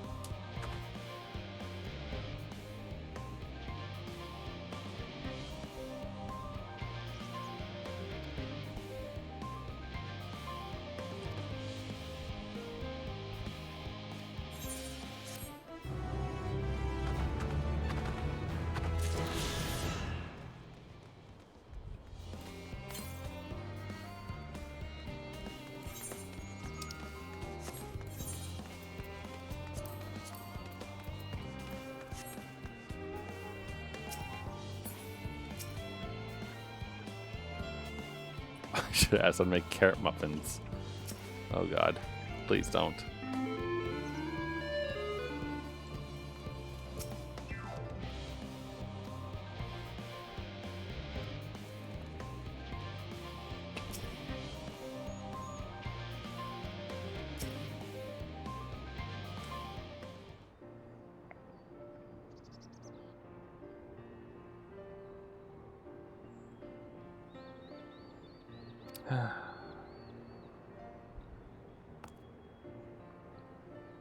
That was indeed me, verbalizing a sigh to express my emotional state. Because I saw the reconstructed environmental data for years at Logisticon Alpha, that's why. Forests so lovely and so leafy. Are all your forests like that? You should see the forest of the first. One was purple. No, I gotta mention the Black Shroud. It's my home. Gasp, I say. With a star so wonderful, it comes to no surprise that you're reluctant to leave it behind. So who would think otherwise? To assume that the moon was something worth being proud of. Or did this seem to you trying so hard you're treating yourself? Oh, no, way. That's not the case. Thy works are no less worthy for the uniqueness. Thancred.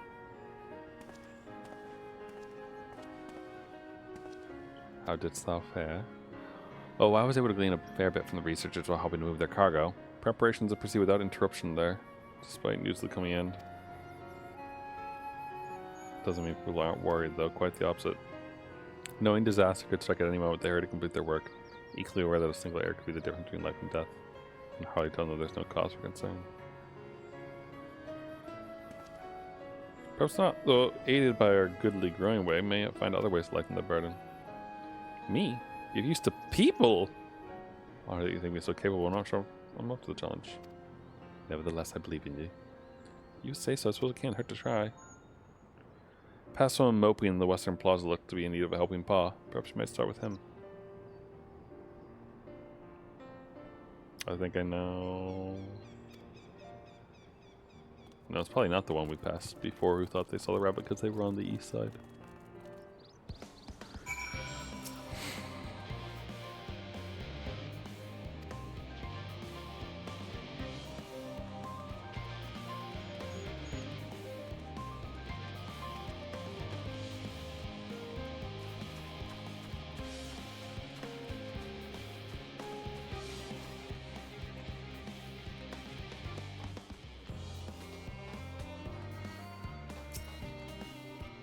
Half expect to see when Loppert's hiding in a bush or something.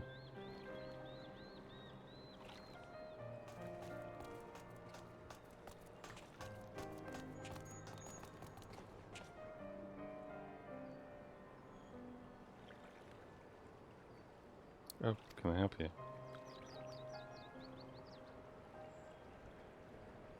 It is you who would help me. My anxiety truly so obvious. A burden shares a burden east. Please tell us of thy troubles. Those little fellows do look like good listeners. I'm an engineer, you see, and what they say of the ship, there's the sum of decades of Charlene engineering this, but with Pierre's elegant technology. It's all true, but I know none. I know that's none of that. It's a guarantee. Never ever before launched a starfaring vessel, let alone flown into the great expanse. All the tests we run have been on the ground. Only operational personnel and cargo will go aboard for the first voyage, but even so, if it fails us then, what can we do? If it doesn't, it could fall apart on the next flight or the one after that. We've done everything we can to prevent that from happening, but it hardly matters. But the ether burning design was flawless too, and look how that turned out. Thou art familiar with those most daunting technologies, and thus dost thou hold the power to allay his fears. I'm not sure about that, but well. Maybe you could tell me if there are any aspects of the ship's design that you're especially worried about. Our ability to walk about and perform our tasks, for one. Divine is a mean by which to employ gravity. Spatio-temporal spell to regulate the environment. But what if it's not strong enough? What if everyone floats away and begins crashing into things as soon as we've left the star? Gravitation. Maybe I can be of help after all. Up there is not so different from down here, you see. The same rules apply. We consider them as part of one big cosmos rather than separate places.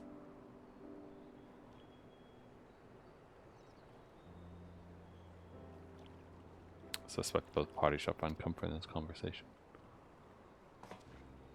Yet if Thanker's tale be true, so others would benefit from insight born of experience, might it prevail upon the law for us to attend them. An excellent idea if I do say so myself. There's not we like more than to ease the hearts of the fine people with ears, and the more about them while we're at it. Full glad am I to hear it. Gather thy companions and bring them hither. Nay, thou hast the gift of finding souls in need of succor. Pray seek thee out to the distressed and the apprehensive, and inform them that help is at hand. Shall wait them here that I might introduce each to a suitable operate. Oh, I do so look forward to that. A place for every loppet and every loppet in their place.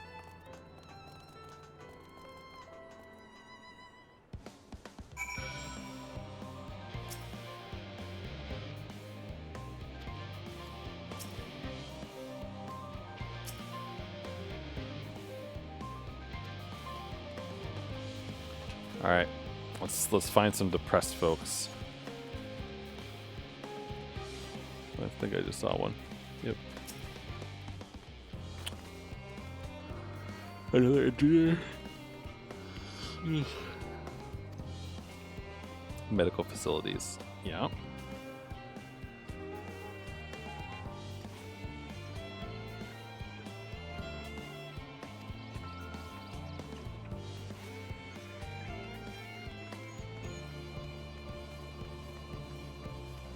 Okay, I saw the other one too.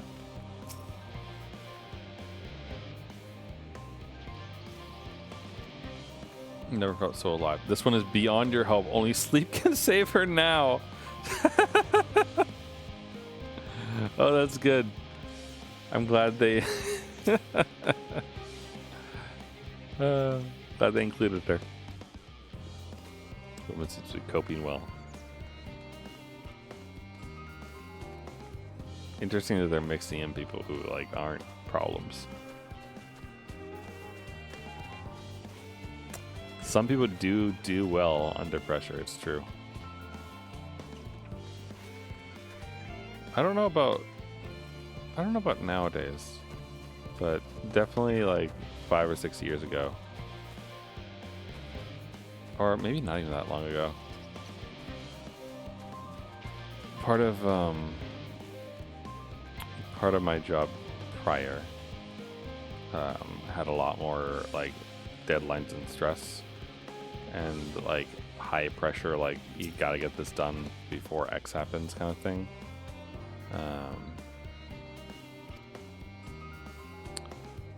And I actually really enjoyed that kind of thing.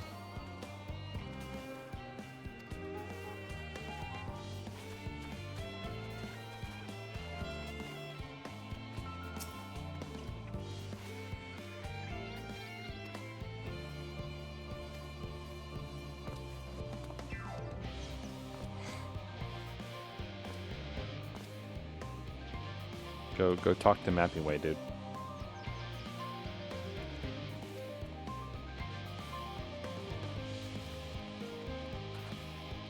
Dang it.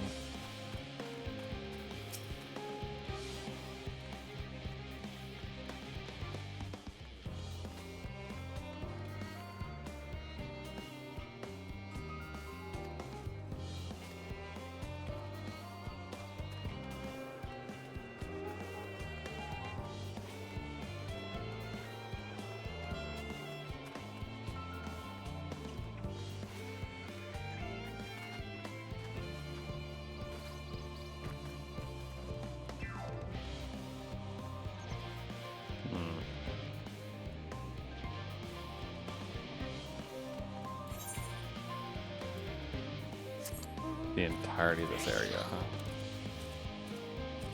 I guess I'll take a look outside very briefly. If you can make so, okay. Okay, I don't see anyone.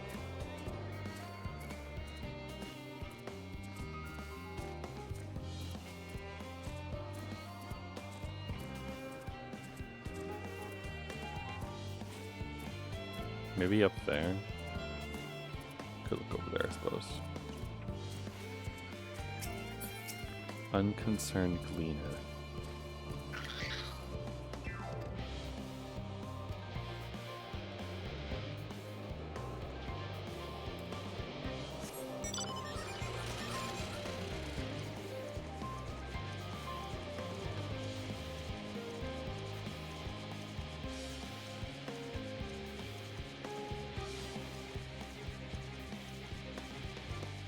Feels weird that I've only found 3 so far.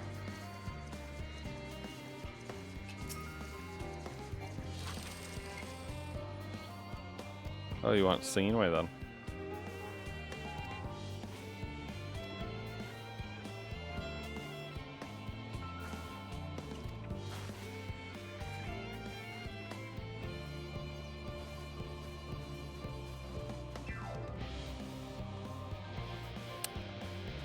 Out of 8 found. A hyperventilating person. They could probably do with some help, I think.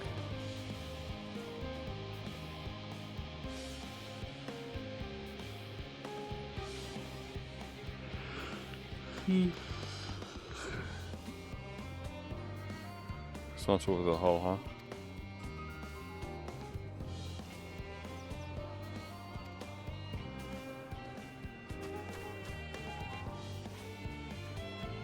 Alright, 3 more. There's gotta be at least a couple up here, I would think.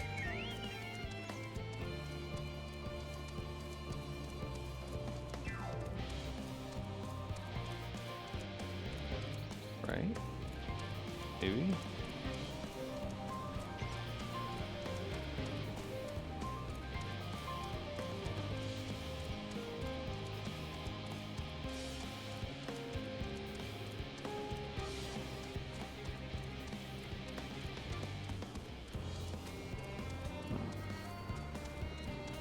So it says seek them out in the hamlet, though.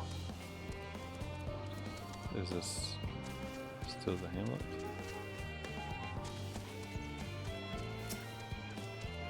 There you go. Here's one.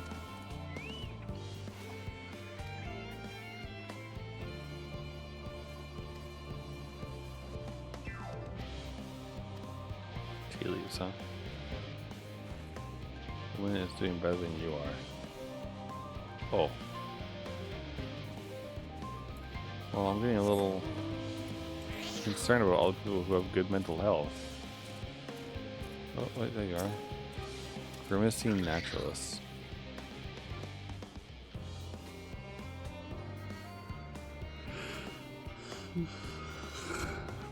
Tasked with ensuring that the proper fauna, only the proper fauna, are brought with us to the moon. Go talk to Grow anyway.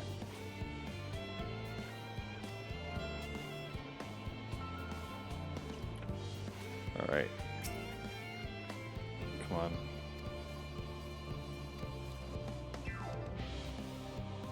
You wanna... Okay. Attempt to calculate how much cargo we can consolidate into fewer trips. Should the ether make our original estimates unfeasible? There's so many variables. Perhaps I Luna said she will help you. One cycle about weight constitutes too much weight for a problem. Just use gravity. Like, you have fucking magic. Use gravity magic, dude.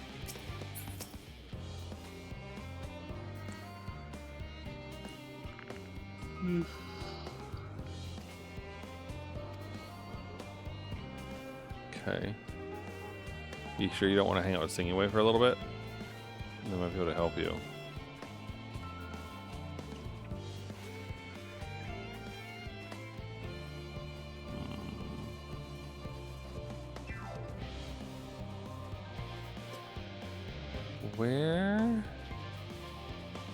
Where haven't I looked yet?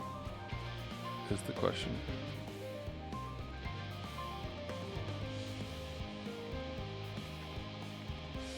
Is it possible to go inside anything?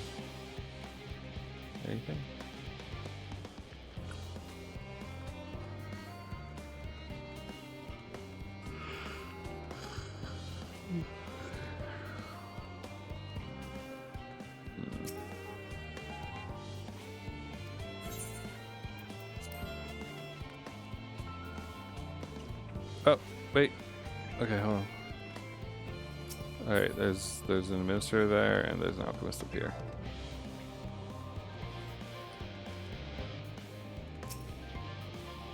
They're harried. Sounds pretty good.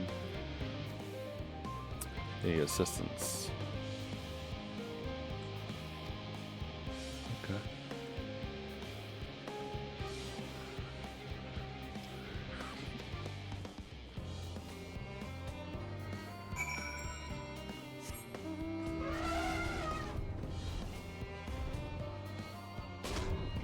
Tonk. Don't think it's this one. It's not this one. Look at all these people hanging out, doing their thing. He said he was glad we spoke and he thanked me. It was all worth it, wasn't it? Even the mistakes we made, because now we can tell them what not to do. Through thine efforts, word hath spread through Lapidus. Verily, to a far greater number than we anticipated, living way doth gather more Lapartis as we speak. I shall assign each in accordance with their skills, that new bonds of friendship might be forged. Should greater matters require, and not thy intention watch over my pity.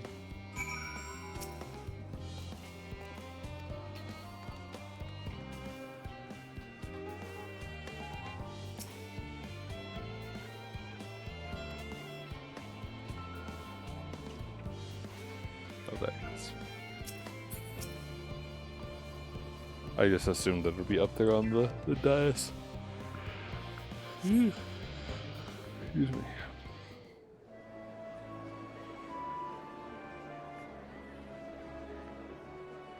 Quite a lively place with the Loporets here, huh?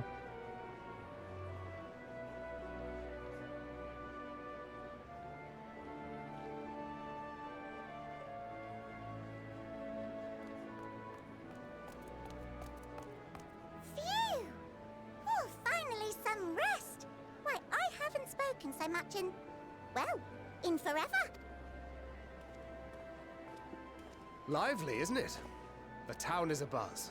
Everyone eager to meet with our friends from the moon.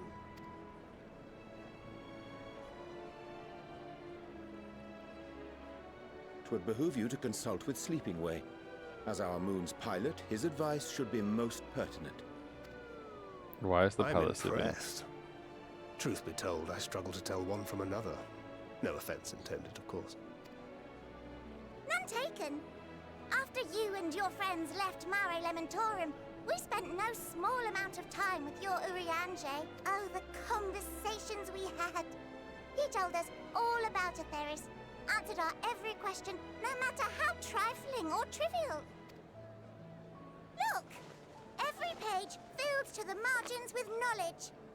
When I first arrived, I was struck by how little I knew. It was daunting. But then I realized that were it not for Urianger and his teachings, we'd still be stuck on the moon, gazing at your world and wondering what we've been missing.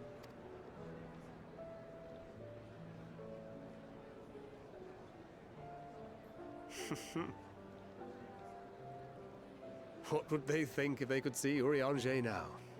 I dare say they'd be more than a bit surprised. And impressed, no doubt.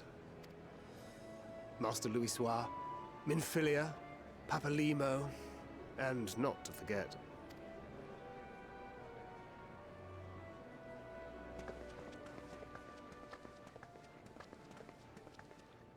Oh there. Heard there was a visiting expert who we might bother with a few questions. I take it you'd be the one.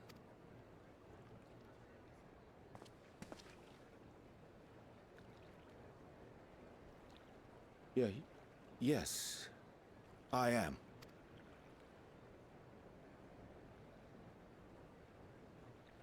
Wilson and Blovida, Sharlayan's foremost researchers in the field of teleportation magic, and Moonbreeder's parents.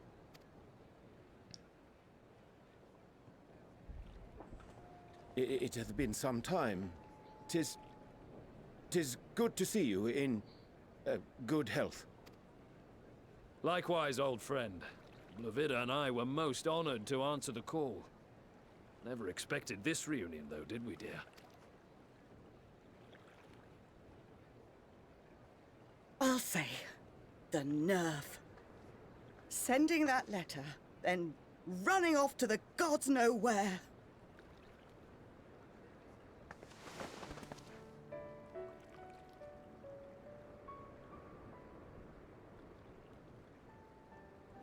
Do you have any idea how worried we were? I'm sorry. 'Twas remiss of me not to deliver the news in person. No, more than that. 'Twas I who... Our daughter was disillusioned after Master Louisoix left her behind. The day the Scions called upon her was the happiest I'd seen her in years. She made her every choice of her own free will. No one could have ever forced her to do otherwise. Don't blame yourself for her death. Celebrate her life. You know that's what she'd want. If there is one thing we resent you for, it was that we could not be there to mourn her with you. Reading the words you penned in that shaky hand, we must have cried as much for you as we did for her.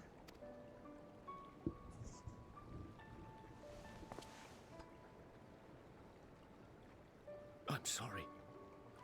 I truly, truly am. I knew not what to say. Knew not how to express my feelings. The poems and platitudes of wiser men, musings on sadness and loss, studied and memorized, and meaningless in the moment. Silly boy. We are all powerless before such grief. Even now, try as I might, the words escape me. But in our hearts, we know. We always know.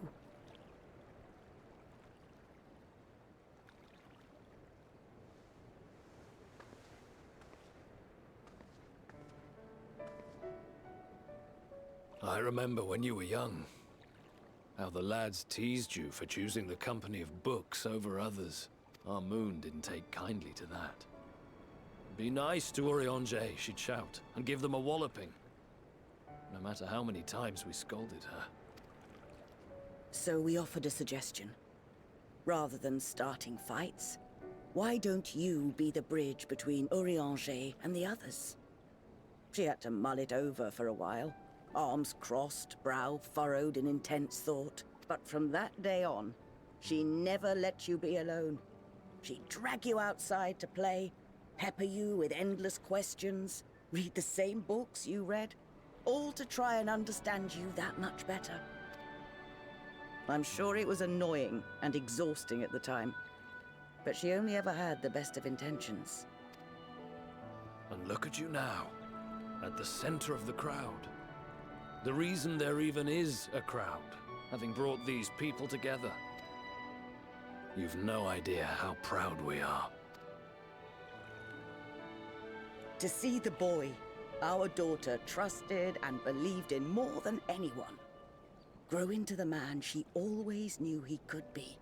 I can see her in you too. Feel her. She walks with you wheresoever you go. So thank you, Urianger, for being who you are.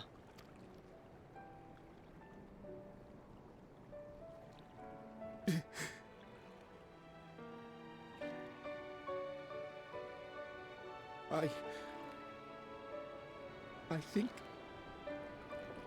I can feel her too.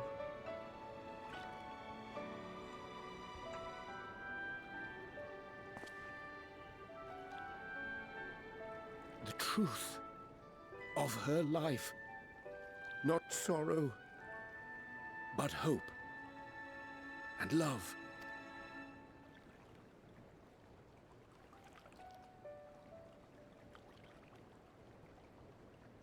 Now, talk to the rabbits.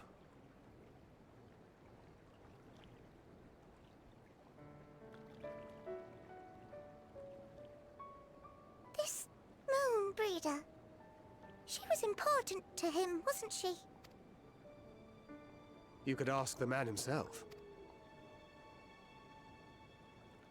Oh, no. But watching this exchange reminds me how much I've yet to learn about your world. And its people. You can live here your entire life and hardly learn a thing. And that's why it's too soon for this to end.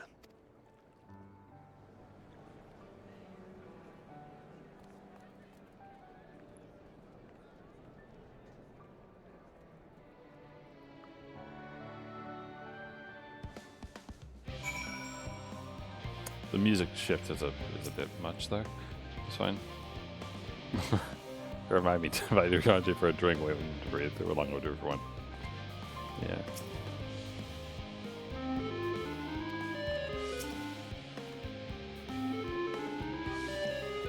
Are they all happy now?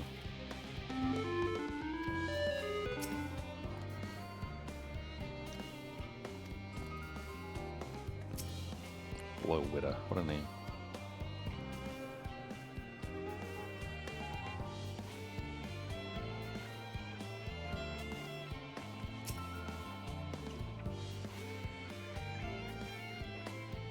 Did you ever wonder why we named our daughters Moon's Bride?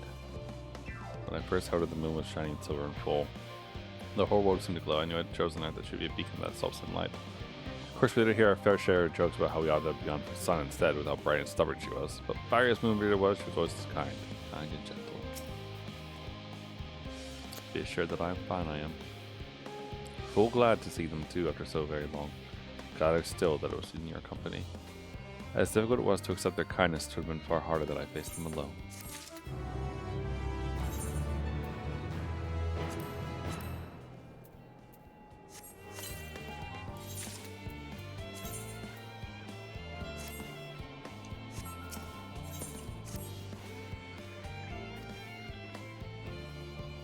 Several, I guess, would like to accompany my country to the station. Some few may still come hither seeking counsel, and so I shall remain to aid them as need be. Though I need also do not let them use handy. As a matter of fact, I was hoping you might check on Alice, lest I saw she was struggling carrying an north pile of boxes out on the west gate. Alright.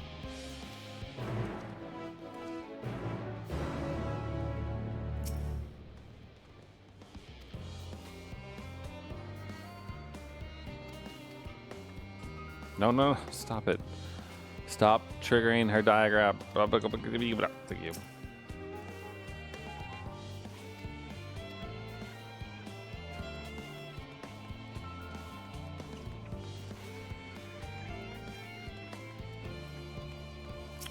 Soul Fret name.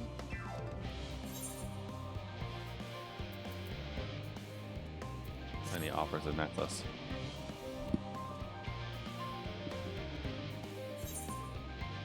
Why was there a child in the first place? Family of the researchers, right? Oh. The child has been raised, never seen the real sky. Huh.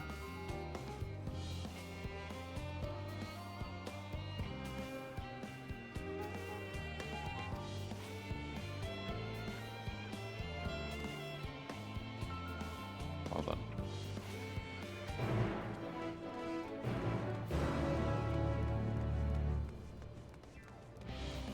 There's another one over here.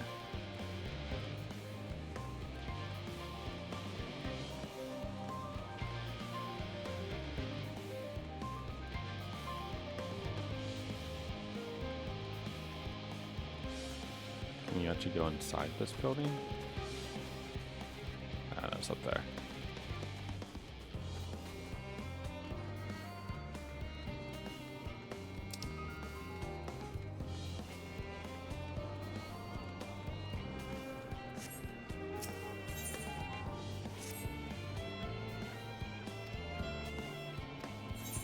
Where's the farthest you've gleaned?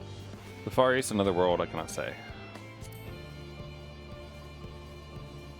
Went to the moon.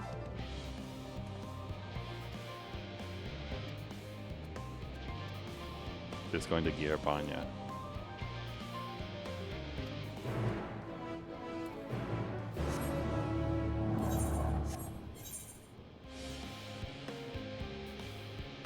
That one's not that far. This other one though, where is it exactly?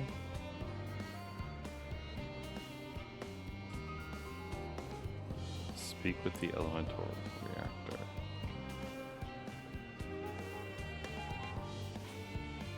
Am I dumb?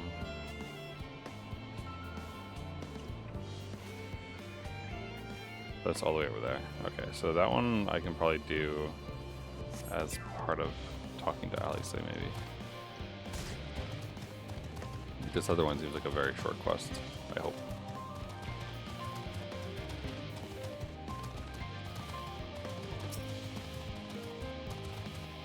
Hi, kid. Oh, right.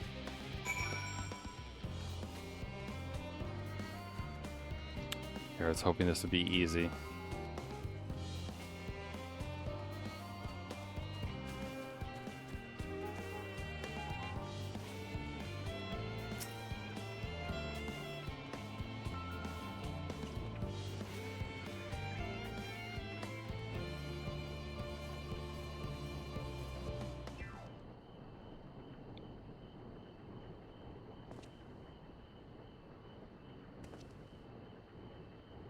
Not going home so easily. I won't believe it, but I noticed that all is not right in Leventhos.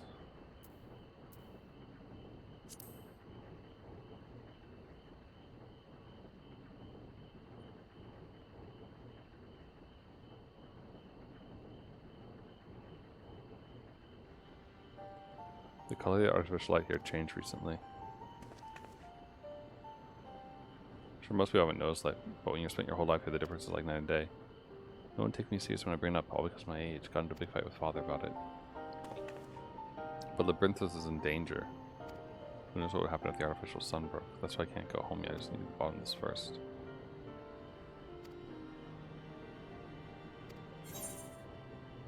You don't need to pay me.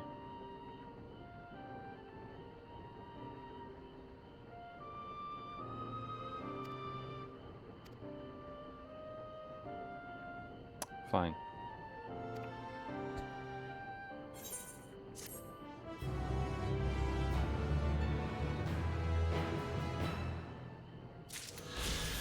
Sounds like an interesting quest. I'm not gonna do it right now.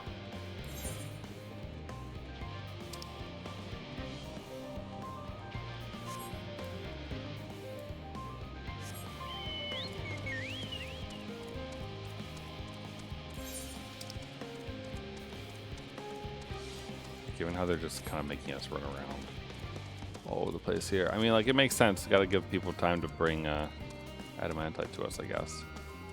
But still. I get the feeling. Wait, hold on. That's... Hey there, guys. Oh, that's Sally's say. Alright, hold on. Then this is that close.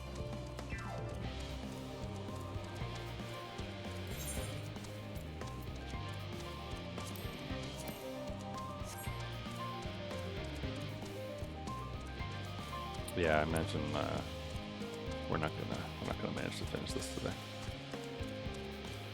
It would be nice at least to get, or maybe get, sort of, kind of towards the end of this particular quest, or like the time in Charlian, maybe, but.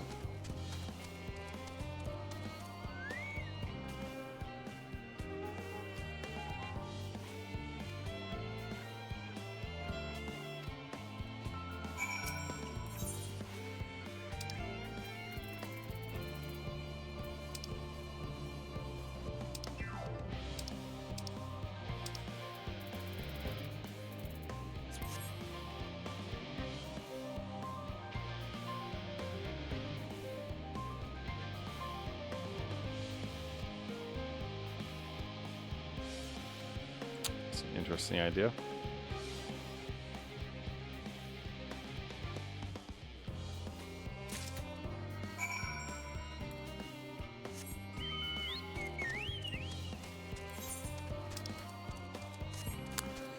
Interesting.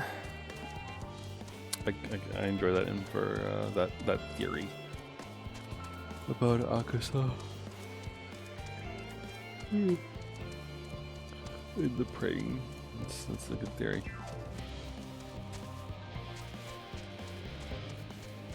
They were up here, right?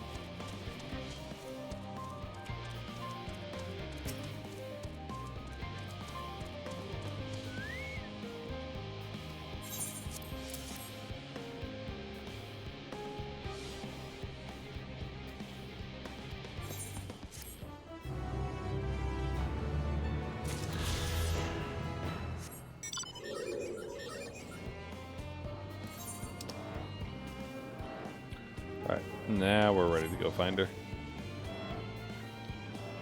Ugh. Yeah. I feel like I have at least a half hour more in me, and then I might call it quits. So hopefully I find what we need.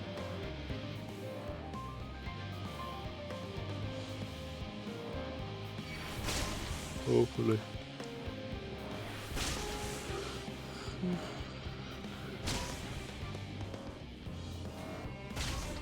Could you not, please?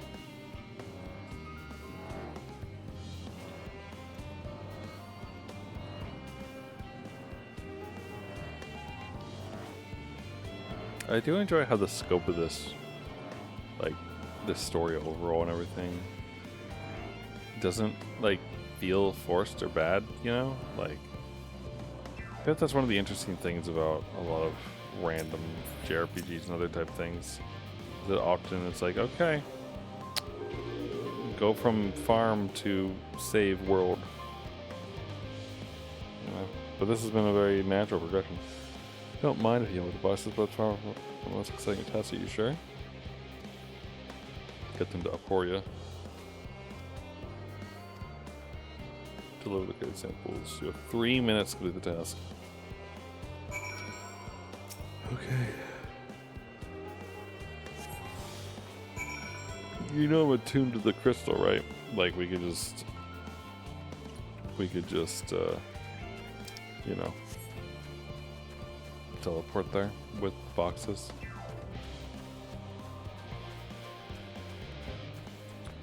But okay, sure, fine.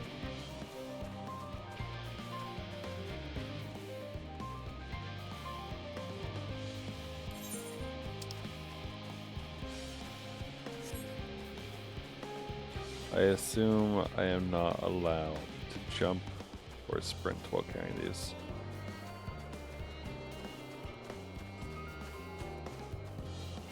I'm impressed there's been no monsters though.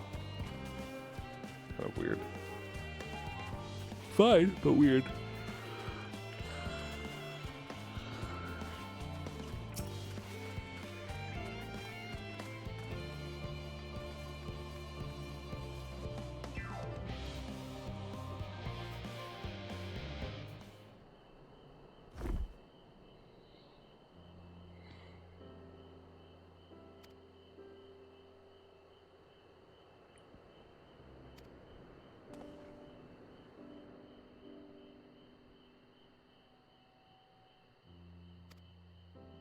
Turns out this is the base of operations.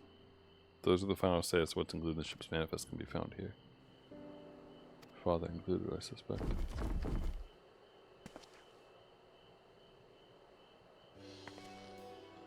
Should be everything. You carried all that once. Are you trying to injure yourself? Oh hush, they're lighter than they look, and not everyone has your delicate arms. So if you let someone know we're finished. If Dale Paulden is in the courtyard, we can report to him. Why don't you come along? Get credit for your assistance, at least. You might learn something interesting.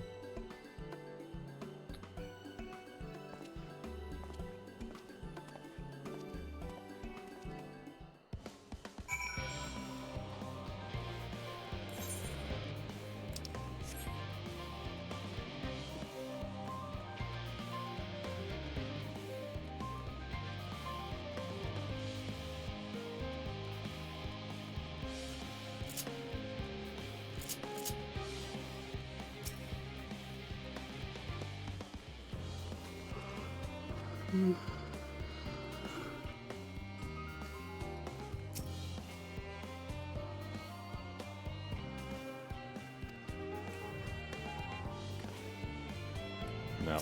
don't know. Never ends, does it? Brought samples from Tremlin Hamlet. Series 110, the castle by the entrance. There we go. Just know you are fortunate, children, are you not? Often when I say at your service, you're well acquainted with father, I take it. Quite. Been friends with your parents since our days at the studium, when you were yee-high walling within there. Clearly it's been some time since we met. 'Tis good to see you again wearing your father's newless, no less. You knew our parents when they were young. What were they like? Pray spare no detail. Should like nothing more to regale you, alas I am meant to be in charge here, and reams of paperwork want for submission. We can help with that. Change the sort of stories our parents would never willingly divulge, of course. Very well done. Must be 3 sets of documents that need delivery, so I bet you each take one.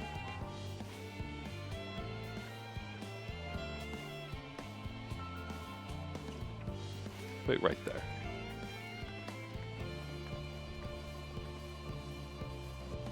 Thank you. Find a form representing waiting to collect these near the southernmost structure. Don't keep it too long.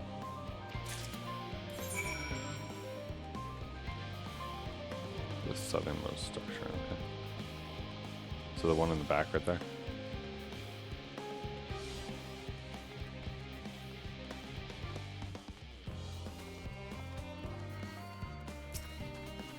Hello, some documents for you.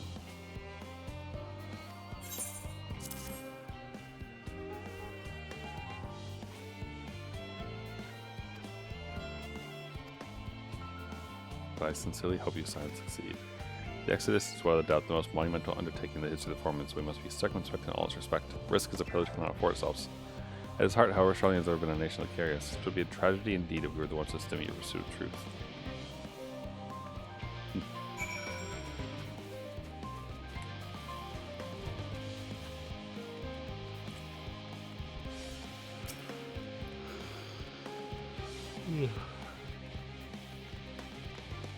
Quick and efficient.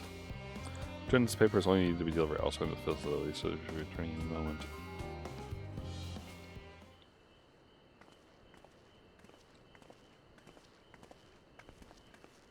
We return with not a scrap of paperwork remaining on our persons, you will note. Both of my thanks, and my apologies for sending you on an errand far below your ambitions. I even spade you struggled out of your swelling clothes, and that is quite enough that, thank you. It was compromising towards our parents that we last to hear it. To reiterate. Of course, I've known your father for so long, I must have something. As you know, part of why the Levier name garnered such respect in Charlie is your family's storied history.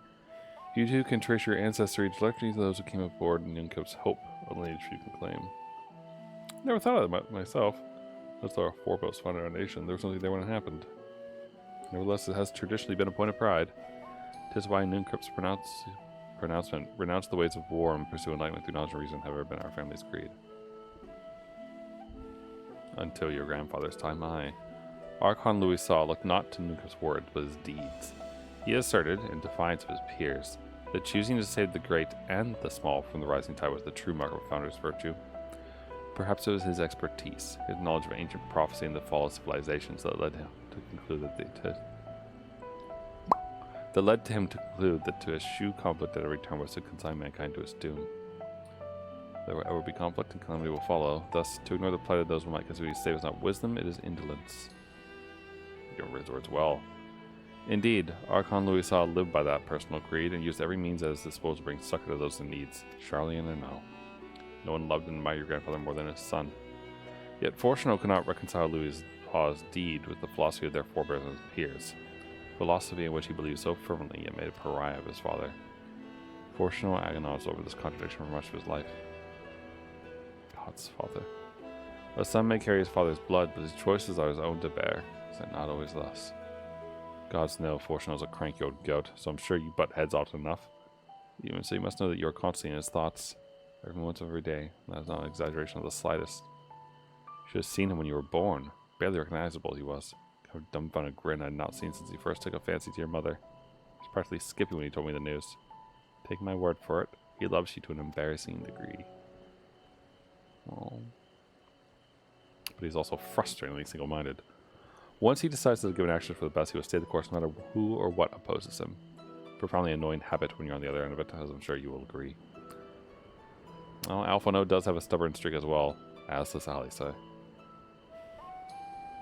I'll say. Thank you for your insight. When next we meet our parents, I shall mention that we spoke. You're trying to get me into too much trouble. I need the form on my side. Speaking of which, I had to be getting back to work to make sure those specimens you brought make it to the proper place so the cranky old goat will have my hide. Speaking again later.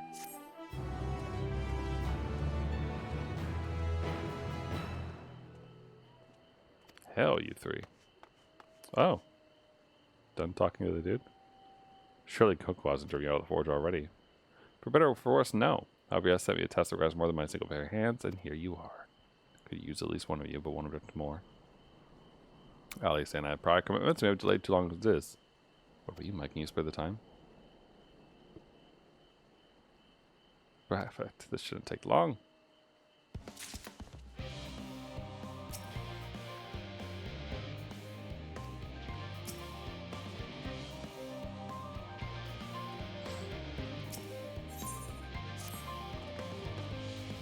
In the event that our, and I quote, promised heaps of adamite falls right out of the bliss into my lap, Master Coco wishes to be ready to put the proverbial hammer to handle at a moment's notice. To fabricate these parts, however, he needs the flames and Coco's furnace to burn hotter. He's aiming to increase the amount of ether being funneled to his furnaces. The flow of fire as for the ether and labyrinth is regulated by an elemental reactor south of here, to which I have borrowed the key. The adjustments require 2 to carry out safely, but I can explain the process when we arrive. To the south. This way then.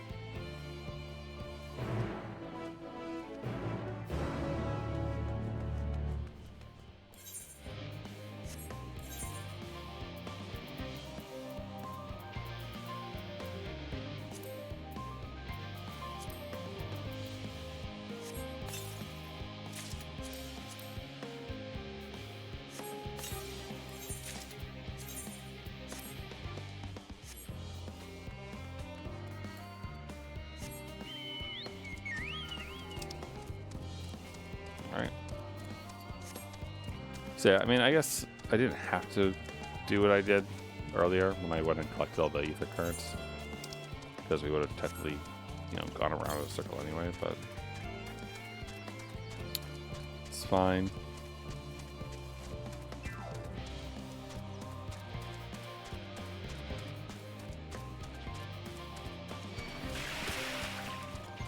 It is going to be tricky though, I think. But like I said, I'm probably going to end soon. So I really want to see like where this goes.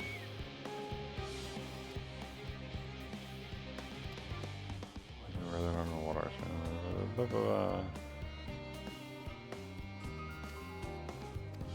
Okay, kill things. You got it, buddy.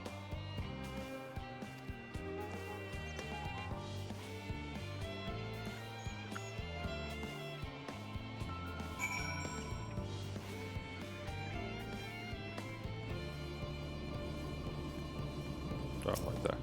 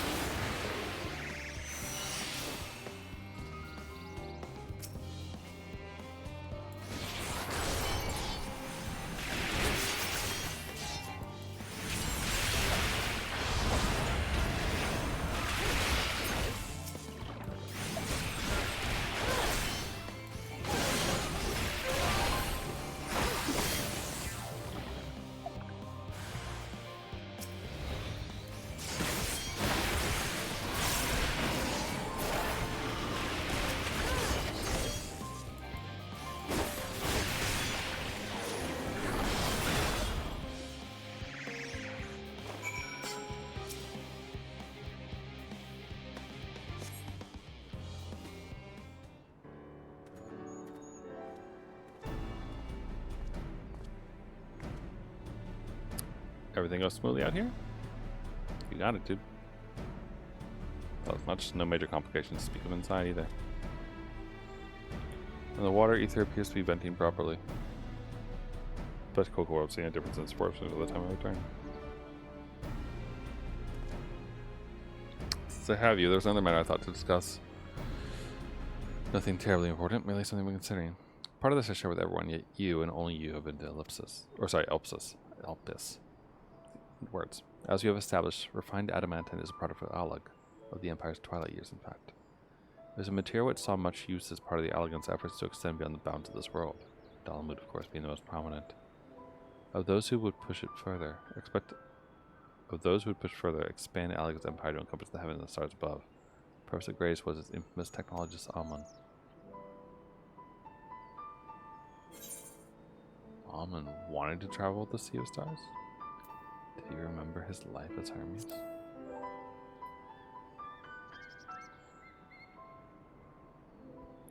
I believe he had his own reasons.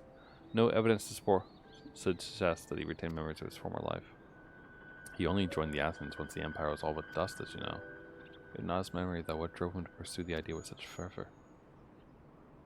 May seem far-fetched, but what if souls, like minds, have a personality, just so to speak, a natural disposition towards which they are inclined? We know with relative certainty there was a gross decadence and inexorable decline of Alag that moved Amon to resurrect Emperor Zande. The Empire's people spoke lightly of death and destruction, experimenting on those they deemed beneath them to fill the emptiness in their hearts. In facilitating Zande's return, Amon provided those languid souls with the means to free themselves from the mire of their own indolence. Or would have, had not Xander been convinced by his own death that life itself was meaningless. Amon's desire for his countrymen to conquer the heavens could only be means to the same end, to instill the people with a new purpose. Like Hermes before him, Amon was appalled by how those around him lived, but could never bring himself to believe that those lives were devoid of meaning.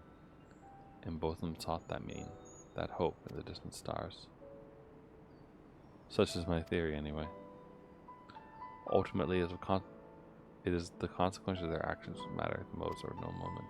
And yet, to reach those stars on wings of adamantite, to travel to the ends of creation beyond hope, the promise of hope is lasting, that much I do understand. But enough musing for now. Why don't we see how Coco is getting on?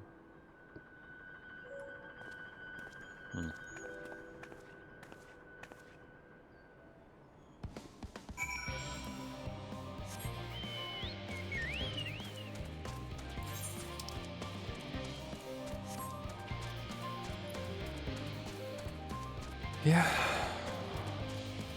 Some nature versus nurture stuff.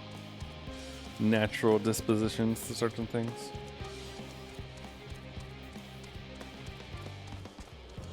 I think it's important, though, if you have a talent for something, that you shouldn't only ever rely on your talent.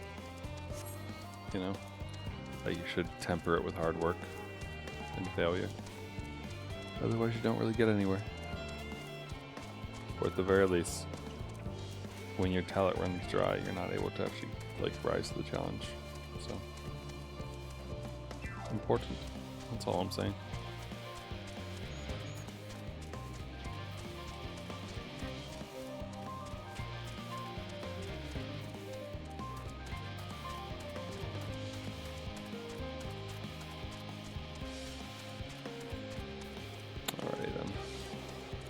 The Forge.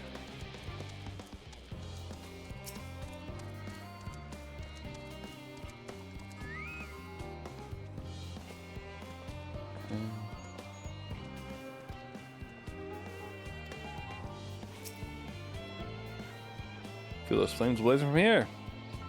All right.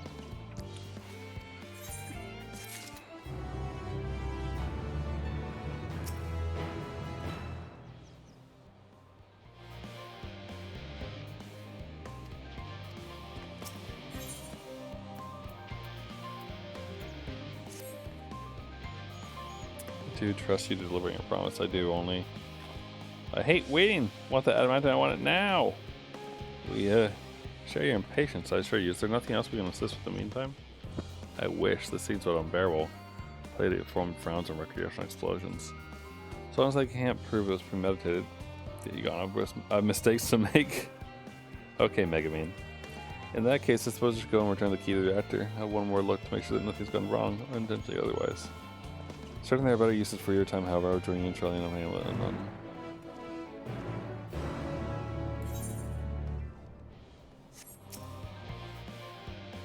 Any smoke rising from the building behind me will be entirely unrelated to what I didn't say. Got it?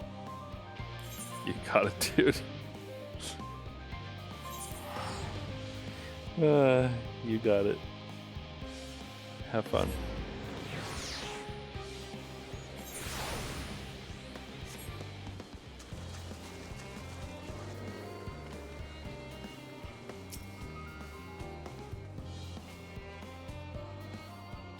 If you wait here, your companions are bound to turn up sooner or later. Oh, wait, your companions? Yeah. What else am I supposed to do? Yes.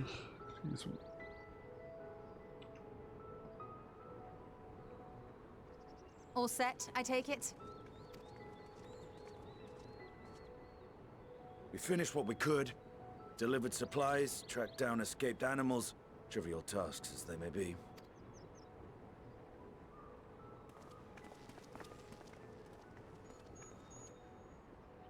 That's enough, don't you think? If there was anything more important still undone, that would be a problem in itself. The vessel is essentially ready for departure. All that remains is to load the final batch of supplies and see everyone on board. Once we've readied the ether burner, that is. Ah, had a feeling we might find you all here. Our consultations with the Loperates, too, have run their course. Pleased I am to say that our researchers' concerns have, for the most part, been allayed, though some insist on making adjustments to the very end. For their part, Livingway and her peers have graciously offered to stay and keep the people company, lest any lingering queries go unanswered. All that remains is to wait for the refined adamantite. Alphino, are you there? It's me, Cryle. Your special delivery has arrived.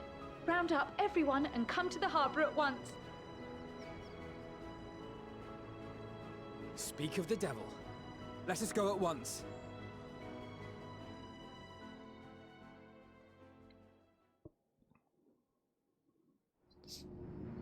I wonder if this is a good point to stop, like, before they do anything with the adamantite stuff. Forgive the intrusion, Master Fortuner. I bring urgent news. A great commotion has broken out in Scholar's Harbor. Your presence is requested, with all speed. What do you mean, commotion?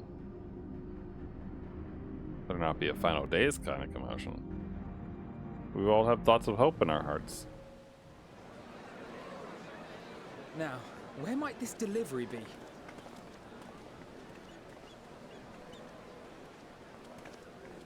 Oh.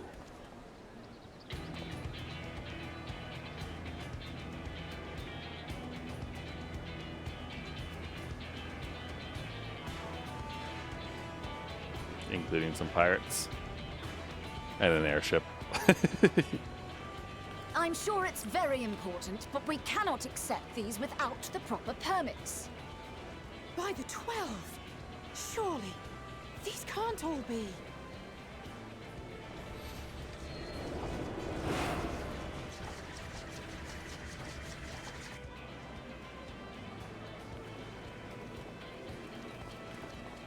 Bleeding hellfire! They're bringing them by sea and by air. All these folks in these crates.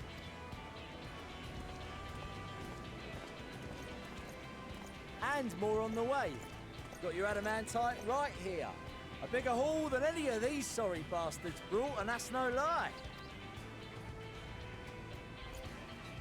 Yes, because you were charged with seeing the shipments from Gridania and Uldar here, along with your own. Give credit where credit is due. Sounds like the sorry whinging of a sore loser. An hypocrite to boot. Ain't no way a scrawny whelp like you took a dozen steps inside a Dalamon shard. I'll have you know I went all the way to the entrance. Furthermore, 'twas my contacts that enabled us to enlist the cooperation of the Sky Pirates. Left you outside so you wouldn't get anyone killed, did they? Well then, credit where credit's due, you did a right fine job sitting on your ass. Take that back. Make me. I will not stoop to your level.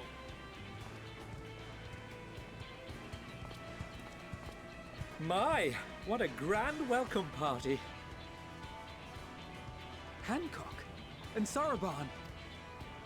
We come bearing relics both sacred and elegant, as well as a few other gifts that may be of help, to be presented with best wishes from the Eastern Alliance.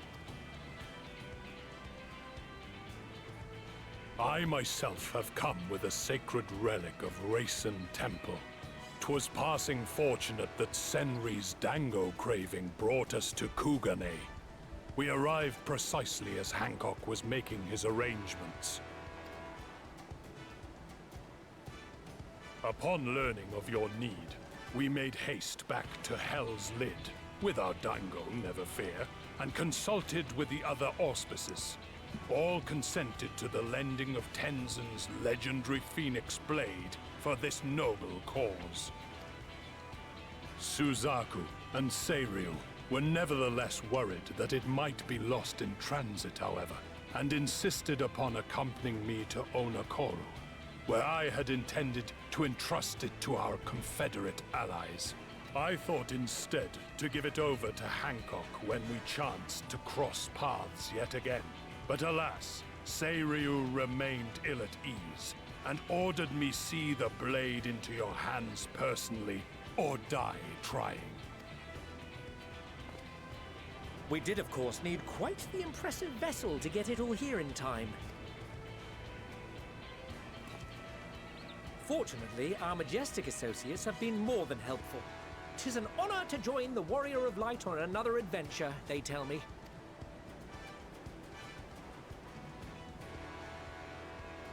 That is all wonderful to hear, but what of the extraordinary cost? I shudder to think of the ransom we must pay for such a bounty. Fret not for your coin purse, young Alphino.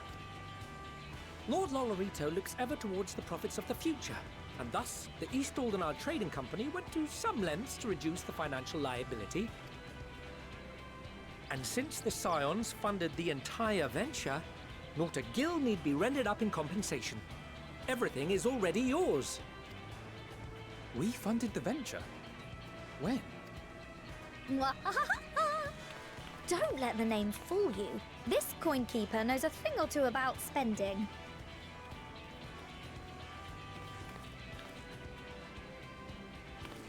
When it comes to capital investiture, a sprinkling of gil here and there will not do. You need enough savings to make waves when it really counts, which is why frugality is paramount. We also had the benefit of a generous patron. Generous being rather an understatement. She has supported us from the shadows since the very founding of the Scions. We even had coffers to fill. Mother! Amelians. I remain, of course, an entirely neutral party. I simply thought our family's coffers were needlessly full. We can hardly take them with us on your teeny-tiny toy boat, now can we? And would be ashamed to leave all that hard-earned wealth unspent. Waste not.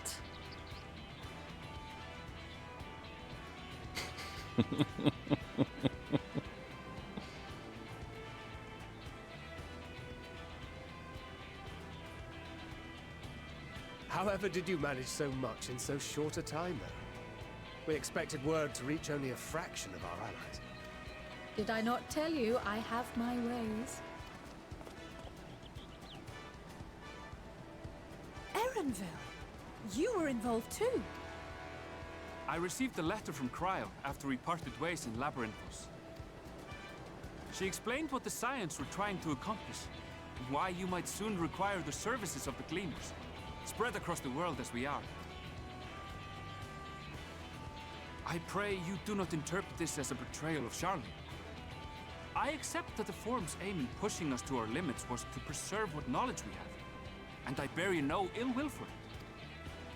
Yet, in collecting that knowledge, what I came to appreciate most about our star is that there remains so much we do not know. That is why I chose to help the Scions, to combat the obliteration of those countless, undiscovered wonders. I held no illusions that they would be less demanding taskmasters. Though, rest assured, if I had, I would have been sorely disappointed.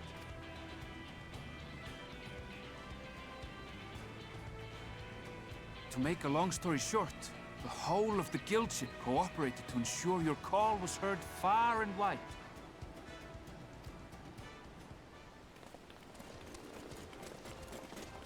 Oh, there's Hoary Boulder. And Alpha. What's this about a ship that can fly to the moon? Oh, yeah, you would be interested in that, wouldn't you? And why didn't you mention it sooner? The one time you don't beg my aid, your problem's a bloody ship that can fly to the moon. See it? You brought the team. Of course. Garland Ironworks' finest. You need only point us towards my new favorite ship. Oh, I nearly forgot. We stopped by Whirlid before coming here and picked up a package from Gaius. He's still of the mind that actions make for better penance than words, contrite or otherwise, so we offer none of the latter.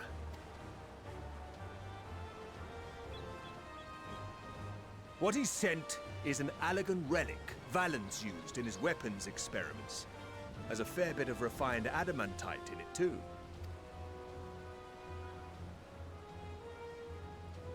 As you like us not suspect, we've also brought adamantite from Mordona's Dalamud shard. I admit to some consternation upon first receiving Kryl's message. So few Scions remain at the Rising Stones now, far too few for such an expedition. However, the Gleaners were able to secure us reinforcements. Idleshire's treasure hunters, not least among them. I know. How the Gobbyflock fall. Slowfix's gratitude for the safe return of his daughter has not waned, and he gathered his kin to our side with an astounding quickness. The clash between their machina and the Allagan defences was a sight to behold. I wager even you would have been impressed by the magnitude of the Gobby booms. Fascinating as all this is, I fail to see how it explains your presence here. Does Razat not have more pressing concerns?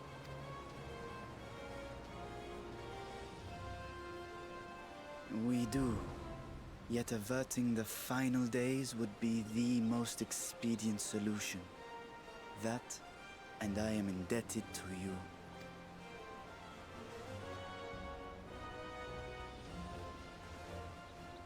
Though they chose to take their leave of Thavnair, those you saved in Galimund remain my people. My gratitude is beyond words. 'Tis appropriate that I aid you in kind. If in the doing we bring salvation to others of this star, so much the better. You will recall that I spoke of my father, Midgard Summer, and his journey across the great expanse. As he traveled betwixt the stars, his resplendent scales drank of the ether in those nigh empty surrounds, and imparted to him the strength to persevere. Thinking they might further your cause, I called out to my kin for consent. Ajdaya's answer was silence, as ever. Tiamat and Chrisvelgre, however, responded favorably to the suggestion. My sire, too, stirred from his slumber long enough to speak and say, "Very well." Thus have I brought you his own worm scales. Fit them to your purpose, and seek a worthier fate for us all.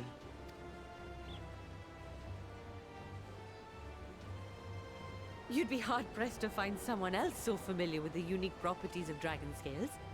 So I invited myself along.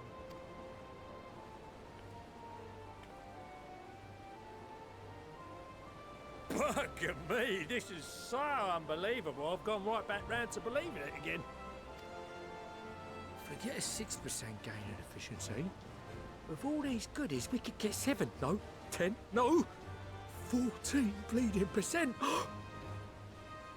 Think of how far we could go! What we could do with that much power! What we could blow up! If Kokol is duly convinced, then it must be true. In which case, the Scion's end of the bargain has been fulfilled. Would you not agree?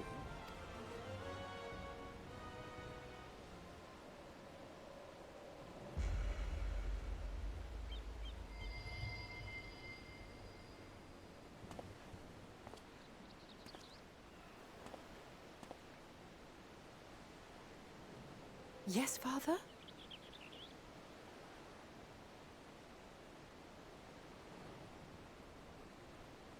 I know not what you seek of Hydaelyn, nor for what purpose you would take command of our ship. Yet this much is certain. To do so will be to dictate the fate of this star and the lives upon it, the lives of each and every creature, in their magnitude and their fragility. Do you understand? And are you prepared? We have seen and we have felt how much each life shapes this world. And so we are determined to abandon none. We understand what is at stake, and we are prepared to bear this burden.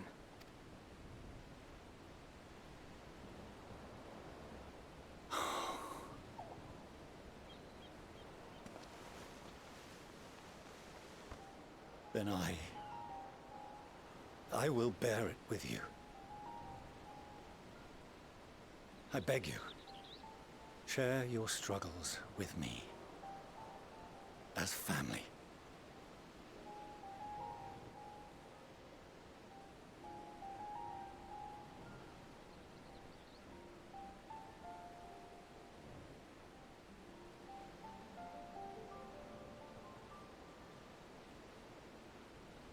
You grasped my fingers with such tiny hands the day you were born. I thought my heart might burst. It was love and happiness beyond expression. Overwhelming.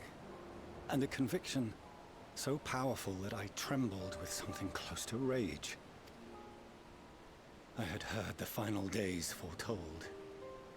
I swore to myself then and there that I would not let them steal your futures.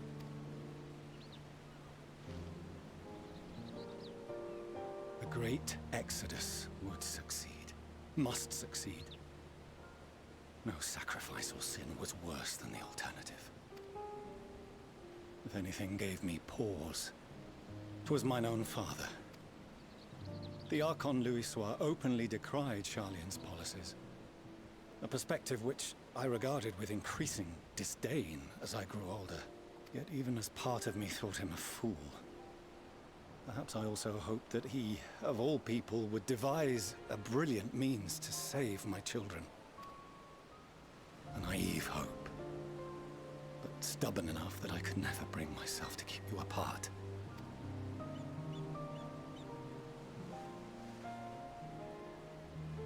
No, that was his doing. When he perished at Cartano, as we pulled that twisted slab of Dalamud from the sea. I remembered the warmth of your newborn touch. Chastened, I vowed never again to suffer any interference in my mission to protect you. No matter that you yourselves wished otherwise. Detest me, fight me tooth and nail, I would suffer it, and more, and be satisfied so long as I could force you onto the ship.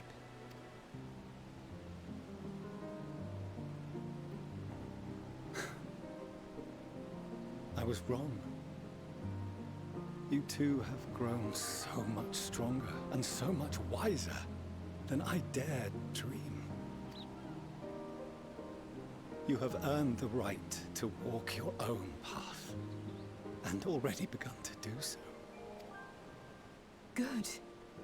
Because there are things we care about, and people we love, and none of them is replaceable. Not a one. It cannot have been an easy journey for you to have come so far. We shall be glad to acquaint you with the finer details someday, once this danger has passed. All that we have seen and heard, that we have felt and learned in our travels. Ours is not a kind world, but it is beautiful. Always. Oh no. Are you quite sure that's wise? After all, someone turns pale and flees the room when he sees so much as an envelope containing word of your adventures.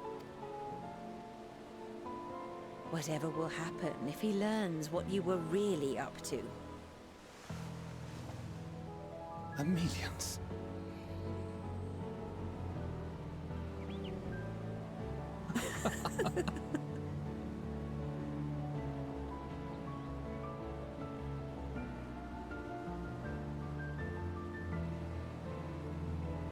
Though I have wronged my children most gravely, I owe you an apology as well.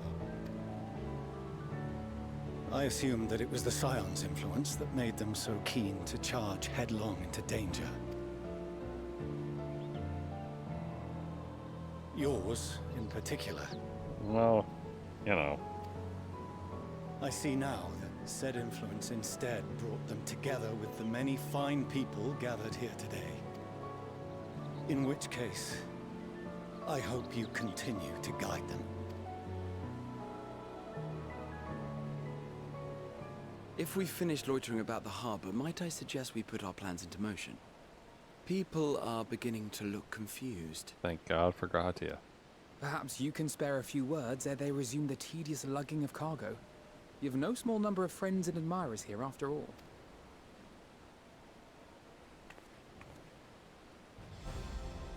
To infinity and beyond. What possible options might they give us? Or this is going to be like the silent wiggling.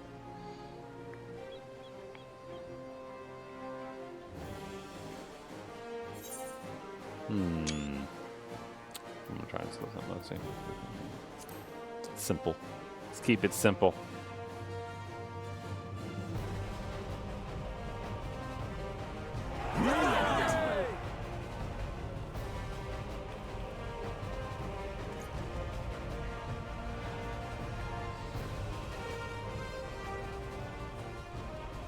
Your assistance is appreciated. Now, in an orderly fashion, if you please.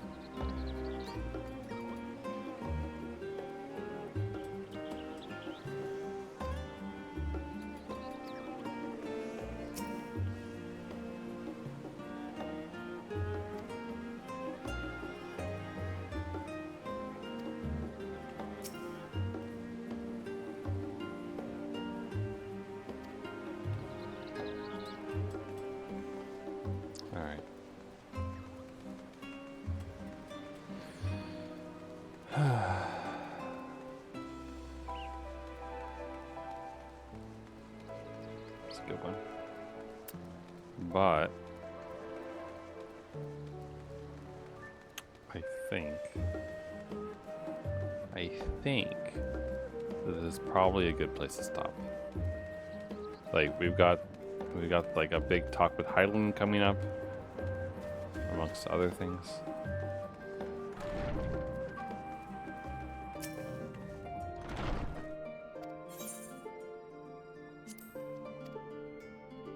Like, big talk with Hylan, the whole thing around going to the moon, a bunch of other things and whatnot. Like, overall, lots of stuff, right?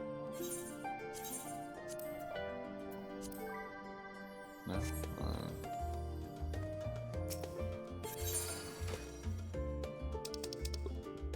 And more importantly,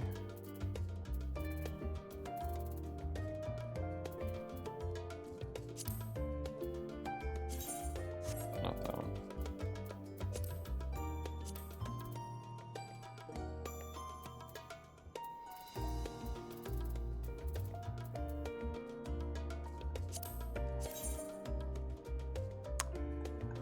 It annoys me that this isn't as good anymore, you know? But that's okay. It was cool. And this one has been my like companion for so long. Spirit Bond is at 83. You fuck.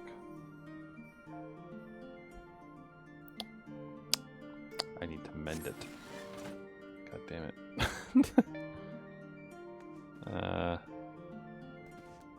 Can you mend? Hold on.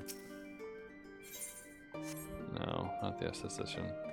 Though, I'm kind of curious if they've added any new hairstyles. Probably not, right? Man, even when the world is ending, he appears. Crazy. Alright, anything new?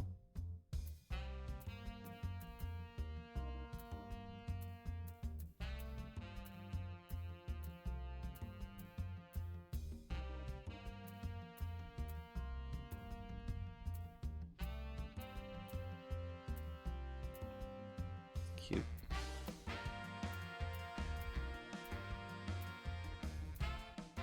Requires a copy of Mother 6 ponytail to unlock this.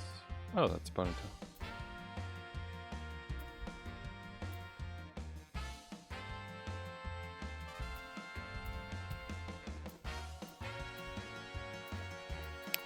Is this Emmett Sauk's hair? just saying.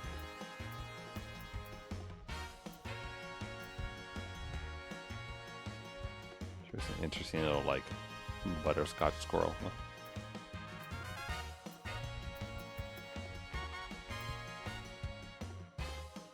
But gotta stick with my chocobo. It's good. I like the chocobo hair. Okay.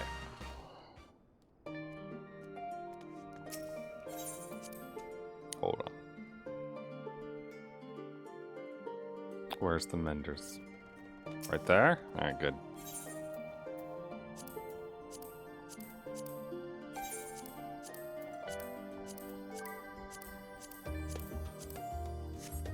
Thank you.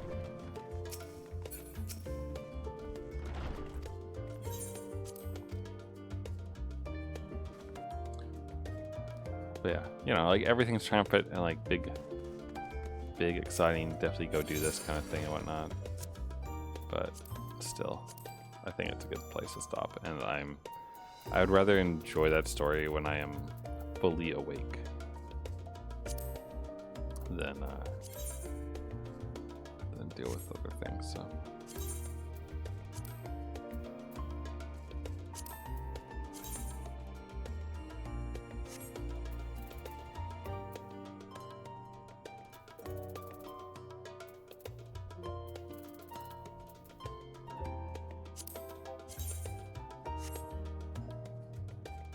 But these should just be.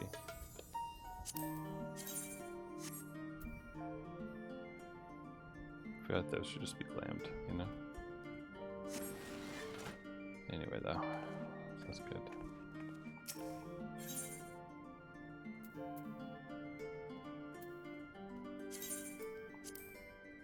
There. And so, next time, Go to sleep, little kitty. Go to sleep. And then, eventually, when I return to this game, after re-upping my subscription, or the next returner event, perhaps, we'll have that lovely little cutscene that you do when you wake up.